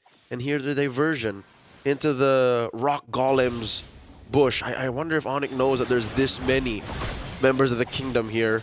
And they rotate out. Oh, they still move down bottom. Who is this? They spot out Keyboy. They're just setting up that push. Yeah, they want to get the turret, leveling things on the board of the bottom lane. Something Savero was able to get in trade. Now it's back to even Ryota. Trying to scout Sutsujin. Savero getting a lot of space this game, unlike when he was on the carry, right? This is, again, more Savero's style. He wants to be an individual player, an independent gold laner that looks for farm while the team goes for objectives, looks for picks, yada yada. He builds himself up before he's able to be part of a bigger picture. And even when he misses the SOD, some might argue that might be for the best, you know? Maybe giving him that option to join the fight when he's not ready yet might be detrimental to Onic. So right now, RRQ Hoshi setting up a diversion into that L brush. Beautifully done. San's gonna be taken down. Again, it's Toy who gets the kill. What a diversion from Rins. Fist crack over to Ryota. Implosion as well. Keyboy, you don't want to take it. What? He still goes in, gets caught, and gets taken out by the Shinobi. Sutsujin. The yin and yang effect denied Ryota the retreat. And I think Keyboy was thinking, hey, I can heal him. I can fix him. We can make it better. But RRQ says, no, it's too late. And they take 3 for free, converting into a turret, converting into a lord. And now we're back in Kingdom territory. Just in a snap. You miss it. Almost. Savero could have created another Savero moment with that play. Unable to get it. I love how Sutsujin was just so calm, though. He did not panic retribution. He's like, it's fine. It's offered by an inch. Classic Sutsujin, man. Classic Sutsujin. He doesn't have emotions when he's on cam, when he's playing. But in the gaming house, I've heard that he's a completely different person. I mean, that's how you end up being that way on stage. You take it all out when you're home, so that when the crowd is around, when you're out in public, it's cool. Story of our lives, man. Instant replay. Let's take a look at this. What a masterful diversion, right? Seeing the angle that no one was in that bush. And again, like you said, it's about the 50-50. They just know how to 50-50 so well. Keyboy mismanaged that timing on the skill to jump on the wall. Thought he had a little bit more time to jump back. Oh, wait, there's a skirmish. Tsunami Slam coming down. Edok gonna be caught there, still able to escape. Gets the implosion down as well. Kai locked in. Edok still surviving. Lord charging into the mid lane. But Onic are able to defend. Still a successful attempt by RRQ Hoshi. Again, true to their identity in this game here alone. If we see a shot, we're going to take it. As long as it's not a 0% win rate of success, we will try. And they get away with popping a Holy Shield down bottom and chunking down mid lane inhibitor to a third. This is working out for RRQ Hoshi because Onic, say what you will about Savero being more comfortable. Say what you will about Kyrie being, less in trouble, given if he does decide to go into the paint, decide to fight in a pit. He's not as punished as hard. He is still in a, remote body. It's still very difficult to fight against RRQ. They take down Ryota. In a blink of an eye, again, Sky jumping in with the Soul Snatch SOD. Lands, but I don't think you want to take it. Sutsujin in the back, almost fighting a Tsunami Slam. Locking Sutsujin down with the Quad Shadow there. Edok goes in for the diversion. Doesn't land it on anyone. Savero takes a beating. And Sutsujin, Shadow Kill, gets shot the Suns. Is it going to be enough? No. But in the back, it is Kai again who looked for the kill, but gets super low. Deja vu.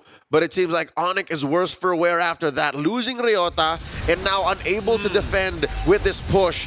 A feathered airstrike of desperation from Sans, unable to protect his tier 3. Zoning Quad Shadow from Sutsujin, putting Savero outside of the range of that turret to defend it. And again, the diversion. These diversions have been so quick, so decisive from Rins. They are unlike any other diversions from other Luyi mains I've seen. Super Friends, it's very deliberate when he does it. The likes of a few he tries, they end up as post-engagements. But Rins does it on the flick of a dime.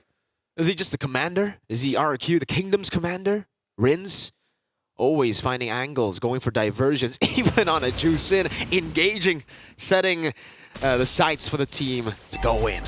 That's the kind of player he is. Checking out the items right now. So far, oh my god, look at that lead. Both on Sutsujin and on Toy. These cores are out of their minds. Is that a concentrated Jenny on the way? Yep. On the way to the concentrated energy. Once we get to see that, oh, it's done. Built up. All right, so we're probably going to wait for the... Oh, look at the bush. Edok with a conceal keyboard and they caught 2-man implosion! And the burst is there from Toy and Rins. A double for Toy, and RRQ have just gotten so much of that diversion. Less aggressive teams would set up a diversion like that, but they would want time. SOD thrown out, not gonna happen. And they would make sure the coast is clear. Not RRQ, not when the commander, Rins, says we go now. Phenomenal stuff from the Kingdom, man. A completely different team to, again, just from last season. In the preseason, we saw this team in the APAC Snapdragon Pro Series when they just debuted Toy in his first ever event playing for this team. And now they've improved this much. A different configuration actually got a sweep against the then would-be world champions in Onyx Philippines. So this is just that same DNA and they engage. Savero trying to survive there. Toy goes over his Mon Force, goes in straight for the base right now as the Lord is still there. Ryota getting his entire HP evaporated. Shadow kill the base. Sutsujin gets it. And in the base underneath, they're waiting for minions. Toy gets taken down. Savero is trying his darn hardest, goes in and pins them down. Rins looking for the kill. Rins going to get taken down by Savero. Edok on the base. Onyx have defended. It's not over just yet. An SOD thrown out. Savero, Sans, and Kyrie, mission accomplished. It's not over till it's over. Call it mission impossible for Onyx. A comeback in the 15th minute against a very, very ahead RRQ. 4 members down, and they have 5 up. I don't think the death timers are that long for them to be able to punish all the way, but at least they'll be able to get a tier 2 here. It won't end just yet, but this does put RRQ Hoshi in a very human position compared to where they were then. Gods staring down from the heavens upon the Sky Kings. Even beyond the clouds sit the King of Kings. That's what it was for RRQ Hoshi about a minute ago. And then suddenly they overextend, take too many turret hits underneath the damn base, and now they're here. Just what, 2,000 gold ahead. They have to play for this next Lord, man. They have to play for the next Lord. Now the question is, did they lose their mojo? Did the commander, Rins, lose his Riz? Are they going to start taking diversions more conservatively? Because they shouldn't be doing that, in my opinion. Oh, Kai doing a lot of damage there. Yeah, it's definitely a setback. I don't think they've lost. Oh, diversion against Savero. The man who saved them just gets obliterated. Every single time you think there's going to be some space to breathe, they say no. Sutsujin engaged on Kyrie, getting caught low, half HP with 1 Chrono Dash. That is the mandate of the commander. We end it now. Glorious Pathway set in by Ryota. Still, the number one priority, defend. The base will just be cracked open. RRQ gave Onyx hope just to take it away with one last diversion. The kingdom rises here, Leo. The kingdom, as you call it. They've done it.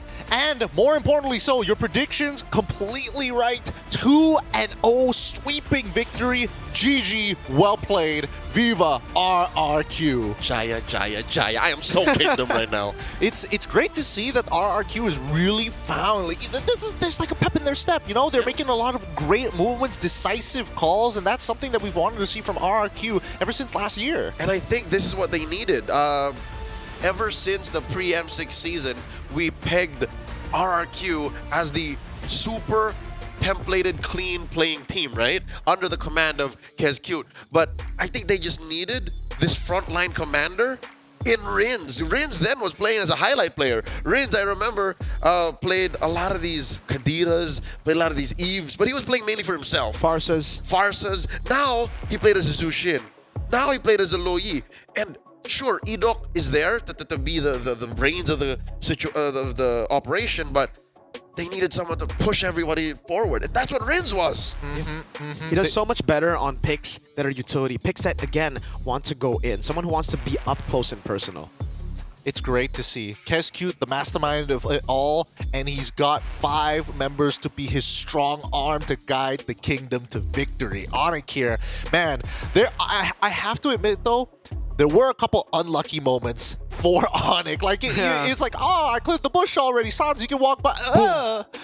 You're dead. You're gone. Bye-bye. Hide your kids, man. It's really tough to say because if anything, yes, the draft was a bit of an issue, but then coming into the game itself, there were moments that Onyx were able to kind of push back. Actually, I would say more than there being issues in the draft. I think it's a very strong draft by Onyx.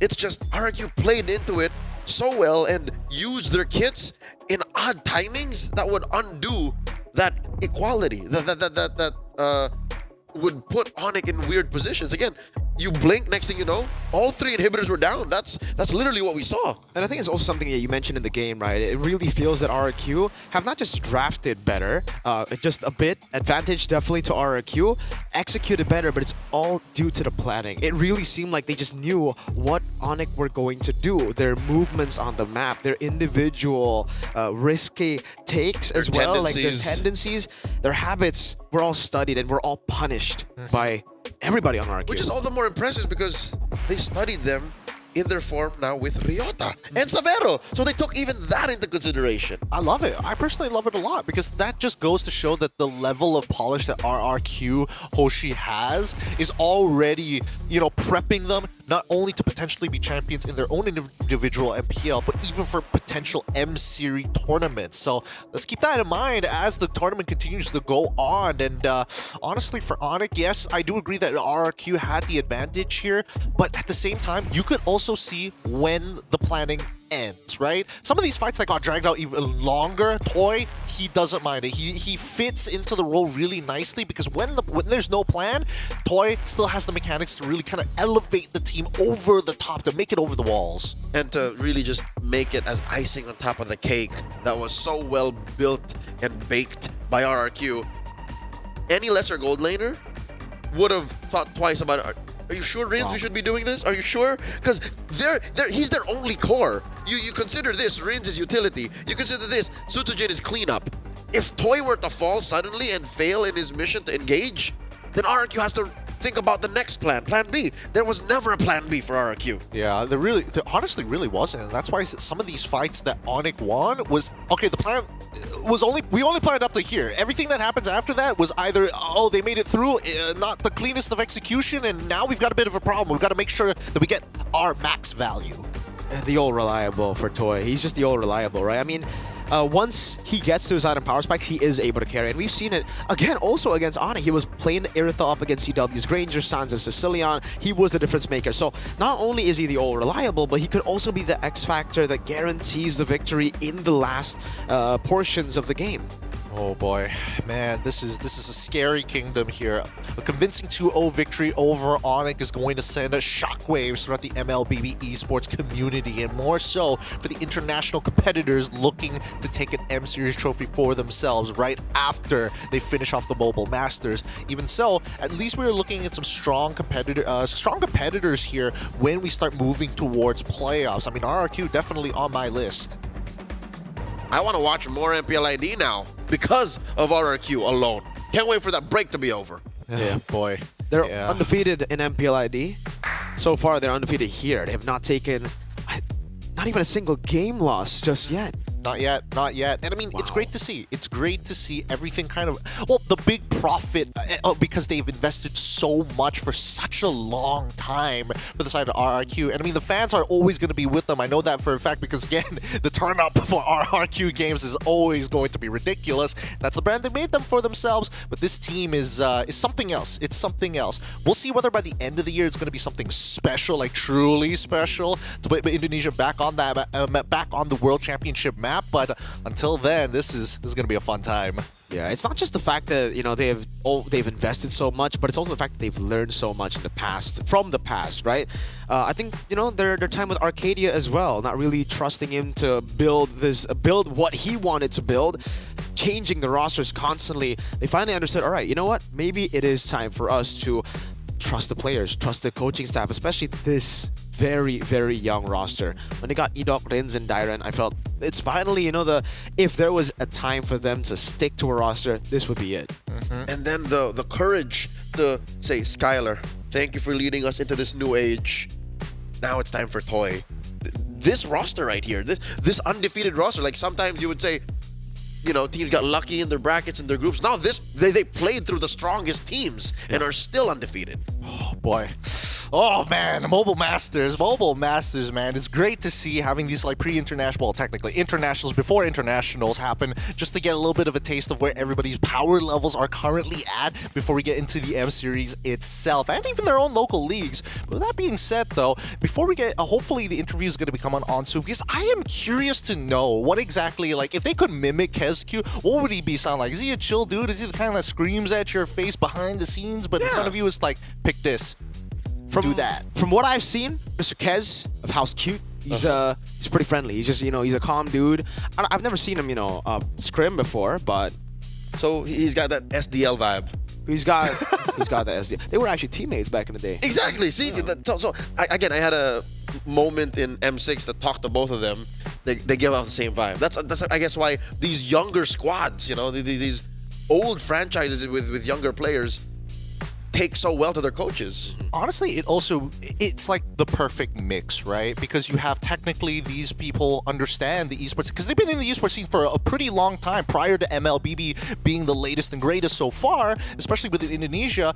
Players who know, or at least who kind of grew up while they were in their young careers, are going to be looking at them and being like, this guy knows what he's going to be talking about. He knows what we have gone through as young players. I can't believe Bigatron let him go. That's loss aversion, Miracle. Like, leave it in the past, all right? Look forward. You now have Etomax. Yeah, you're now a Kingdom fan. Viva RRQ. Right? Like, at least in his DNA, he is a red robot. How much money would it take for RRQ to pay you to get a tattoo of RRQ's logo, just like on your chest? Just Viva RRQ. Okay, maybe not so cruel. Just the RRQ logo. Just an RRQ sentence on the chest. Yeah. RRQ. 80,000 USD. Win the prize pool of SP. Pool? Hey, So you Mr. keep- AP, keep Mr. running AP, it. you, Keep running it. you got my number. Make it happen. 80,000. 80,000 to you. Would you actually get a tattoo? Leo, how much would you do to get that tattoo here? And especially, again, it's way worse for you being part of the opposite side of the world. What do you mean? He's a kingdom, man. I can be Kingdom. He is Jaya. So you do it for free? I could call my tattoo artist now, get it scheduled.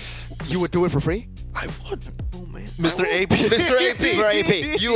You have our numbers. Oh Plural. boy. We'll split the 80K.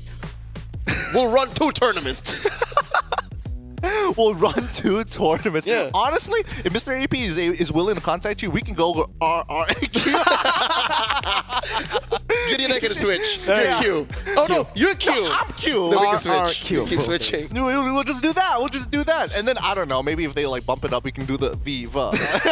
We gotta get another person. And then Jaya. Yeah, 80K. Just Oh, dude. We're running so many tournaments. Dude, it's gonna be a rough time. It's gonna be a really, really rough time. Keep in mind, we're waiting on the interview with RRQ. A lot of questions to be asked here. But the upcoming game is also gonna be an interesting one because it's gonna be TLID once again against YBG. I think this is gonna be the first time on Stream A that we're gonna be seeing YBG. Correct. Yeah. Their scoreline not looking pretty good. 0 However, wins, I do want. Oh man, I want to start talking about their one particular player because again, there is so much respect for him. We'll get into that a little bit My later goat. because now I've just been given the signal by Zipper. We have the one and only, the mastermind of the kingdom himself, the coach of glory. Give it up for the man who wears the crown. It's Kezcute. Hello, Kezcute. Hello. Kezcute, how are you feeling after a convincing 2-0 victory against Onyx Esports? I don't know. I think our execution is much more better today compared to them. Yeah, I guess. He's giving me the SDL vibes. He's giving me the SDL vibes. I get it. I get it now, Leo. He doesn't want to give us much. Coach, Kezcute, congratulations. I am in love with your squad. I am so Kingdom right now. Can you share with us how you motivate your players? What do you tell the squad before the match begins so that they're relaxed, like Sutujin said? I think it's, no matter what, if you fuck up in the early game, just reset and just smile. I think that's it. That's why he's my goat. That's man. real. That's real. That's real. That's so down to earth. That's real. I don't know, man. Coach Kez, yesterday we just asked Sutsujin about how you were able, or how RRQ was able to get these super quick games, right? He said Kezcute is the key. Now, I just want to get your opinion on that statement because it's been really everybody's opinion on RRQ. It's you are the key, you are the mastermind behind this. What is your opinion? I don't know. I think he's just glazing me and he's just glazing you, dude. That's cap. I don't know. I just prepare much more better. I think for this game. Yeah, I don't know. Okay. Well. Kezcute, I'm curious to know. We were discussing because we don't know what you're like behind the scenes, especially when it comes down to Scrim. So imagine me, Leo, and as well as Mirko. We're your players. We messed up in the game. You know, simulate a situation. How would you give us feedback? We lost, coach. We're losers. Okay. So every time we lose, I keep telling them what the worst mistake that they make in the game, and for sure I will give them some preparation what to do if they and don't let they feel demotivated. They need to keep fighting. Don't scare, and just enjoy the game. Just enjoy the game. We're man. MPL ready now. We're MPL ready. I got it. Ready. Clearly. Thank you, KSQ. Man, I want to see, dude. KSQ, I'm wonder what it's like. Are your players? How does he look like angry? That's what I'm trying to figure out. He's too chill. Do you get angry, coach? Do you get angry? I don't know. I think I'm never angry. He never tilts. That's the cute. Maybe you can ask some of our player if I will ever be angry. Dude, if Sutsujin is blazing this man, nobody can get on his bad side. KSQ, the whole world is watching you right now. What do you have to say to all the RRQ fans and the new RRQ fans internationally? So yeah, for all of our fans in the world that watching us today in the ESL, keep supporting us. You need to keep remember or tell us to keep improving and keep humble. So I hope we can get the champion in this ESL. Thank you so much, KSQ. Thank you for the interview. We'll send you on your way. You still have some games to play, of course. And honestly, good luck. Great games. We'll see you next time. Thank you. Thank you, coach. Reasonable glaze, by the way. Reasonable glaze. Isn't it not very reasonable to glaze that, man? Real. It's real. That's why I said cap. Like, you're not getting glazed, coach. They're telling the truth. Yeah. I can't Sutsujin would never lie. Dude, never. This man never tilts. What gets under his skin? Well, I gotta know that. There's gotta be something that makes this man tick. Not losing, I guess, because when we lose, like, remember, we were losing a scrim. He's like, it's okay, guys. Don't get motivated. I think it's just due to his experience, right? He was a player before, and just having that experience, understanding how it feels to be a player, getting coached by someone who is angry at you, who puts pressure on you. Maybe it's just the experience that has molded him to the coach that he is today. He knows. Maybe he's a keyboard warrior, we don't know. It's like, vocally, no, but I will type some major. He was an ex-player of a certain game. He know that is within the realm of It is known. It is a strongly worded feedback form. Dear Sutsujin. It's in the Check email. your emails. It's super formal. He writes it down, multiple paragraphs. I saw the orange buff. It's in meme format as well. It's in Shakespearean English. It's classic like that. I love you, Sutsujin. You know what we're talking about. That's how they communicate in the Are you kingdom. talking about the ult? This is long ago. It's 4 or 5 months ago. M6? Tempest of Blades? Hey, look. Hey, man. He's grown. The mercenary has grown. They're okay? winning, all right? They're winning. They're winning and they're doing really, really good, man. I cannot wait to see how high, or at least where the ceiling is for RRQ. When they're going to find that first plateau. I think a lot of teams, when they get into that, that winning strategy, they're kind of like, I can take a chill. It's all good. We're the best in the world, man. And then they realize that there's so much more. With that being said, we're going to go on a short break. Our next game, it's going to be TLID up against the one and only YBG for the very first time on stream. Hey, we'll catch you guys in just a little bit here for the Snapdragon Pro Series Mobile Masters. We'll see you then.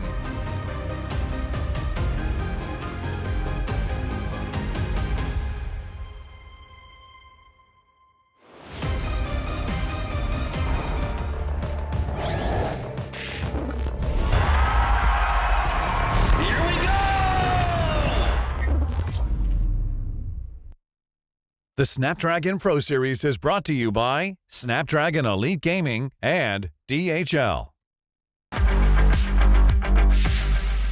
Halo guys, gue Fabian dari tim Liquid Indonesia, role gue jungler. Hari ini gue bakal ngajarin kalian bermain Suyo.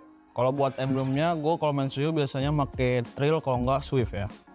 Kalau yang 2 sama 3-nya nih sebenarnya bisa killing spree juga, kalau nggak Impurage. Cuma biasanya kalau buat farming mungkin Impurage biar lebih cepet aja sih.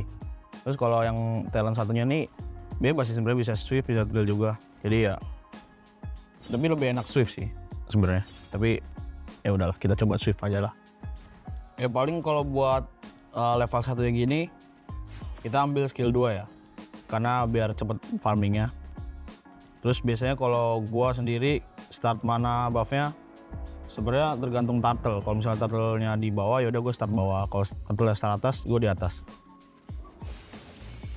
Terus kalau farming, kalau dari gua sendiri sih langsung retry aja sih biar cepet aja.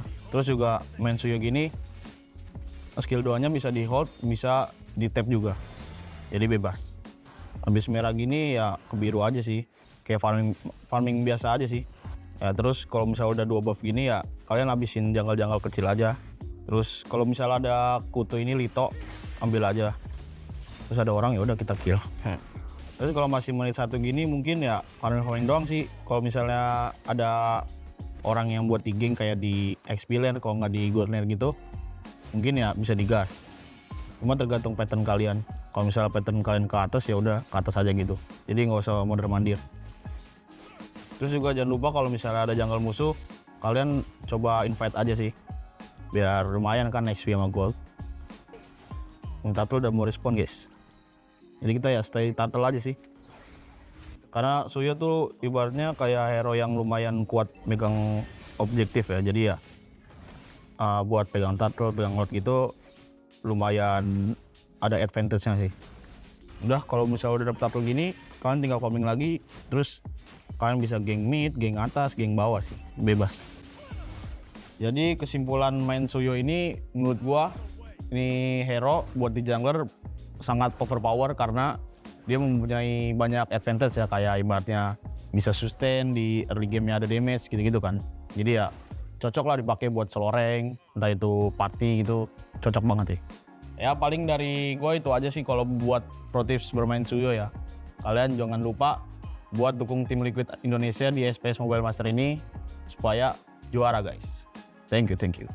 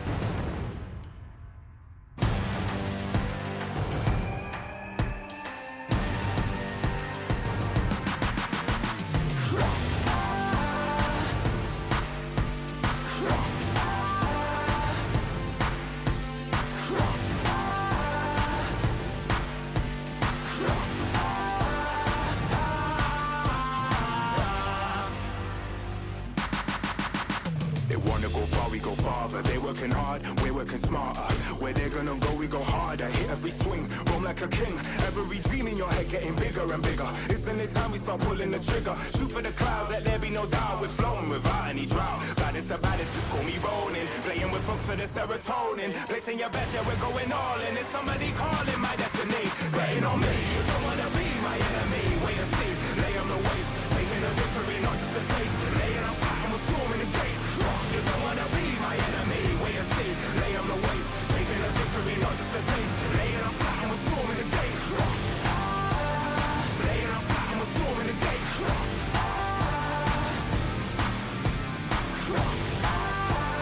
Laying on fire and we're storming the gates.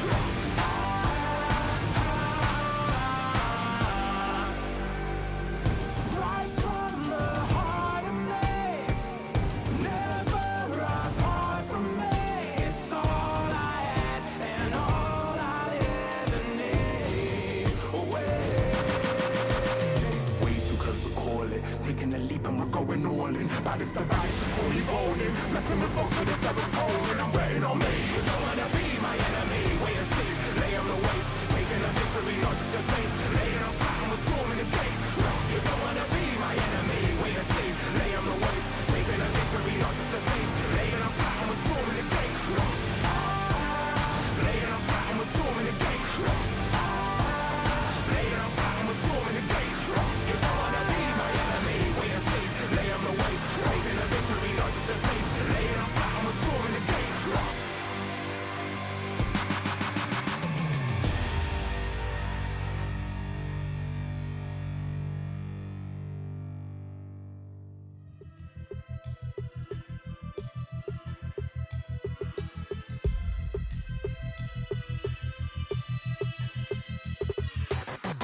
It's a madhouse, it's a madhouse. Had a lot of people showing me some mad doubts. It's a madhouse, it's a madhouse. I got love for the game, I don't cash out. It's a madhouse, it's a madhouse.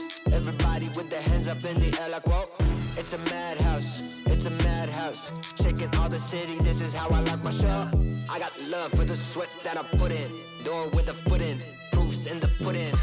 Things I did, all them said that I couldn't. Superhero bouncing like a villain. All y'all rooting, you the fan now. Yeah, you understand now what it took to be the champion that I am now. Head in the sky, it's about the time you land now. And let's see who of us has got the better plan now. Who's got the better plan now? Who's got the better plan? Who's got the better plan now? I'm just trying to understand. Who's got the better plan now? Who's got the better plan? Who's got the better plan now? Who's got the better plan? It's a madhouse, it's a madhouse. Had a lot of people showing me some mad doubts. It's a madhouse, it's a madhouse. I got love for the game, I don't cash out. It's a madhouse, it's a madhouse. Everybody with their hands up in the air like whoa. It's a madhouse, it's a madhouse. Shaking all the city, this is how I like my show. How I like my show. Hey. This is how I like my show. Hey. It's a madhouse. Hey. It's a madhouse, it's a madhouse. Had a lot of people showing me some mad doubts. It's a madhouse, it's a madhouse. I got love for the game, I don't cash out. It's a madhouse, it's a madhouse. Everybody with their hands up in the air like whoa. It's a madhouse, it's a madhouse. Shaking all the city, this is how I like my show.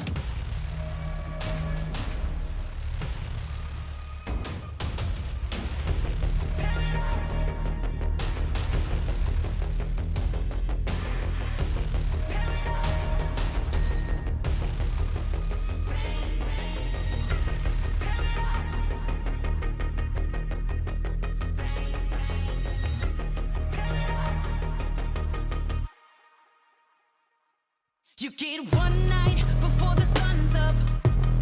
Bang, bang. Tear it up. One shot before your time's up. Bang, bang. Tear it up. You get one chance before you're out of luck. Bang, bang. Tear it up. Tear it up. Bang, bang. Tear it up.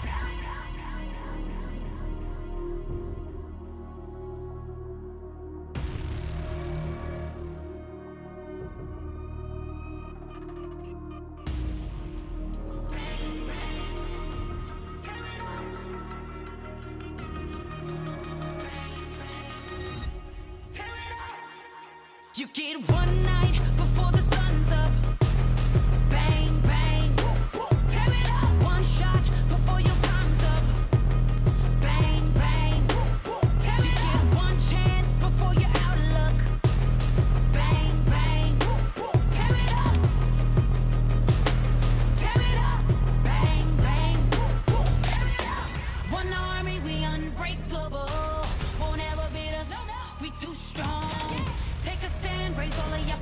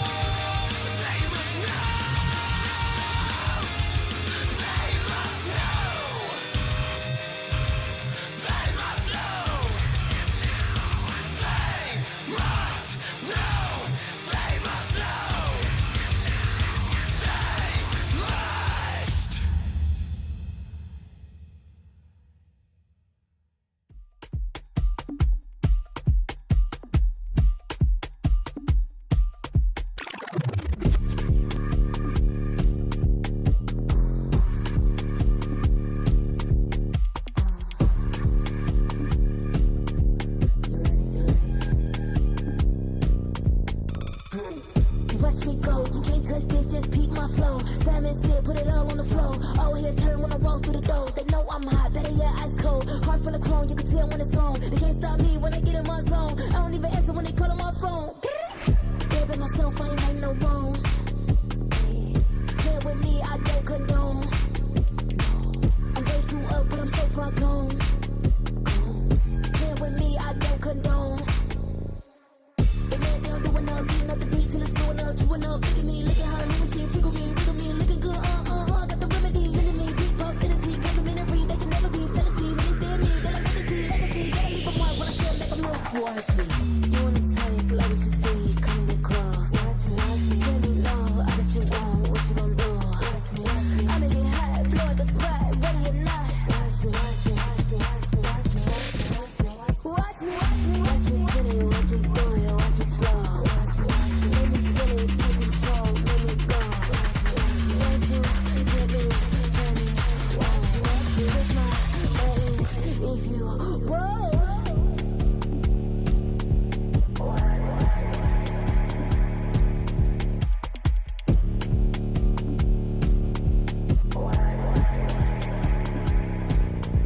Watch me, watch me, better than me. Cocky, you like a fool.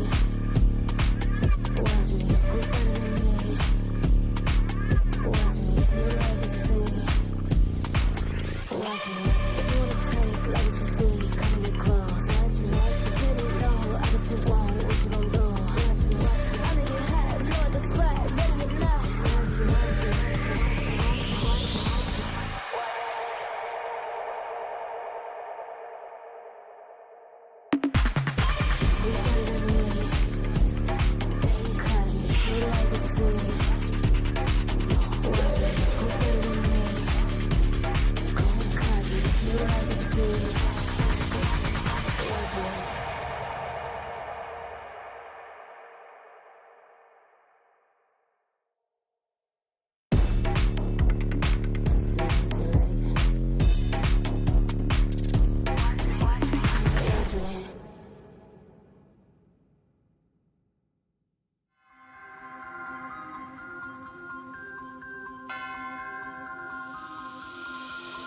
Yo. One thing's for sure, you're gonna recognize me when I walk in the door. And the tactic to get the haters to give an applause. I can get an encore without giving them more. But wait, I'm giving them more.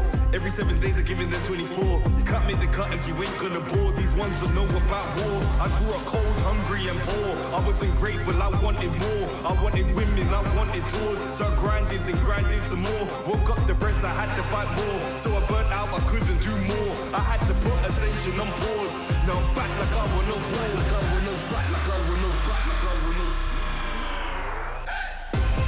Winning again, I won't stop till I'm winning again. Winning again, I won't stop till I'm winning again. It's cold outside and I thought I couldn't do it again. Winning again, I won't stop till I'm winning again. I'm in my bag like loose change, self-proclaimed hero like Bruce Wayne. Out the sight even if you bought new frames. All this talk about weight but got no gains. How you gonna do a sight with no aim? Marathon longevity is my lane. I get dark like under the duvet and don't roll with a weak link like a broke chain. Self-ignorer when I was poorer. My struggle gave me a God flood of the Torah. I didn't stop me pleasuring somebody's daughter. My cup running over to the spills of the saucer. Call me true to author. My battle plans rapper terroristic torture.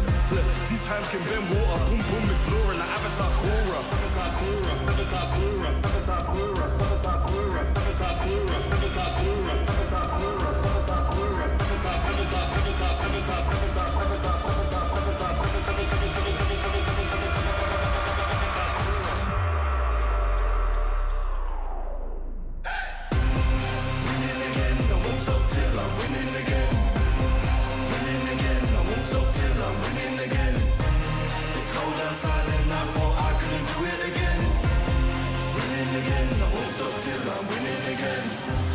I rhyme like nursery, still my style, you will reimburse me. Plus 30, big hands and they're sturdy. I'm Drew the first, I'm back like anniversary. I came back worthy, like I swam in lava till it no longer burns me. I walked the desert for my ego's perjury, working for that zone where you can't outwork me. I'm a big man, but I ain't 32. I came to the front line with like 32. I'm a Rex, that's a shout out to 32. I'm a danger and I play 32. I'm just so 2032. Ahead of my time, so I'm hard like broom. Flows the bomb like I shook the room. I stay lit like Christmas and hot like June. Winning again, I won't stop till I'm winning again.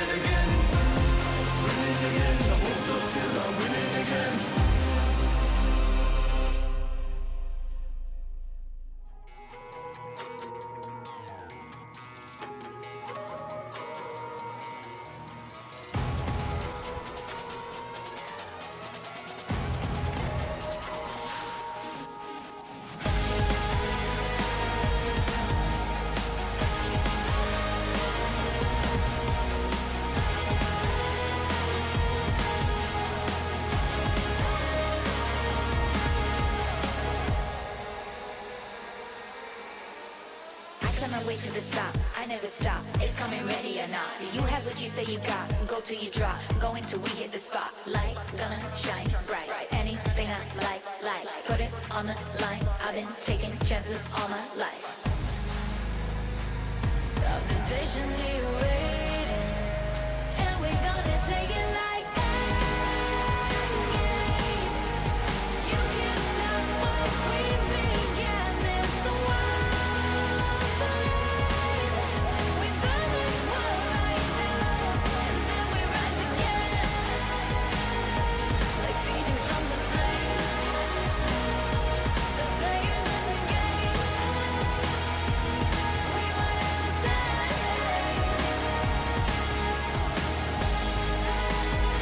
We at the finish line. It's one day at a time. To make you feel alive. To make you feel alive. I climb my way to the top. I never stop. It's coming ready and now. Do you have what you say you got? Go till you drop. Going till we in the spot. I climb my way to the top. I never stop. It's coming ready and now. Do you have what you say you got? Go till you drop. Going till we in the spot. The game. Yeah, we one and the same.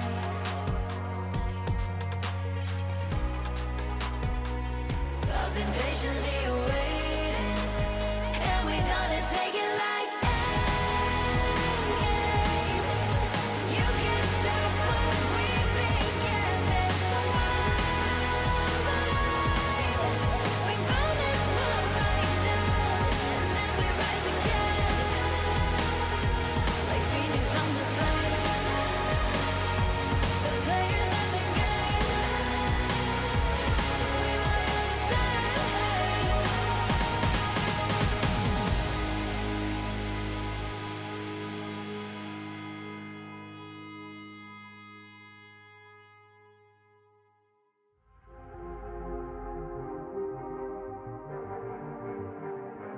Yo.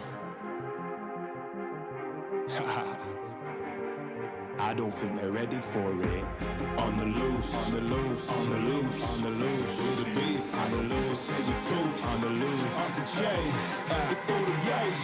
Yeah, getting wild, shot me out the cage. It's getting wild out here. One by one, we watch them all falling. It's getting wild out here. But I'ma be the last one standing. You can't stop what's begun. You can't stop a revolution. Come in, come in. It's getting wild out here. Yeah, it's getting wild, it's getting wild. Eating them, beast, eating them, feast. Fire the most, tire the least. See them admitting defeat, and they so useless. I'm so ruthless. New phone, who this? Give no reply to excuses. Got no bite, man, I'm toothless. Living a lie and the truth is, got this power, bringing it. Play my anthem, singing it. Every mountain, ringing it high. I soar, I rise, reborn. Strapped, I'm back like never before. Taking my final form.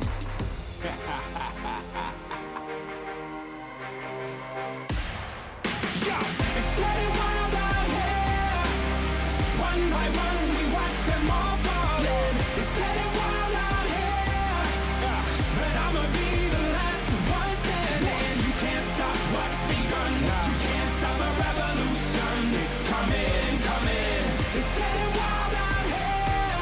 Yeah, it's getting wild. It's getting wild.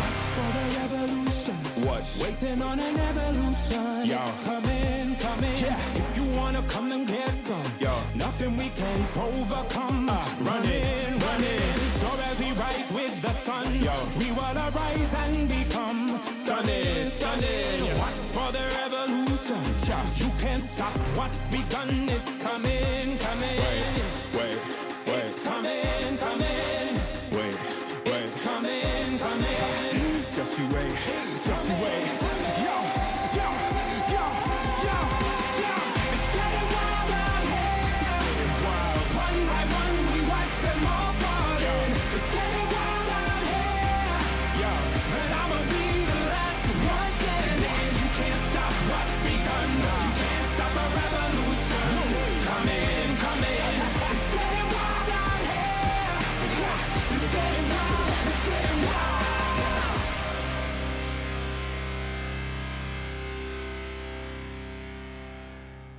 Ain't nobody in my lane. Me and you, we ain't even playing the same game. Take my own credit, no need to drop names. Drop the weight, clean slate, I'm insane. It's giving insanity on a melody. More flow than a manatee. Levels that I reach, man, I defy gravity. Heart so strong like it runs in the family. I've got the haters out of breath. Ain't talking about then and when I got them distressed. Giving palpitation when I say it with my chest. Do the calculation, it's time to invest. Acquiesce that I am the empress. Going so sick, someone call a vet. I just can't be tamed, that I'm the Loch Ness. So blessed, they can't comprehend. I turn a skeptic to believer. I am a leader, resurrected like it's Easter. If you step to me, you'll get the misdemeanor. They can't defeat her, they can't connect the reader. Can't decline, don't worry, I'll be fine. Cause all I see is ups in the line. Did I plan this? Is this by design? Come reflect, my light can't be denied. Come correct, cause this moment is mine. It's mine. Tell me you're feeling up. Tell me you're feeling up. Do it like nobody does. Sipping that haterade, right to the finish line. Tell me you're feeling up. Tell me you're feeling up. Do it like nobody does.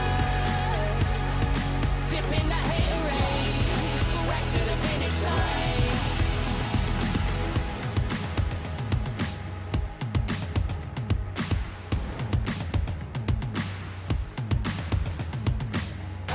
I got the haters out of breath. Ain't talking about then and when I got them distressed. Giving palpitation when I say it with my chest. Do the calculation, it's time to invest. Acquiesce that I am the empress. Going so sick, someone call a vet. I just can't be tamed, that I'm the Loch Ness. So blessed, they can't come. Tell me you're feeling up. Tell me you're feeling up. Do it like nobody does. Sipping that haterade, right to the finish line. Tell me you're feeling up.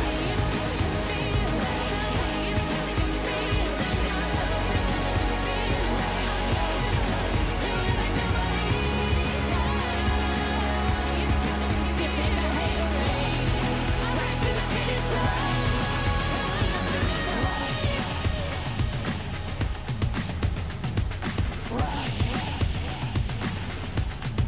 Tell me you're feeling up.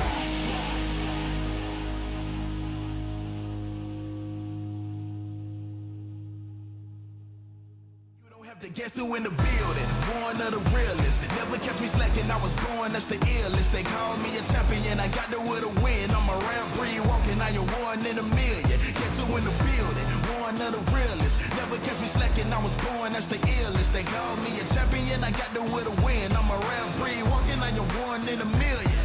Yeah.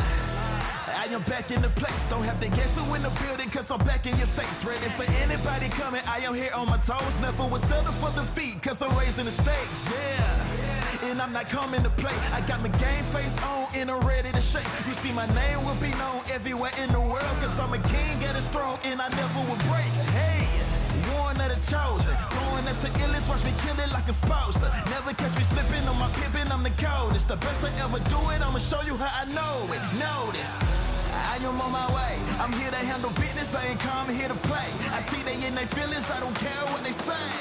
I am one in a million, you don't have to guess who in the building. Born of the realest, never catch me slacking, I was born, that's the illest. They call me a champion, I got there with a win. I'm a round breed walking, I am one in a million. Guess who in the building? Born of the realest, never catch me slacking, I was born, that's the illest. They call me a champion, I got there with a win. I'm a round breed walking, I am one in a million. I'm a rare breed walking, I am one in a million. I'm a rare breed walking, I am one in a million. And I'm at it again. I'm a bad man walking around and tell all your friends. And whoever wanna test me, I am standing my ground. As they come closer, I am focused as I sprint with a grid. Yeah. Cause they know I'm a fool, and they know I'm that dude. I don't follow their rules, never bow to their principles, never choke when I move, never fold under pressure, never vouching to lose, yeah. I am on my way, I'm here to handle business, I ain't come here to play. I see they in their feelings, I don't care what they say. Cause I'm one in a million. You don't have to guess who in the building. Born of the realest, never catch me slacking, I was born, that's the illest. They call me a champion, I got there with a win. I'm a round I am one in a million. Guess who in the building?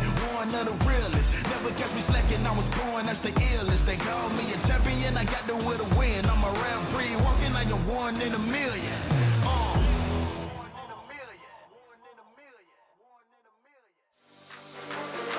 We on the way.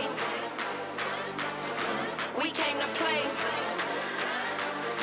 We on the way. Showdown. Let the games begin. You can't stop us. I came to win. You can't stop us.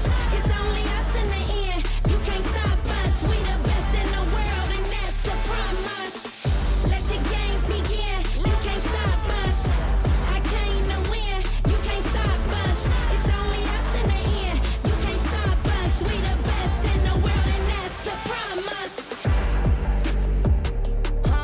Yeah. What?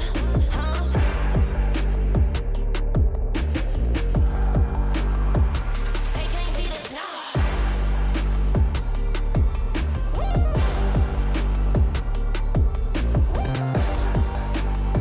Let's get it.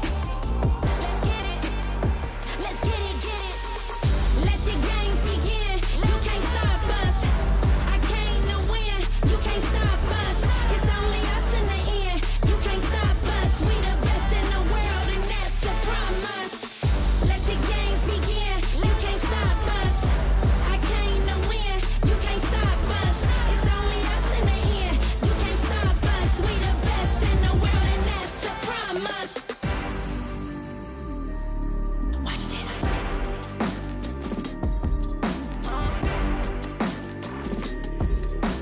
3, 2, 1, let's go.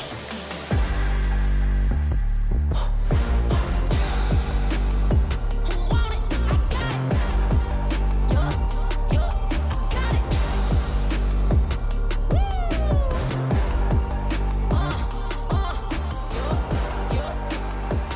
Let's go. Let the games begin. You can't stop us. I came to win. You can't stop us. It's only us in the end. You can't stop us. We the best in the world, and that's a promise. Let the games begin. You can't stop us. I came to win. You can't stop us.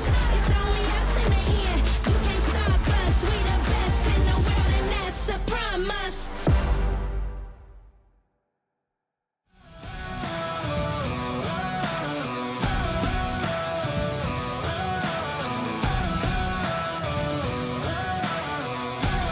Soaking the fire under my feet. Soaking the fire under my feet.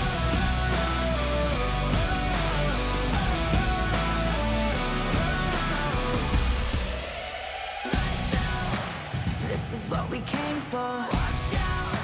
What we got you can't handle. Step out. 'Cause we don't ever stand still. No doubt. I'm ready for the gamble. I'm ready for the gamble. Ready for the gamble. I keep feeding the flame, chasing the fame. This war will never be enough for me. I feel it run through my veins. I sharpen my aim, soaking the fire under my feet. Soaking the fire under my feet.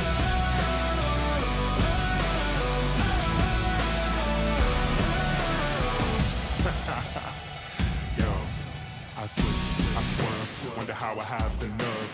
Leaving the heat on the track, too hot and I'm lighting the match now. Blasting off our rocket, grab the mic just to drop it. My Fahrenheit is shocking, amazed, dazed by the centigrade. Come now, don't be phased, follow the trail I blaze. First place, no second to waste. Pyromania, fanning the flames, burn the brightest they've ever seen. Give an arm of that third degree, I'm the kerosene and I smoke them out. Fire away, counting down. 2, 1, ready for the gamble.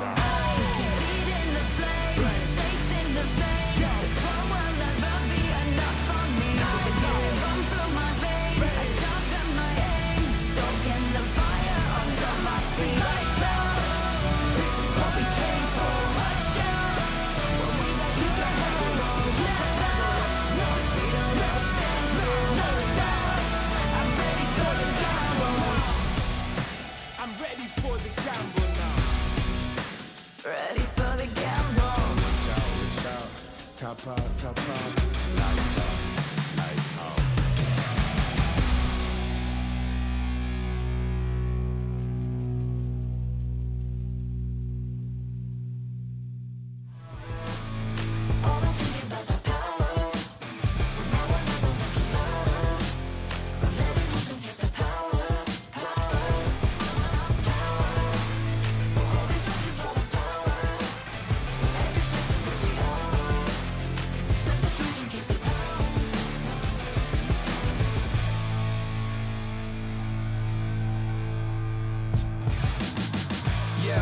moving automatic. See the top spot, but I move right past it. You're not number one, man, you thought you had it. I got what I want, now it's more than average. We are the masters. Now we back on the roll, headed back to the throne, cause we back what we on. Now we here to set the tone, got the spirit, got the soul, never question the power. Yeah, we showing you the power. Power.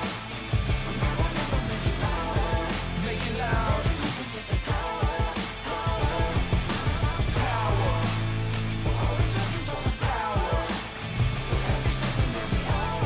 Don't waste a minute.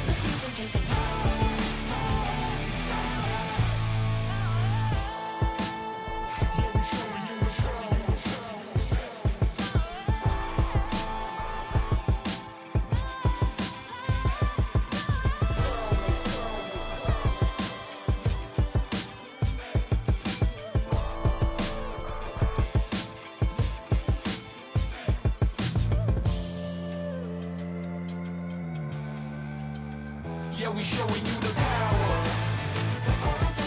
Power. Make it loud. Power. Power. Don't waste a minute. Yeah, I'm moving automatic. See the top spot, but I move right past it. You're not number one, man, you thought you had it. I got what I want, now it's more than average. We are the masters. Now we back on the roll, headed back to the throne, cause we back what we on. Now we here to set the tone, got the spirit, got the soul, never question the power.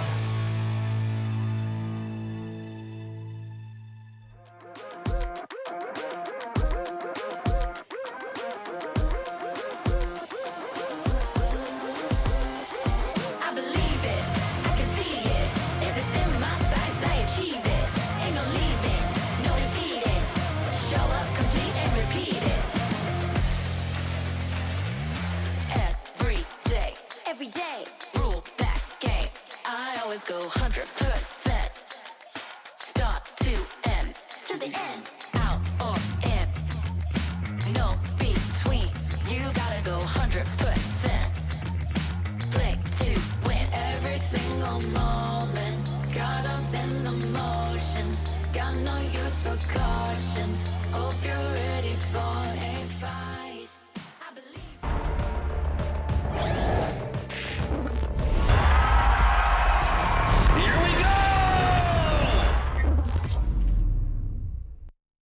The Snapdragon Pro Series is brought to you by Snapdragon Elite Gaming and DHL.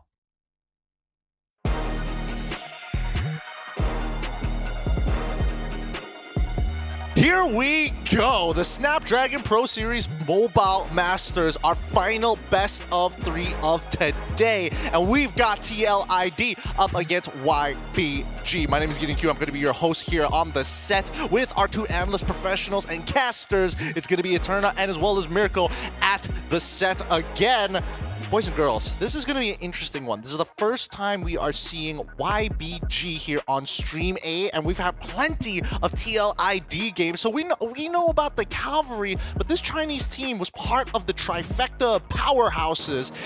They're not DFIG, they're not KBG. This time around, we have a new representative, and honestly, not a lot of information to go off with this team.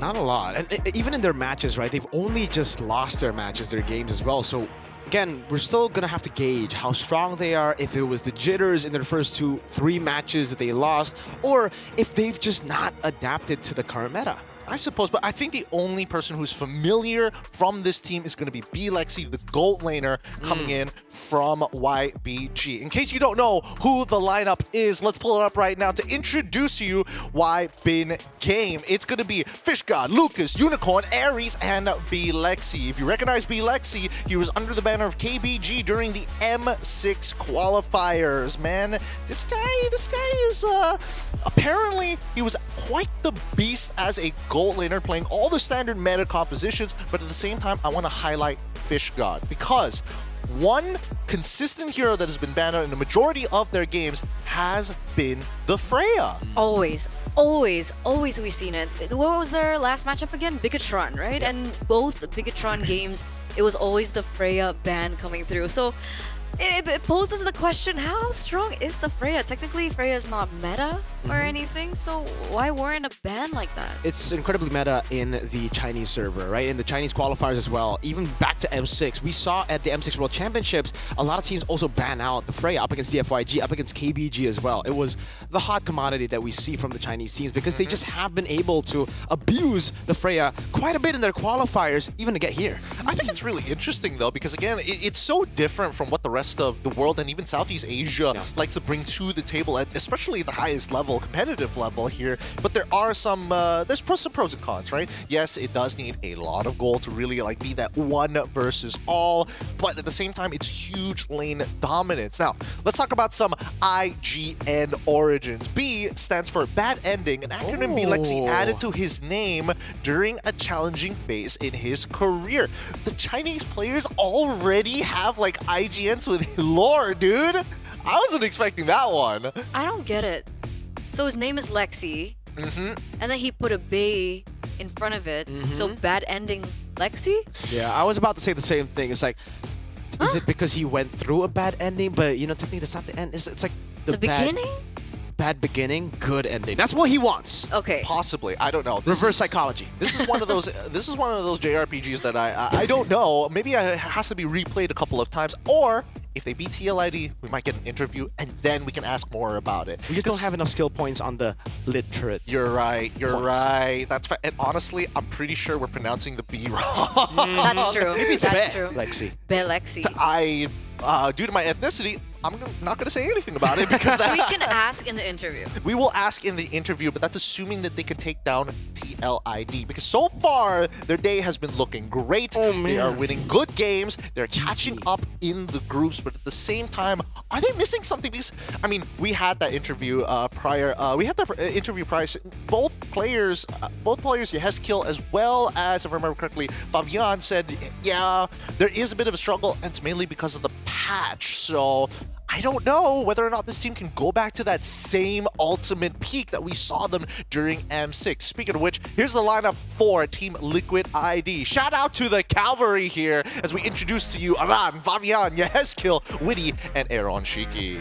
I think this is where things begin, right, for them. Because of course we saw similarly enough, I think 2 seasons ago when they first debuted with this roster that we're seeing right now, for them to kind of, you know, accentuate themselves with the current patch. And I think Witty has always been on top of the patch as well. So it maybe just needs some time adjusting, and it's looking good so far for them. I mean, again, we talked to Yeheskill earlier on, right? And he said he wasn't as, he's now liking the Jushins now. So maybe we can talk to them a bit more. We can, but we're going to specifically talk to Aaron Shiki because Rose and Coleus have something to say with them. Let's jump right over right now.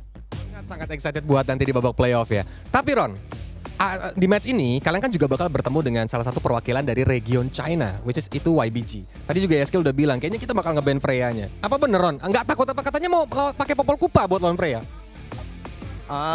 Karena Freya-nya jago, jadi kita harus ban. Ya, ban Freya. Okay, so previously just now we actually asked Yeheskill on what their plans is going up against YBG, and he mentioned that they're gonna be banning the Freya, and he said it's because their Freya is good, so we just ban it. Respect the opponents, right? Yes, of course.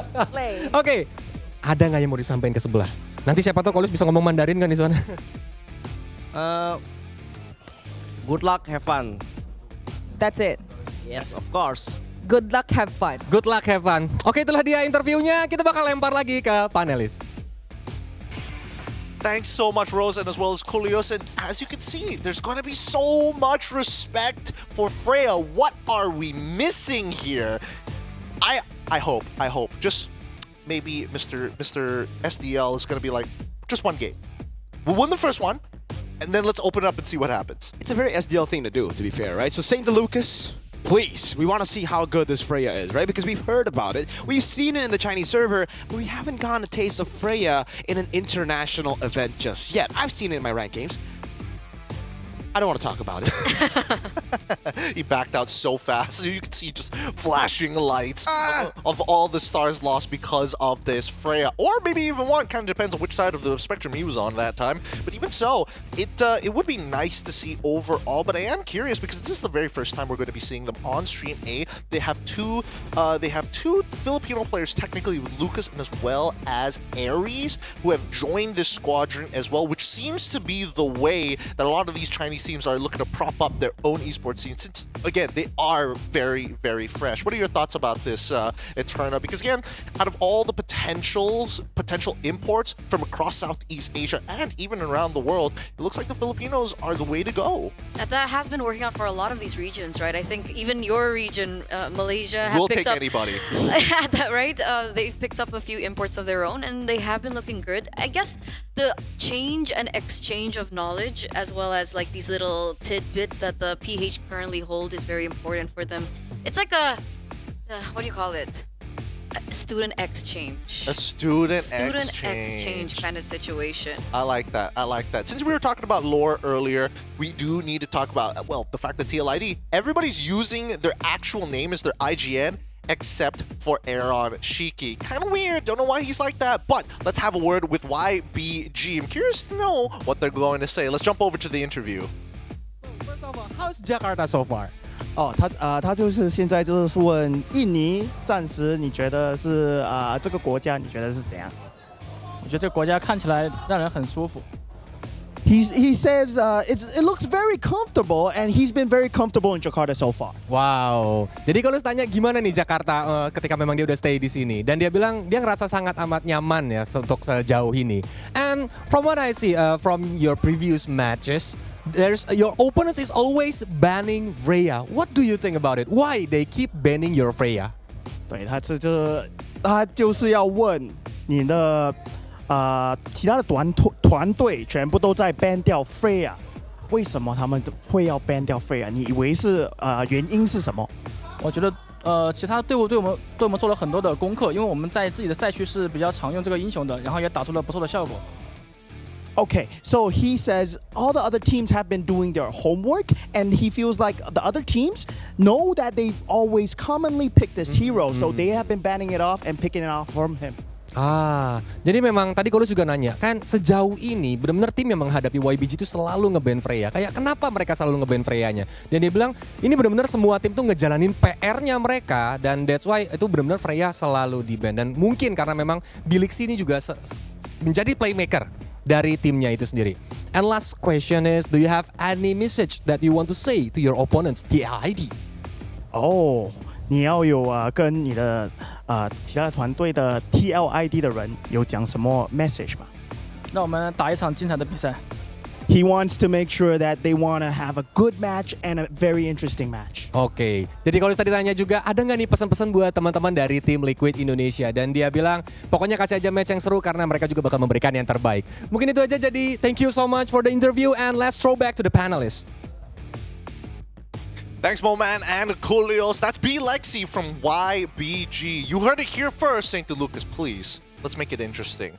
Make it an experience. Make it competitive. Let that Freya through. Dear Lord, we got to see what all the fuss is about, man. What's it about? What's it about? How can we? I don't know. Maybe I don't. If we do get to see it today, I might even try it in my own ranked games in the EXP lane. I don't know. Just not with me. Hey, yeah, you never know. You never know. Maybe it's a team effort that makes it work out. But as we get into these games here, I think that the draft is going to be, I feel like it's going to be a little one-sided here. It feels like, a lot of the success coming in from YBG, especially from their qualifiers, really came down to just like individual performances and out-drafting the original Chinese teams that they were playing against. But in comparison to the rest of the world, now that they've got their homework down, it feels like a formula has already begun before the game has even started. Yeah, I spoke to Renmar earlier on as well because he has been casting a few of the YB games, right? And I was wondering if we were to, talk about this team, because we haven't had them over here in Stream A, what would we talk about and what stood out to you the most? And I think the main thing that he was talking about earlier on was the fact that this is a team that loves their pickoffs. So they found a lot of success on the Chos, on the Jawheads. And I'm wondering, with that being such a template, whether or not that's going to be easily read out by TLID. Yeah, or if it's just going to be denied away from them, right? Yeah. Because for TLID, they have been able to find a lot of success through those pick-off picks as well. Up against Bigatron, Witty picked up Jarhead 3 games in a row over the Suyo as well, but then they adapted. St. Lucas told Favion, OP, Suyo, pick, done.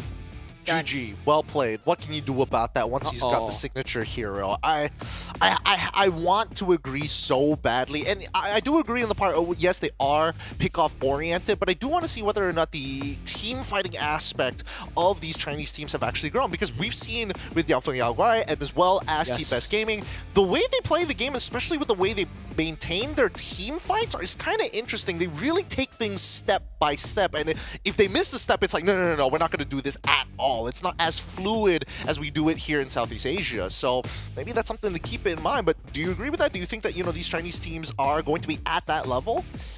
I think it's very hard to say that right now, right? I think the closest one we've seen to actually being able to match the main regions has been the FYG. Other than that, the performances from KVG and now looking at the performances for YBG as well, I have not been convinced.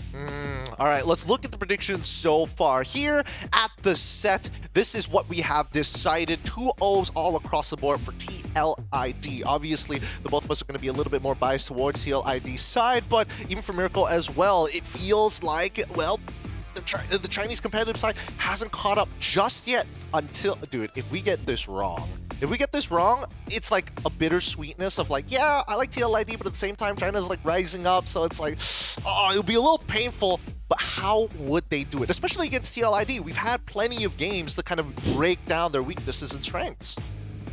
They've been able to really adapt a lot of times as well, though, TLID. Like, a lot of times you would see these weaknesses, but once you meet up against them, you try to exploit those weaknesses, they've already covered it up. SDL, Witty are the 2 real masterminds behind, again, always being able to have the right plan for the right team. So the weaknesses you saw in the previous games might not happen here because they prepared differently to YBG compared to BTR, compared to, again, previous teams. But if there's any time and any moment for a weakness to be exploited for TLID, it's now. I think this is the best time with them still figuring things out. Their dominance in their previous performance was, well, how do I put it lightly? But it wasn't against a top tier team. So. Excuse me, what are you saying? There was obviously a disparity. Some may say like viewers help me out. A giant gap. Are you saying? Save me. Are you saying a bad team took a game off TLID? I didn't say that. Look, it'll be interesting to see how YBG can really exploit some of these weaknesses. Now, let's imagine we are YBG. We're going into the drafting phase against Mr. SDL himself. Where do we go? Because at least we know for one of the bands, almost guaranteed, it's going to be that Freya, right? So that could open a couple of options. And for me personally, I'm going to take the RRQ route. I'm going to be like, okay, yeah. Maybe we ban out the Suyo on the red side, assuming we're on red side. And then from then on, Harith, and then lead it up with something else? Mid laner maybe? If I was YBG, I'd focus on Belexi. I'd focus on the gold lane. In MPLID as well, when Aaron Shaky gets punished, when he doesn't have a good time in the laning phase, that's when a lot of teams have been able to really take control in their matches against Team Liquid ID. So here, we have seen Belexi be one of the strongest points of YBG. Try to utilize that in game 1, try to cheese their way into a win in the gold lane and transfer over. Maybe a Moscow pick there. But so far, on the topic of side lanes, I think Aran has found a lot more success on his comfort heroes as well. Like the Hilda, he's been utilizing over and over and over again.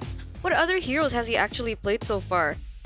Hilda and Edith, Lucas, Phoveus, but not to the success that we see him on the Hilda. And that's why if you take a look at this, it's actually appearing in most picked. That's fair. I mean, team average kills are looking... Oh, man, these stats are whoppingly in TLID's favor. Whoppingly. Yeah. Oh, boy. Wybin Game has not found much success just yet. Although, I do hope that it does get a little brawly amongst the side laners, right? Maybe not towards the gold laner side. I do agree with you. That's probably one clear way of playing the game, but I would like to see Fish God try and take Aran in a more brawly style rather than I have to play a tank, you get to play Hilda, and that is going to be that. The draft is up right now with Wybin Game currently on the blue side against Team Liquid ID on the red side. Kalia, first pick lock-in. Okay. No Freya. No Freya. They're not going to let it go, man. SDL, we thought maybe SDL will be the guy to say, all right, let's let Freya go, man. Let's try it out. No.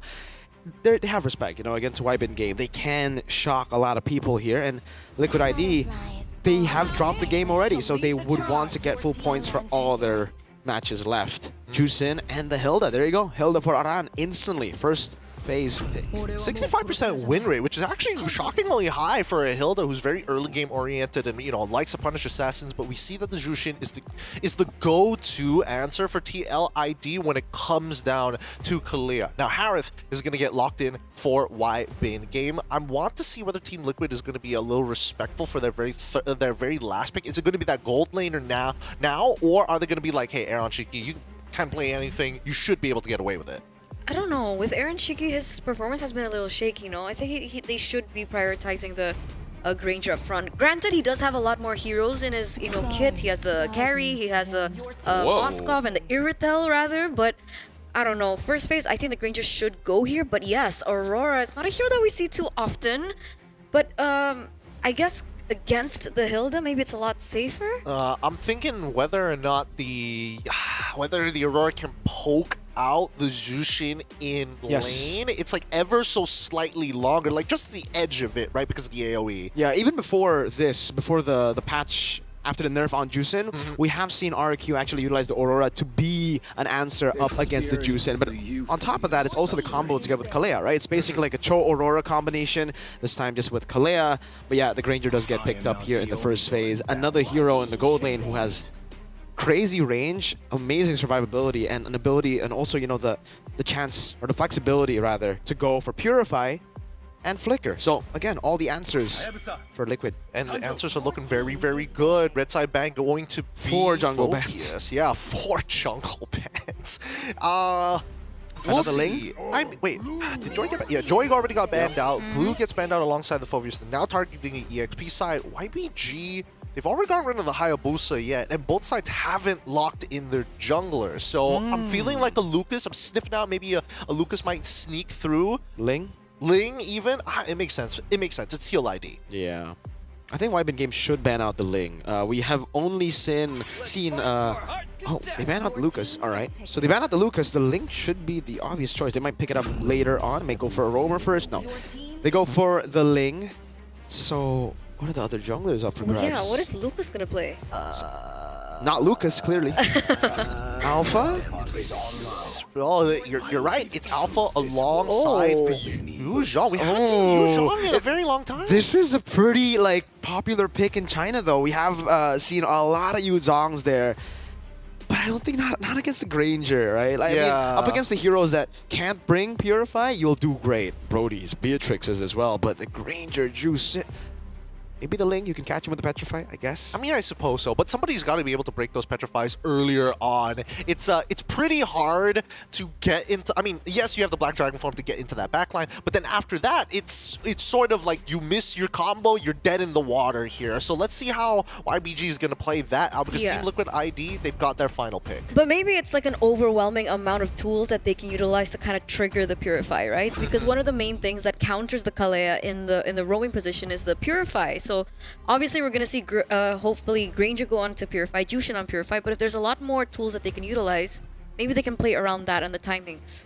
And now the fulfilled requirements for the side of TLID. If they want to skirmish, they can absolutely do so, but map control and information is going to be the name of the game for TLID. I don't think they have many ways to punish it unless YBG decide, hey, Kalia, just grab the first person you see. Let's burst them down as we start heading into this game number 1 of our final series of today. Wybin Game versus Team Liquid ID. Mirko Eterna, it's your time. All right, thank you so much, Gideon. Let's get into it right now. Ladies and gentlemen, our final game of the day here at the Snapdragon Pro Series Mobile Masters. And we're going to close it out once again with TLID and YBN Games. Here's the thing, though. What do you think the early game is going to look like, right? Because we have Alpha on one side, but we have Ling on the other. And technically, the Ling should be able because of the Cho and the lack of the Matilda. On paper, it should still be a neutral objective win early on for Wybin Game. But again, execution plays a big factor into this early game here. The fact that Witty is on a Chone as a signature pick, that was the pick that got him Finals MVP in Season 14 Grand Finals. Aran on the Hilda.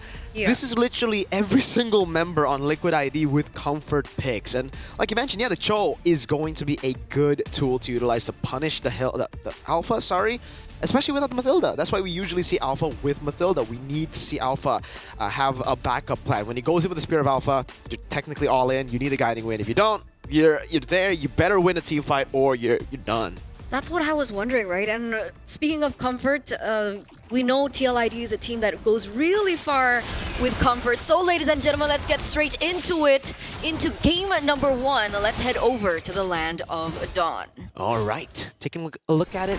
Nothing too crazy right now. Witty actually going in, almost stealing it away. Oh, Witty! The wise now Witty, the crazy man, takes away the orange. Lucas red treat early, a disadvantage at the start of the game. Aran wants more. Oh, don't tell me he steals it as well. 0 camps for Lucas. That was a huge win for TLID here in the early portion of the game. One, taking away a lot more XP, so giving Fabian a little bit more, room to wriggle in, especially in the early stage of the game when these two teams will be contesting for the neutral objectives, but also everything else, right? The tempo has been stopped for YBN game, but wait a second. Oh man. Unicorn just being zoned away by Aran, who can soak in all that damage, is just such a big loss. He's losing out so many waves in the mid lane, getting shoved in by Witty. And even in the bottom lane, you can see just the deny in minions through Yehezkiel shoving it in. This is nasty by Liquid ID, man. They're playing a game that YBN game doesn't even know exists. But the thing is, we are looking at YBN game having a hold onto the gold lane, right? Earlier on, we saw Yonshiki really just caught under turret and maybe even denied a few. But, Fish God in no man's land. First blood. No Petri, no ways to really disengage. Yehezkiel could have gotten the kill. I think alone, Ares, man, trying to make the most out of it. A full wave going to be denied again. That's level 4 for Aran, Yehezkiel, and Fabian's going to get level 5 before Lucas gets level 4. Witty's walking up again, has the Jikundo, will try to go in again. Aran is right there too. Orange buff going to be resetted as well as Turtle will be taken for free. No contest. This might be another steal. Crimson Beacon now knocking him up. Lucas unable to get level 4. Yehezkiel just bullies him. Orange buff taken by Aran. It's a disaster. 1,900 gold lead already for TLID in the first 2 minutes of the game. And everything else just really can't describe how dominating and how controlling TLID are in this. It's classic TLID, right? Usually we see maybe the Khalid Hilda combination, but the idea is the same, right? They go very aggressive into the enemy jungle, and they do exactly this. Look at the pressure! No Unicorn barely gets out alive. Level 4 at 2 minutes, an alpha. We were talking about the early game, going to the alpha, but this is what I was saying, Eterna.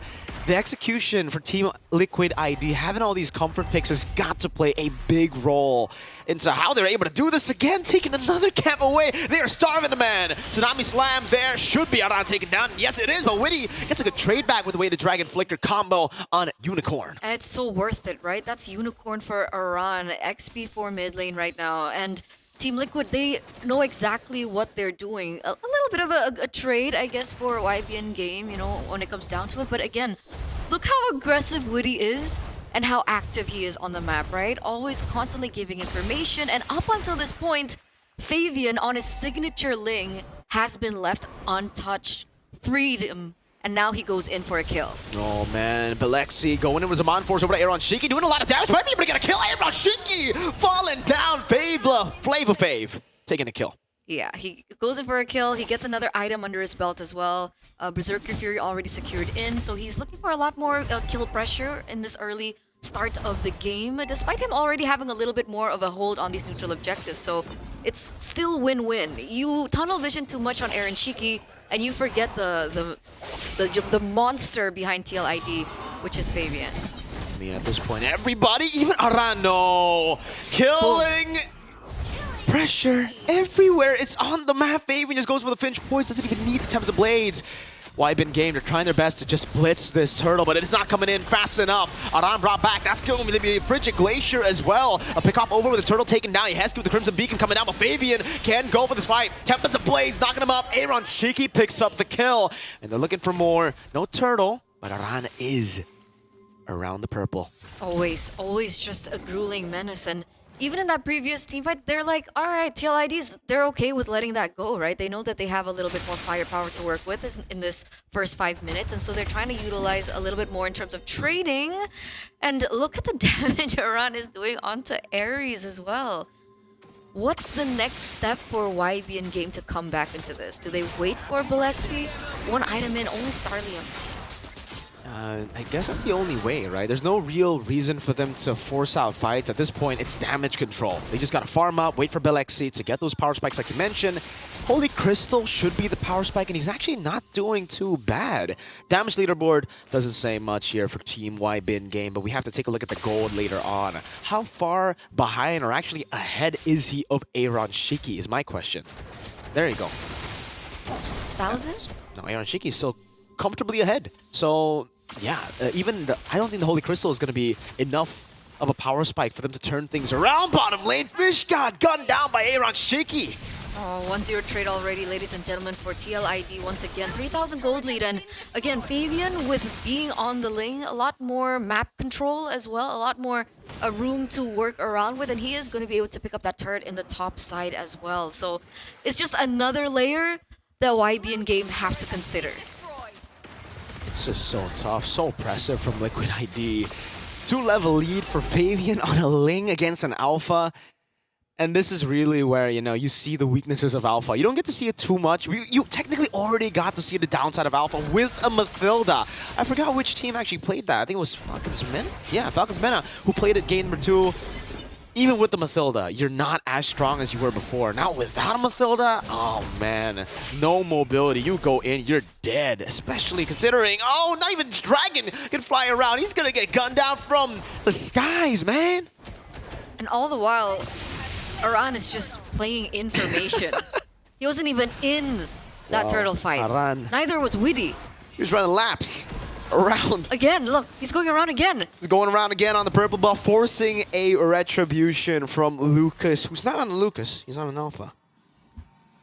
His name's Lucas. Oh, yeah, you're right. Yeah, he's Lucas, but not Lucas. He's Lucas Alpha. Lucas, but not Lucas. Anyway, looking at the items, we can see the gold disparity, 1,600 in the gold lane and a whopping 2,000 gold ahead from Fabian, already securing his next item, the Haas Claws, and you can already feel how much he's going to be able to do in these team fights, right? Imagine just getting bursted down or just DPS here in the front. Oh, wait a second, there's the punch going through. Whoa, he used everything. I think you just see Aran still survives it all. Oh my lord. Belexi punished. One last shot here on Shiki. Trying his best to thread the needle to get that last shot. Won't be able to find it. But that's a win for Liquid ID. 4 ultimates used on Aran, on that Hilda. He just took it. And it makes sense, right? Imagine being 6,000 gold behind. Your damage profile is not exactly there just yet. In terms of, you know, item, like defense items, it's not there just yet. So the fact that they have to, you know, throw everything just for one member, it's tough. It's challenging. You can see again how TLID are posturing. Again, Weedy being a lot more oppressive as ever, as well as, you know, Aran being the Hilda that he usually is. I think at this point, YBN Game are kind of stuck in their own base. Oh, what? Belexi and Unicorn disappearing out of the map, man, just like that. Oh my goodness, Flavor Fave. Looking for a play. Aaron Shiki. Last shot over to Ares, not able to find it. Team Liquid ID comfortably ahead. And honestly, Eternal, I'm not too sure if it's just an alpha thing. I don't know if it's an alpha thing or if it's a player thing. Because again, every time these teams pick up the alpha, they're always so out of sync with the team. We saw earlier, Tsunami Slam come down, Lucas, Spear of Alpha, the guy away from the Frigid Glacier, and now he gets gunned down again. Aaron Shiki, farming kills, farming players. Unicorn almost getting caught as well. Ares walks up, Zamanfor's coming down as well. The Purify's right there. They all get baited in by Aaron Shiki, who's able to kite away to get a triple. Now looking for the Maniac, a Petrify, and a shutdown for Fish God. He started at what, 3-1-3? But he's now at 6-3. Sure, the shutdown goes in, but those are still stacks over onto the Sky Piercer. 4 members traded for Aaron Nishiki. Worth or not worth? Plus TLID get the Lord. I think at this point, any trade for Liquid is worth. It's worth. Because there's not much capitalization from that shutdown either. If Fish God got it, that's a Yuza who, again, kind of needs to snowball at the start. That window has closed a long time ago. Yeah, we're already 10 minutes in. We have the Lord marching down in the top side as well. The cavalry really just waking up today. What did they eat for breakfast? You gotta ask Fabian, man. We'll get a chance if they win later on. That's a big if, though. Wybin Game. Actually, they don't really have the best of clears now that I'm thinking about it. So coming back is going to be a tough, tough battle. And you know, they're actually more snowball-based now that I think about it as well. It's an Alpha, Aurora. Oh, man, this Lord's going to charge in. There's no holy defense to keep the turret alive here. Let's see if they go for the dive. Witty walks up, menacingly, just standing there in their base. Seeing them look for the siege. We'll be able to crack open a base turret with the first Lord. Oh, Lord. Yeah, they lack the range, so it is a little bit more difficult for them to look for that opening. Technically, you still have Belexi to kind of clear in these lanes, but he has to be a lot more in your face when he does it, right? A lot more vulnerable to the catch potential coming in from TLID, despite the fact that Belexi has the Purifier. Are they going to do it? Are they going to group up and recall together? No. Oh, Liquid ID are flexing on Wybin Game. Oh. 13-4, 10,000 gold lead. I mean, they're feeling it at this point, right? Inhibitor turret, luckily for the side of Wybin Game, get taken down in the top side when we get to the next neutral objective take. But the big question is, will we even get to the next Lord Dance? Look at another Inhibitor turret fall. Tsunami Slam. Oh, able to get Fabian down. That's a shutdown for Belexi. Semaphores coming down over to Aran.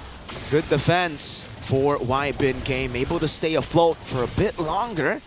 But it seems Team Liquid want to keep on going. Crimson Peak into the midst of it. Oh, good dodge from Aaron Shiki. Getting away from the stun. And now we'll go for the base turret. A good knock-up over to Ares. 3 base turrets. Okay, but that is still something, right? Sure, they take... Oh, wait a second. They're still looking for more. Weedy. Purify out of the way. Dragon Weedy not going to be caught. Flickers out to safety. Lantern Flare coming down. Weedy still able to stay alive. Keeping the immortality. That's so not fair, right? That is unfair. He was caught so low at that point. Luckily, from the side of Wybin Game, there was no Sky Piercer. So Team Liquid will still get a hold onto their roamer. But all 3 inhibitor turrets have been taken down, which means TLID have a lot more than they already have to work with. You have the Ling that can constantly split in the far side of the map, and it's just another headache for Wybin Game to think about. Look at Aran. I'm looking. What is he doing there? He's scheming. Oh no. Oh no, Lucas getting zoned away just through the Lantern Flare. It's giving me Rinse vibes. Uh-oh, hold up. Fish God wants to go in. Aran jumping to the back again. That's a free Lord over to Fabian now. Is that's going to be Aran just doing so much to distract everyone. Witty gets a kick. Now he walks up forward, dishing out damage, setting up for a double, a triple for the Usurper. Fabian wants to go for more. Diving deep into the base, goes back into the bottom lane, wants to just end this game quick. 10,500 goalie, ladies and gentlemen. Only Lucas and Ares to kind of go in for the defense. Will they be able to do it? No, they won't. Lucas can only just bear witness to Liquid ID's dominance in game 1. 13 minutes. 13 minutes was all it took, ladies and gentlemen, for TLID to take this best-of-3 series 1-0. Imagine 4 jungler bans. He gets put on the Ling, and still this is the performance that we're getting from these kids. It's just because it's not just about the jungle, right? They're looking at it, maybe they're thinking TLID, they've only got Mr. Flava Fave. Completely forgot about the others. Aran, Yehezkiel, Witty, Aaron, the only guy who did not use his real name. What is Aaron Shiki's real name? Do you know? I actually don't. It's Sultan, man. I keep forgetting. How do you not know this? You literally asked me this before. It should be Sultan Shiki, yo. King Shiki, the man, the myth, the legend, of course. Look, I was having a conversation with the building in the back just now, and wait. The what building? Do you mean? The building. You're talking to a building? That's kind of weird. Don't worry, you'll get it later. But TLID dominating this game, and I mean, I was even telling Zipper, hey, he was telling me there's going to be a 5-level difference, and I'm like, hey, you don't do them dirty like that, because TLID, their composition is a little mid-game. They need a couple of items first before they get to that point. Mid what? That's what TLID was at. We were saying the same thing. We're like, all right, early game on paper, it should be the alpha, but it's all their comfort picks, and you know they play a mean game when they get Hilda. They do. It's a little too mean. I feel like Aran is getting away a little too much on this Hilda. Like some of the stuff he got away with was a little illegal, and somebody needs to put him in his place every once in a while. They did once, right? They got a good tsunami slam on him, but then after that, he took everything. Everything. Maybe everything except the Black Dragon form, but still, man, it's everything. Wait, is it an MPLID that sometimes we see the Hilda being banned out in the first phase? We always get to see that banned out when we see it against Liquid. And RRQ Dairen plays a mean Hilda too. Yeah, they're both. It's just annoying. Hilda is just obnoxious to deal with, and I don't think YBG right now with the draft that they have. I think they just let in with the comfort picks, of course, because what else could they do at that point, right? It begs the question whether or not it is their version of what the meta should look like, or whether it's just the limitation of the hero pool. It's a little tough to say at this point. What do you guys think? I think it could be what you said the second time, right? It might be a limitation of that because, I don't know, maybe their meta is just different. Yeah. I said it in the game, right? When they did what they did early on, taking the orange, taking the camps, the entire bot side jungle was taken by Witty and Aran. They're playing a game that YBin game doesn't even know exists in the meta right now. Yeah, it's rough. It's rough to play, especially with Aaron Shiki able to bait the way that he did. Hey, to be fair, he did get killed 3v1 3v1 against Lexi. So we know the Chinese can push buttons. Yeah, he's not untouchable. Oh yeah, but he definitely is Granger danger. This game is Granger danger. Hide your kids, hide your wife. Death Sonata from halfway across the map here. Whoa, Fabian. Whoa, calm down, Fabian. Whoa. Did he just say what I think he said? What did he say? He said Popo, and then Aaron Shiki was like Popo Koopa, and then a cut. Yeah, for sure. Popo Koopa. Yeah. For the Freya, right? Yeah. Yeah, maybe. We'll see. We'll see whether Mr. SDL allows it to go through. Because, I mean, after getting so much confidence, and you know, I feel like no matter what we say about TLID, like coming back into form, there's always that part of them that's a little playful, that's a little cheeky, that wants to like, oh, let's dabble a little bit. Let's see how far we can go in the deep end of the pool. And I like that because we haven't seen that shade of TLID for quite some time, right? The last time we saw that cheekiness was M6. Yeah. It's almost like his name is Aaron Cheeky, not Aaron Cheeky. Aaron Cheeky. He should be Aaron Cheeky. I think he performs better when he has that confidence to trash talk, to showboat as well. We got the 5-man recall. We can still see a glimpse of the previous confident Liquid ID. This is what we want to see, even in MPLID. Please, Aaron, don't be humble. It doesn't fit you. Don't be humble. It does not fit. You're too cool for that, man. You're too bad boy for that. I don't know. Maybe the substitute waiting there is just looking at him, just like say something bad, say something racist, and then I'll take your place. Pull a Nile. Oh boy! First game going over to TLID, which leaves YBG. Man, they need to think about how they want to play the game because again, it's clear that they don't have the experience, and especially teams who are an emerging region learning the ways of the game. You think that, oh yeah, you know what? It's so easy to get into the late game. It's like, what, 10-13 minutes and you're all ready with your core items? No, there's so much more to the complexities of that early game as well. Something which I hope YBG takes advantage of, but even so, I feel like with the meta heroes that we have now, it's a little hard to do that. Maybe start with taking the Hilda? I mean, if we're talking about early game, then maybe choose a jungler in the first phase, right? Because I think leaving it up to the alpha was like way too difficult for them to deal with. Banning out 5 junglers when you haven't picked up a jungler for yourself is one of the it's a decision, one of the decisions of all time. One of the decisions. All right, with that being said, we're gonna go on a short break. Much to discuss here when it comes down to YBG versus TLID, currently at match point. And when we come back, we might see the conclusion or an equalization here at the SPS Mobile Masters. We'll see you right after this.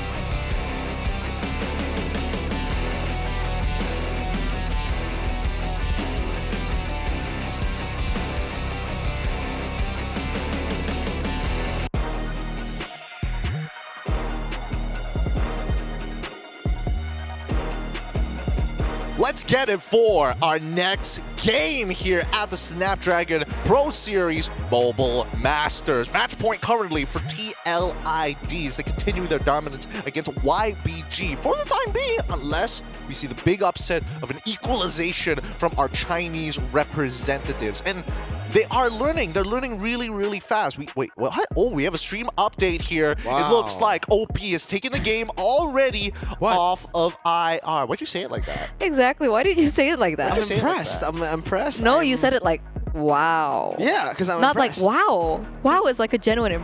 I'm impressed. Wow. I mean, it is genuine. Was that genuine? No, you said what? I mean, it's just like how good are you at expressing your feelings? I'm a man. I'm not good at expressing. Wow. He doesn't apologize. He only buys underwear after they've ripped. And even then, that's true. That's true. Dude, there was more to that. There's more to that we don't want to dive in. I'm sorry, Turner. The testosterone is seeping out here. It's okay. It's okay. It's okay. Let's add a How do you know that? Wow! Press even the one. There you go. You wanted the wow. There's the wow. So you might actually make it out of groups. Might.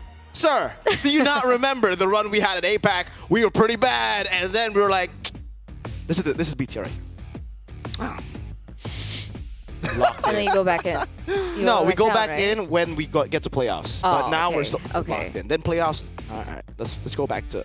Oh, sorry. And casually TLID just being the invited team as country representatives. But TR just a quick whoop. Look, besides the fun and games here, right now the big situation for YBG is they need to get a couple of wins, or if not, slow down TLID. Because if they take one game, it could open the possibilities of TLID not actually getting anywhere close to that first place to get that bye to skip a best of 5 in the playoffs. Now, let's add that feminine touch as we go straight into the draft. Eterna, what do you think about it? Because the bans are already starting to roll through for both of these teams. I mean, I have like this inking feeling that YBN Game is going to pick up the Harith and the Kalia next. This inking feeling? This inking feeling. I don't know where it's from. I didn't know you're into calligraphy like that. All right. Inking feeling. Wow. Hey, man. Pen and quill sometimes. My team's been itching for Kalia. What are we? Oh, Kalia okay. Harith. I told you.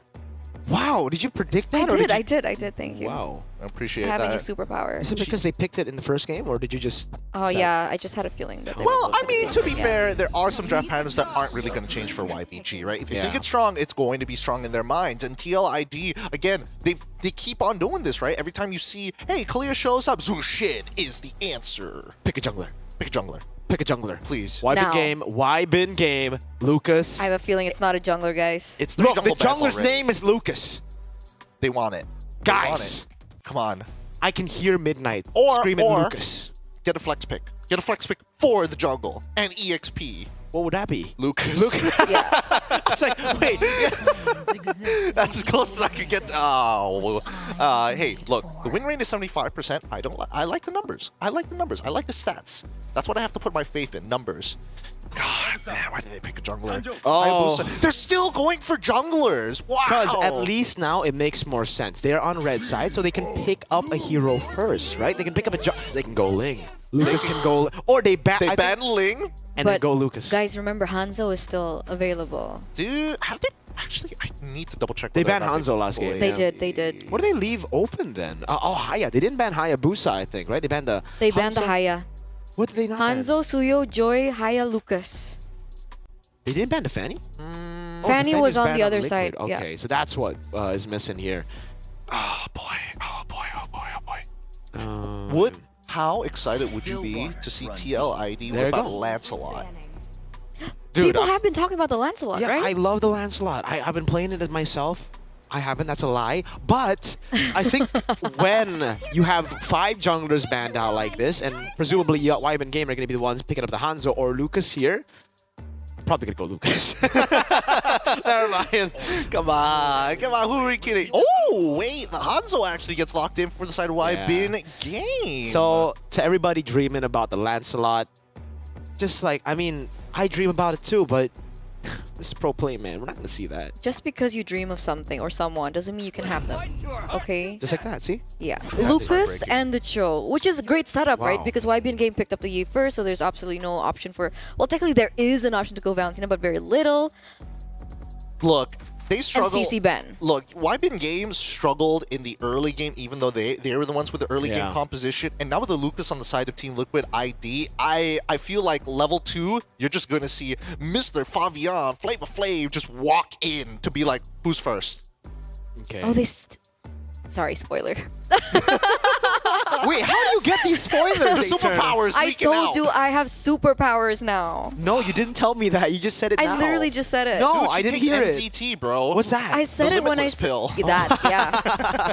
Bradley Cooper. Bradley Cooper in Limitless. YBN Game, go with the Valentina at the very end here. Again, there are some core concepts that are adapted across the world. The problem is they need to get it together, and I think their draft this time around looks a little better. I'm not going to lie. There's a lot of interesting things that they can do with their composition, especially with that Valentina going into the EXP lane. The only time we've seen it is in Malaysia, and that's why I'm excited about this. Valentina XP? Yeah, Valentina, played by Momo.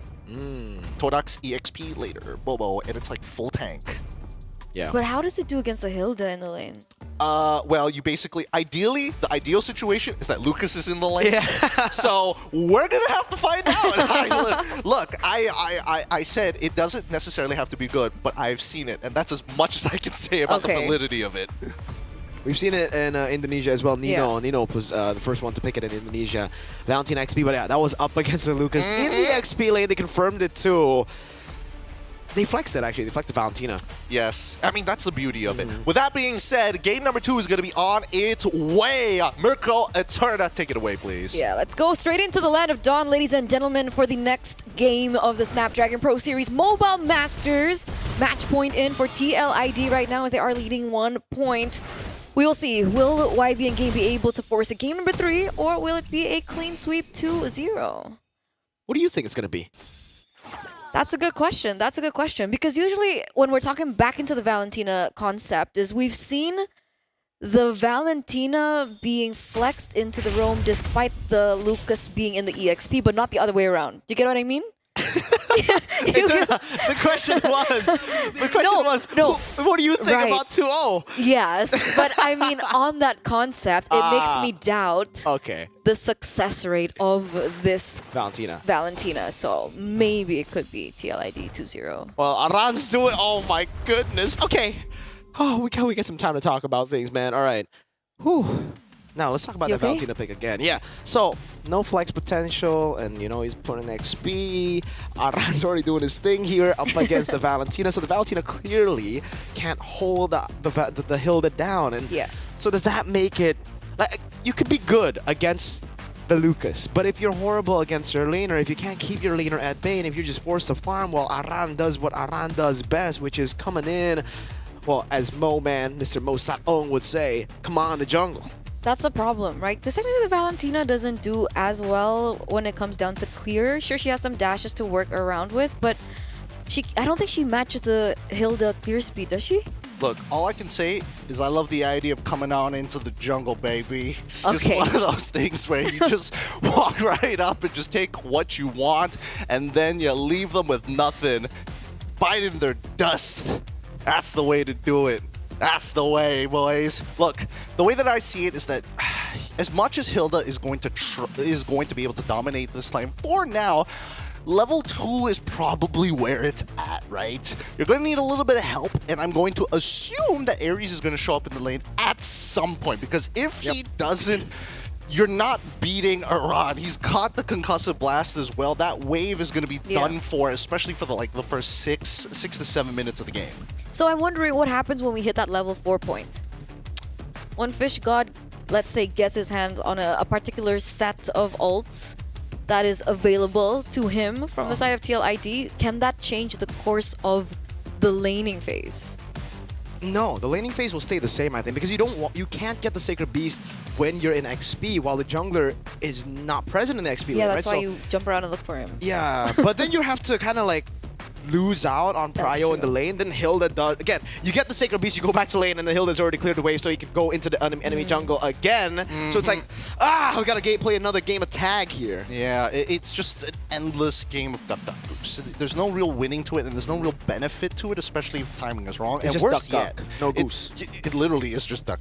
And not to mention, there's also the possibility that Fabian just doesn't show up. It's just like, oh, you get priority in the lane. Guess what? I started on your side of the map anyways, and I'm not invading. I'm not giving you a free ult unless you come over to these neutral objectives like Turtle or Lord, in which case, Aran still outpushes him. So the only adaptation will be, hey, Unicorn, show up in lane.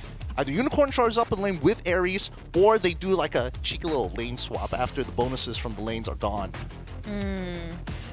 Even then, I don't think it's enough, right? If let's say Unicorn rotates over to XP, Aran's just gonna walk in the bush, he gets healing again, and then he would just burn out the resources from Unicorn. Unicorn loses a lot of prio in mid, and it just becomes an endless cycle of who loses prio next. So what's the main winning condition for YBN game now? Do they just play for Belexi? Allow Fish God to kind of struggle in that EXP lane? Pray that there's a god above.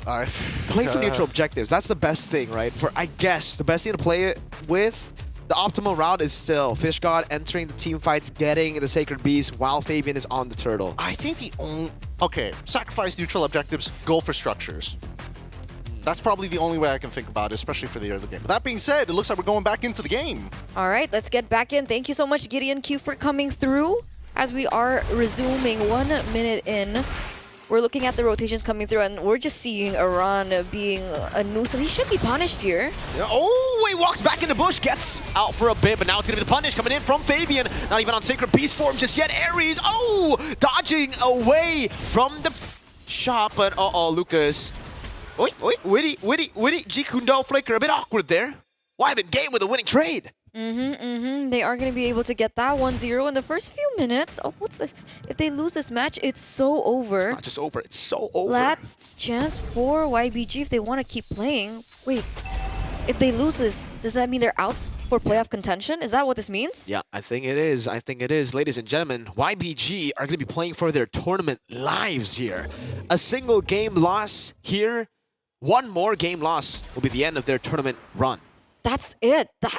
This increases the stakes tenfold, and I think YBN game know this. Yeah, they do, but what can they do against this Hilda? Fish God wanted to walk up again, play for the neutral objective, setting up to get the Sacred Beast, but he gets cancelled, bonk in the face. Ares is next to the chopping block, doesn't have the Tsunami Slam, so gets poked by Aran again. Meanwhile, Fabian's not even concerned about this neutral objective. And then, you know, even with the choice of emblems, even with the choice of the sub-emblems for Fish God as well, for the Valentina, it's not enough sustain to get him through the day against Aran. Look at him go once again. Fish God trying to do his best. Oh! Lexi!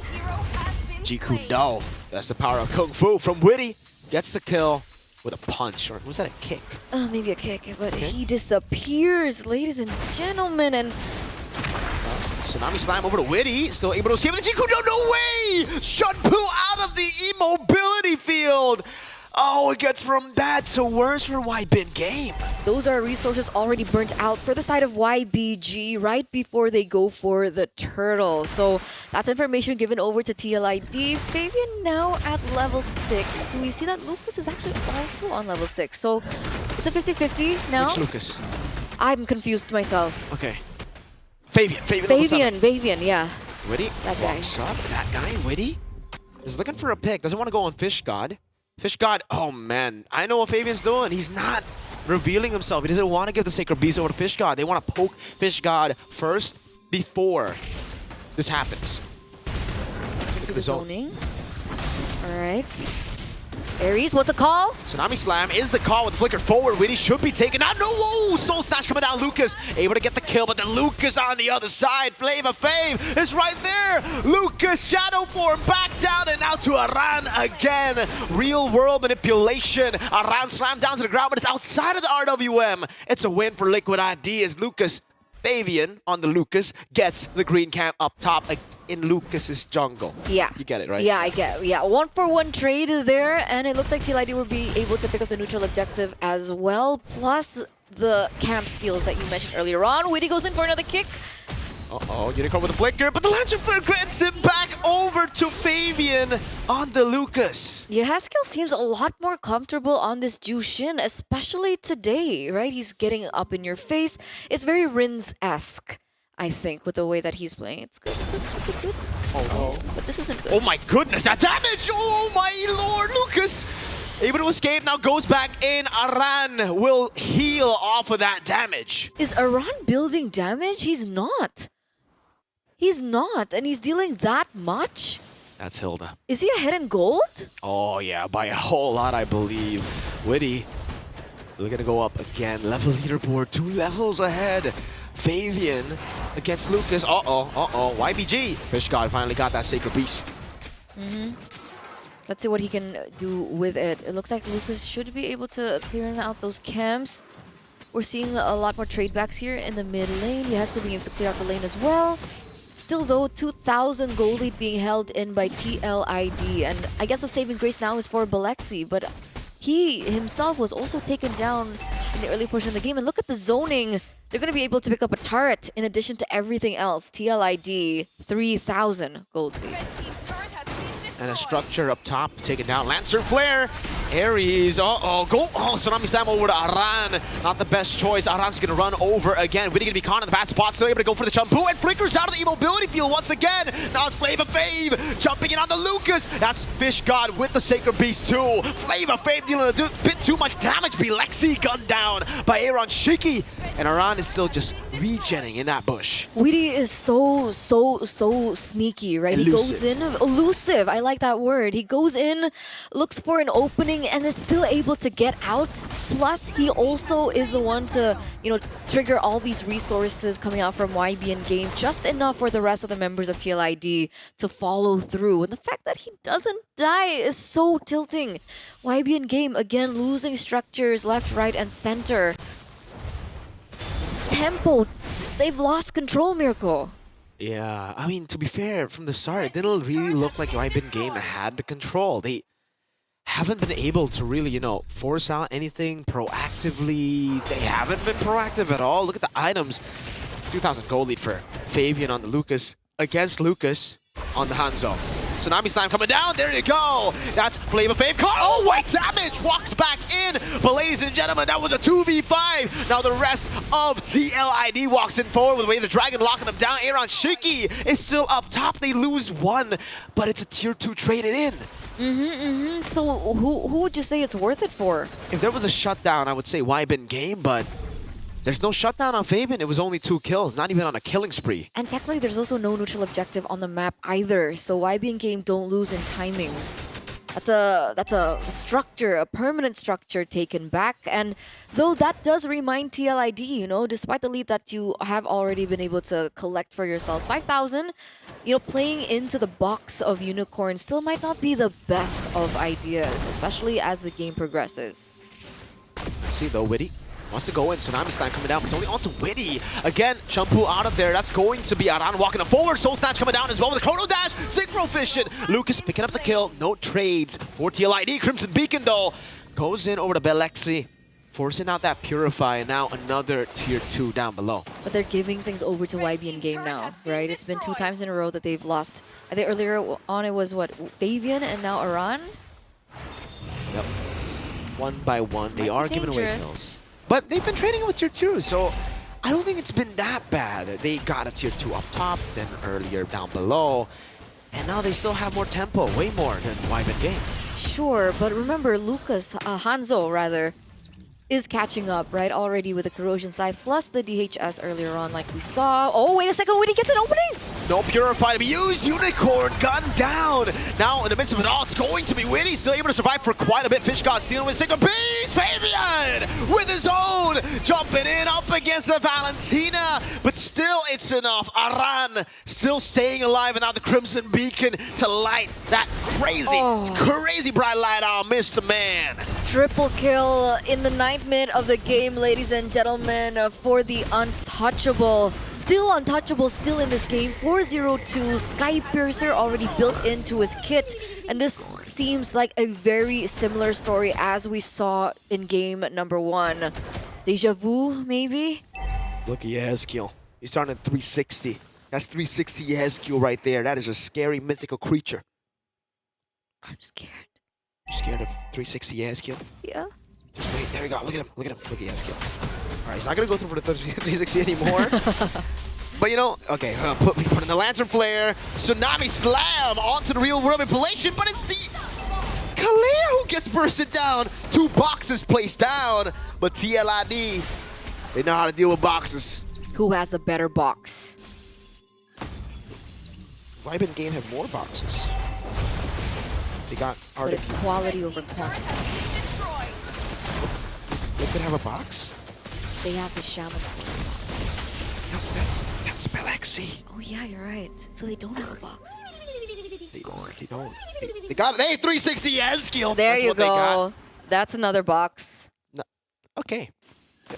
I like my boxes. 10,000 gold lead though, guys, in 10 minutes. Okay, Lucas went in for a little bit of damage. Is forced to actually get away. That's of course Flicker already as well. But that was a zone out away from Weedy. Uh-oh. No Flicker on Unicorn. Forced out for sure there. Bottom lane, base are going to be threatened as well. Lucas gets a chomp down, but Yehezkiel likes it. He's just like, oh, all right, sir. Goes back and clears the wave. Another shove into the base turret again. Look at that poke from Aaron Shiki. Witty. So as the Flicker goes in and he finds Fish God, no Sacred Beast to play with. That gives Fabian all the room to go in if he does. He's still playing it slow though. Doesn't want to go in just yet. He already used the Sacred Beast earlier. Witty. Another G Kundo coming down. Aaron Shiki. Godlike in this game. Yeah, another kill given over to the side of TLID and in particular onto Aaron Shiki. That's a lot more. Tsunami Slam does none. Aaron Shiki buys the Immortality in time. Now Soul Snatch coming down. Immortality's popped now as the Crimson Beacon walks in. Belexi against all of them, trying to go with the Chrono Dashes. But in the end, it's the Usurper who takes him down. Lucas versus Fish God, who has Lucas's ult. That's going to be Lucas jumping in with the Hanzo. Soul Snatch over. Fish God still holding Lucas' ultimate, looking for to go for it. But Fabian will save his. Oh, and they still are able to defend. Ladies and gentlemen, YBN Game, they lose all 3 inhibitor turrets, but they're still able to prolong their life in the game. TLID, unfortunately, unable to close this. As Fish God, everyone else doing work here, that means TLID have to go back to the drawing board, and they have to wait on for the next Lord to spawn into the game. It looks like TLID are the first ones to it. Already... Yehezkiel, stop. That's 360 Yehez, bro. He don't stop. He keep going. Witty. Yeah, Ares is looking for an opportunity. Conceal play already utilized. Yeah. That's what Witty the Wise just said right there. Lucas is still a level below Fabian though. Could this be a problem? I think Belexi, we have to take a look at his items here. He has a Starlium Scythe, Feather of Heaven, and the Holy Crystal. I think at this point he might need the Divine Glaive to really hit his power spike. There's some beefy boys again. Aran and Witty. Oh, you can see that. Sea Halberd already built up. Witty looking for the pick into the back line. Again, Fish God might just be caught. That's the way the Dragon not used up just yet right now. As Witty still holds on to it. Will be taken down. Fish God and Witty. Zaman Force for Belexi. He's trying to deal enough damage here. Shiki's still cutting away. Gets lifted up for Aaron to get that Rhapsody. That's Sonata. Flavor Fade from the side. That's a double for Flavor Fade. Ladies and gentlemen, one member left standing. This is the tournament life of YBN Game that we are looking at right now. Will Lucas be able to do this alone?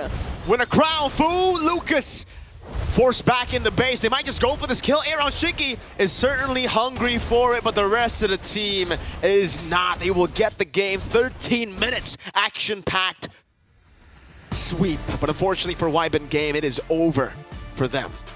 That's the final stamp for YBN Game, and taken over by the Cavalry, stampeded as their chances have been dashed away at Mobile Masters by none other than Team Liquid Indonesia. GG, well played. A 2-0 sweep coming in for this squad. Flavor Flav knowing that it doesn't matter how many bans, he's still got a deep, very deep hero pool. Didn't work. It didn't work. At the end of the day, you know, they did it twice in a row. They looked for loopholes in TLID, and they heavily respected Fabian, but it did not work. But it's great to see them, You know, a GG performance coming through. Very interesting picks as well. Something that we haven't seen in quite some time. So a huge breath of fresh air, I think, for YBG. Definitely. 19-7. You can take a look at the items one more time here. And, oh yeah, his kill. Is that an Immortality second item? It is. It is. He wanted to bait him out. He wanted to make something happen. I was thinking whether or not he would rather the Winter Crown. Just be like, oh no, I'm gonna purify in your face. Maybe if his Immortality got popped, he would probably sell all of it for a Winter Crown. Probably.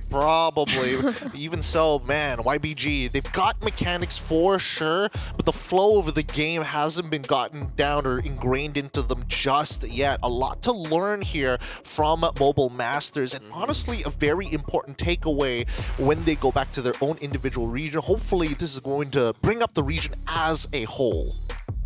We still didn't see Freya, man. No. I think for the Chinese teams, we will never see Freya. It'll be respected by every team. Not until the Chinese teams have gotten to the level of play where they're kind of forced to be like, oh, man, we got to ban something else here. We the Freya, whatever. We can't allow some other possibility to come through into the draft. If there's no threat, then I think that teams like TLID can get away with this, right? 417,000 worth of damage dealt. 221,000 of that coming in from TLID, and Favian was more than happy to brawl down with YBG. So I guess at the very end, that Valentina last pick for Fishcott just wasn't it, right? No. It's not as simple as this is a counter to this. Because in the lane, it was so brutal against Iran as well. It really was. With that being said, actually, we do have an interview with TLID's very own Favian down the road. But I think that YBG... they've got some... I was giving them credit for having some core concepts down, and then this comes through, and I'm like, I think this is a little out of the space, you know? Really grasping at certain ideas, but not understanding it fully. It's just really tough, in my opinion. It really just feels like YBG are just...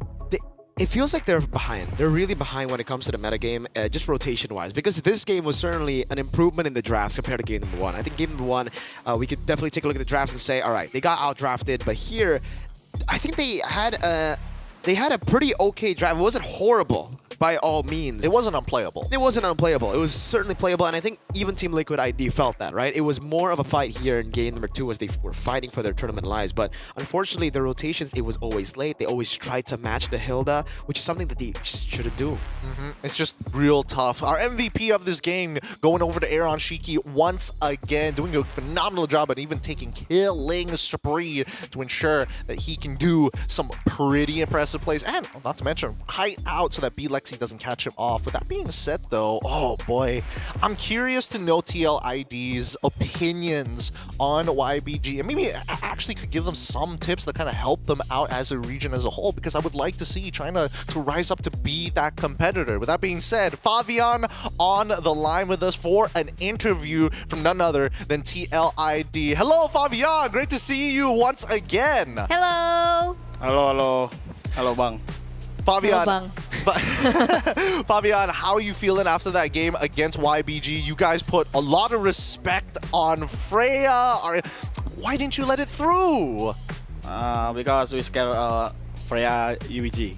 So yeah, we win. All right. Goodness gracious me. Couldn't get past Still. Mr. SDL. Okay, we've been seeing the respect bans come through from you. Freya, we saw 5 bans in both games to you, Favian, by YBG. What do you think about that? Jago dia Bang Mirko. Ayo dong, jawab dong. Jawab dong. Apa rasanya ada 5 band yang di-respect ke kamu 2 game berturut-turut? Ya udah sih, tinggal bikin konten aja tuh. He just wants to make content out of it. That's the response. Karena di band 5. A true businessman. A true businessman. Playing professionally and making content at the same time. 2 birds with 1 stone. Favian, do you have any tips for YBG to help them improve in their game so the next time you guys meet, it will be an epic challenge? Maybe for me, they just spam ranked games and then in scrim too. Okay. So it's all about that quantity, right? It's hard work. Hard work. Spam. What do you think was their main weakness? Apa tuh? Menurut Fabian, apa weakness? What's weakness in Indonesia? Kekurangan mereka itu apa? Yeah, draft atau execution? Was it execution? Maybe the execution. He said maybe, so therefore Maybe. it is the execution. all right. Great to know. Good to have your opinions here, Fabian. Now, the whole world is watching within Southeast Asia and our international audience who love you guys in TLID. Do you have anything that you want to tell them? Pakai bahasa aja ya, Pak? Ya. Apa? Nah, Boleh. Kavaris ya tetap dukung kita terus saja sampai akhir. Semoga kita bisa konsisten terus. Thank you. Thank you so much, Fabian. We're gonna let it be. We're gonna leave it here. You've had a long day of games. Thank you so much, Fabian. See you later, my guy. Congratulations. Bye-bye. Bye-bye. All right, translation. What did he say? He's not here to listen anymore. You can tell us the real opinions. He said that was easy. No, I'm joking. He said to the Cavalries, keep on supporting him. You know, the classic pro player end statement. I completely forgot what weakness is in Indonesia. It's like, yeah, kekurangan. Hey, now you know what? This is me in my everyday life. In 2 different languages. I told you my Indonesian's better. Valid point. One America, 0 return. Don't worry, no one does that in 2025. I don't know why I just did that. Yeah, but TLID is better on the ranking. All right. Calm down, Gen Zers. All right. Okay. We've already experienced. Yeah, of course. Wait, when were you born? Turned 2. What is Gen Z at this point? Is it? You know what? Because if you're Gen Z, he's Gen Z. What are you talking? I've always been. I listen to top artists. I listen to Flint and Steel. Sabrina Carpenter. I listen to Linkin Park. Oh, look, let's pull up the standings here real quick before I show my age. Before anything else, we have to say goodbye to YBG. Unfortunately, they would not be making it over to the next set of the SPS Mobile Masters. But Group A currently dominated right now by Onic, and man, Bigatron has jumped all the way up to 3rd place, which is why Mirko is very happy in his current position right now, shaking out of his chair. And Papara Supermassive unfortunately was not able to overtake them to steal that slot. What do you think of the group so far? We still have 1 more day of it, but the odds are not looking great. How do we make Papara number 3? How does that work? They gotta win against BTR. That's a simple answer right there, man. Oh, so no, they BTR just played. They played against them. Are they done? They're done. 2-0? Maybe. To all them doubters, say what you want now. Okay, you can put the scouts back in that bottle. We don't need to open that genie, all right? Look, I think the only way for Papara is if tomorrow's games, they play 4, so therefore they've only got 1 more match, and even if they do, they get... So unless BTR... Oh no, but the head-to-head, yeah, it doesn't work. It doesn't work. I think this is going to be it. God. 3 Southeast Asian teams here, man. If BTR just lost a single game and didn't get all 3 points, it would have been different here. Why the sad face? Why the sad face here? Eterna, it's not that bad. It's not that bad. He's gonna do this. I'm not gonna. This is the same arc we went through in APAC, by the way. Hey, if you were also in MPLID, you'd understand. Imagine being with this every single event. Yeah, I'd be listening to like Lava Chicken every other second of my life, which we already do. Hey, that's a recent one. Shout out to Jack Black here. Let's look at Group B to see what exactly has been shaking up. We've been keeping up with Group A pretty often, but Group B on the other hand, ooh, wow. Okay, this is getting a little tight here. Very, very tight indeed. Aurora Turkey has a very good chance at actually making it over to be one of the few non-Southeast Asian teams to make it in Mobile Masters playoffs. But at the same time, the competition is tight. Now that would be a huge upset, right? Because I mean, Onic ID came in as one of the favorites. I mean, they were number 2. Head-to-head wise, season 6. That's true. That's true. But it comes down to the head-to-head as well later on, right? Because this. Who did the Falcons? I think Falcons PH beat Aurora Turkey. That's why they're ahead. But I'm not too sure. I have to recheck again through the matches exactly what happened. But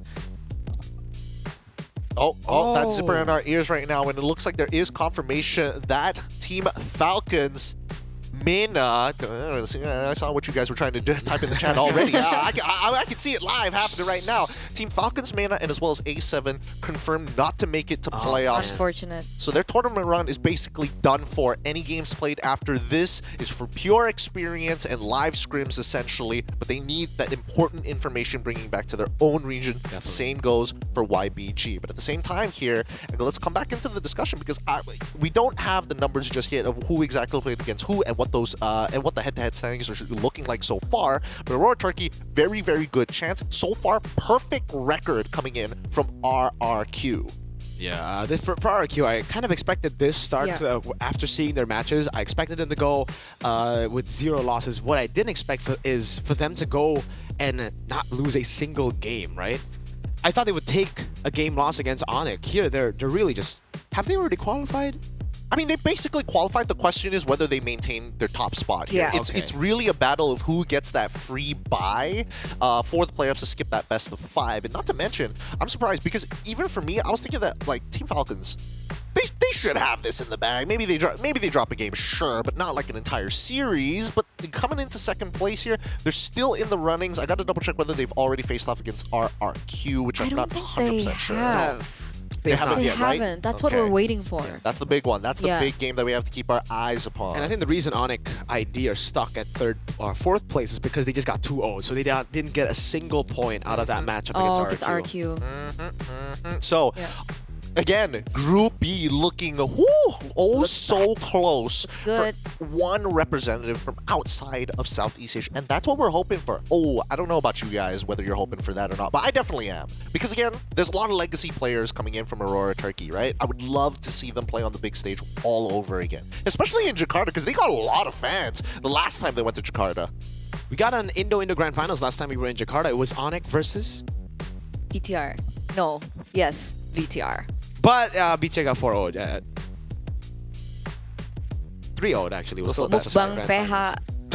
They did mukbang PH, but they couldn't mukbang Onyx. Not after Guys, that. help us make the show better by taking the survey at esl.gg/SPS viewer survey-EN. You can scan the QR code if that's too long. I totally understand. It's a modern day, modern era. Just scan the QR code and let us know how we can do as a production better, how we can make the show more entertaining for you guys, and of course, how we're doing here on Stream A because we're the best stream. And don't forget, go into all the other streams, spam that A, send it in, let them know. A stream, best stream. Now, quick shout out to ESL. I'm wearing their merch right now. You can follow us on their social media at ESL MLBB on X, the everything app. Of course, Instagram too, as well as Facebook. If you're, I don't know, 50 and above, jeez. You don't. You wouldn't. You couldn't. We don't. So you use Facebook? No. What? No. But she's not 50. She only has X the everything. Most of the Filipinos are on Facebook. That's true. Mean. Oh yeah, you're right. I totally forgot about it. Sorry, Filipino fans out there. My bad. It's Gideon Q. Fatal 5 ways underscore, I think. Oh no. I forgot. At Fatal 5 Way. At Fatal 5 Way. We're best friends, by the way. Ooh, she'll be at my funeral. Boys and girls, that does mean that day 2 has been wrapped up. A lot of ups and downs for a lot of these teams, but Stream A will always provide you the best content possible. My name is Gideon Q. This is Eterna as well as Mirko here on Stream A to shout out goodbye to all of you, and also shout out from Leo in the back for being so awesome. We're going to have another day tomorrow, but until then, we're going to close out the show here at the Snapdragon Pro Series Mobile Masters. We'll see you tomorrow. We're going to talk to the building. What? Who's the building?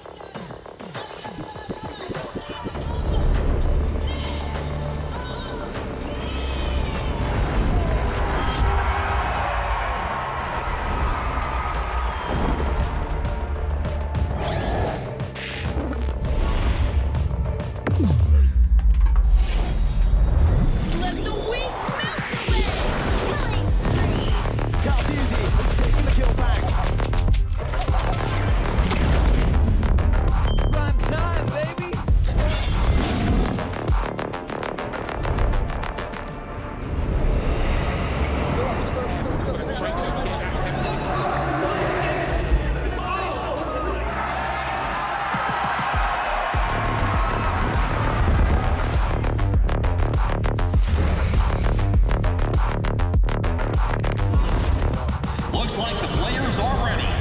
Here we go!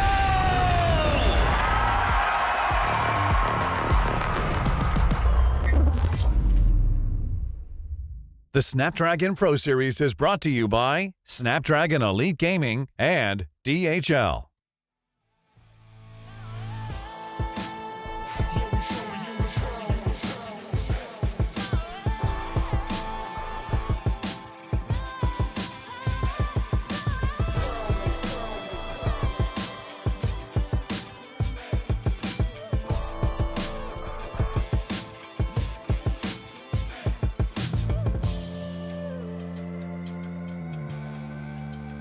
Yeah, we showing you the power.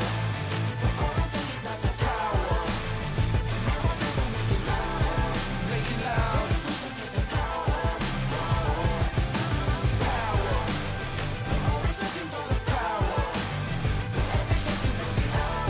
Don't waste a minute. Yeah, I'm moving automatic. See the top spot, but I move right past it. You're not number one, man, you thought you had it. I got what I want, now it's more than average. We are the masters. Now we back on the roll, headed back to the throne, cause we back what we on. Now we here to set the tone, got the spirit, got the soul, never question the power.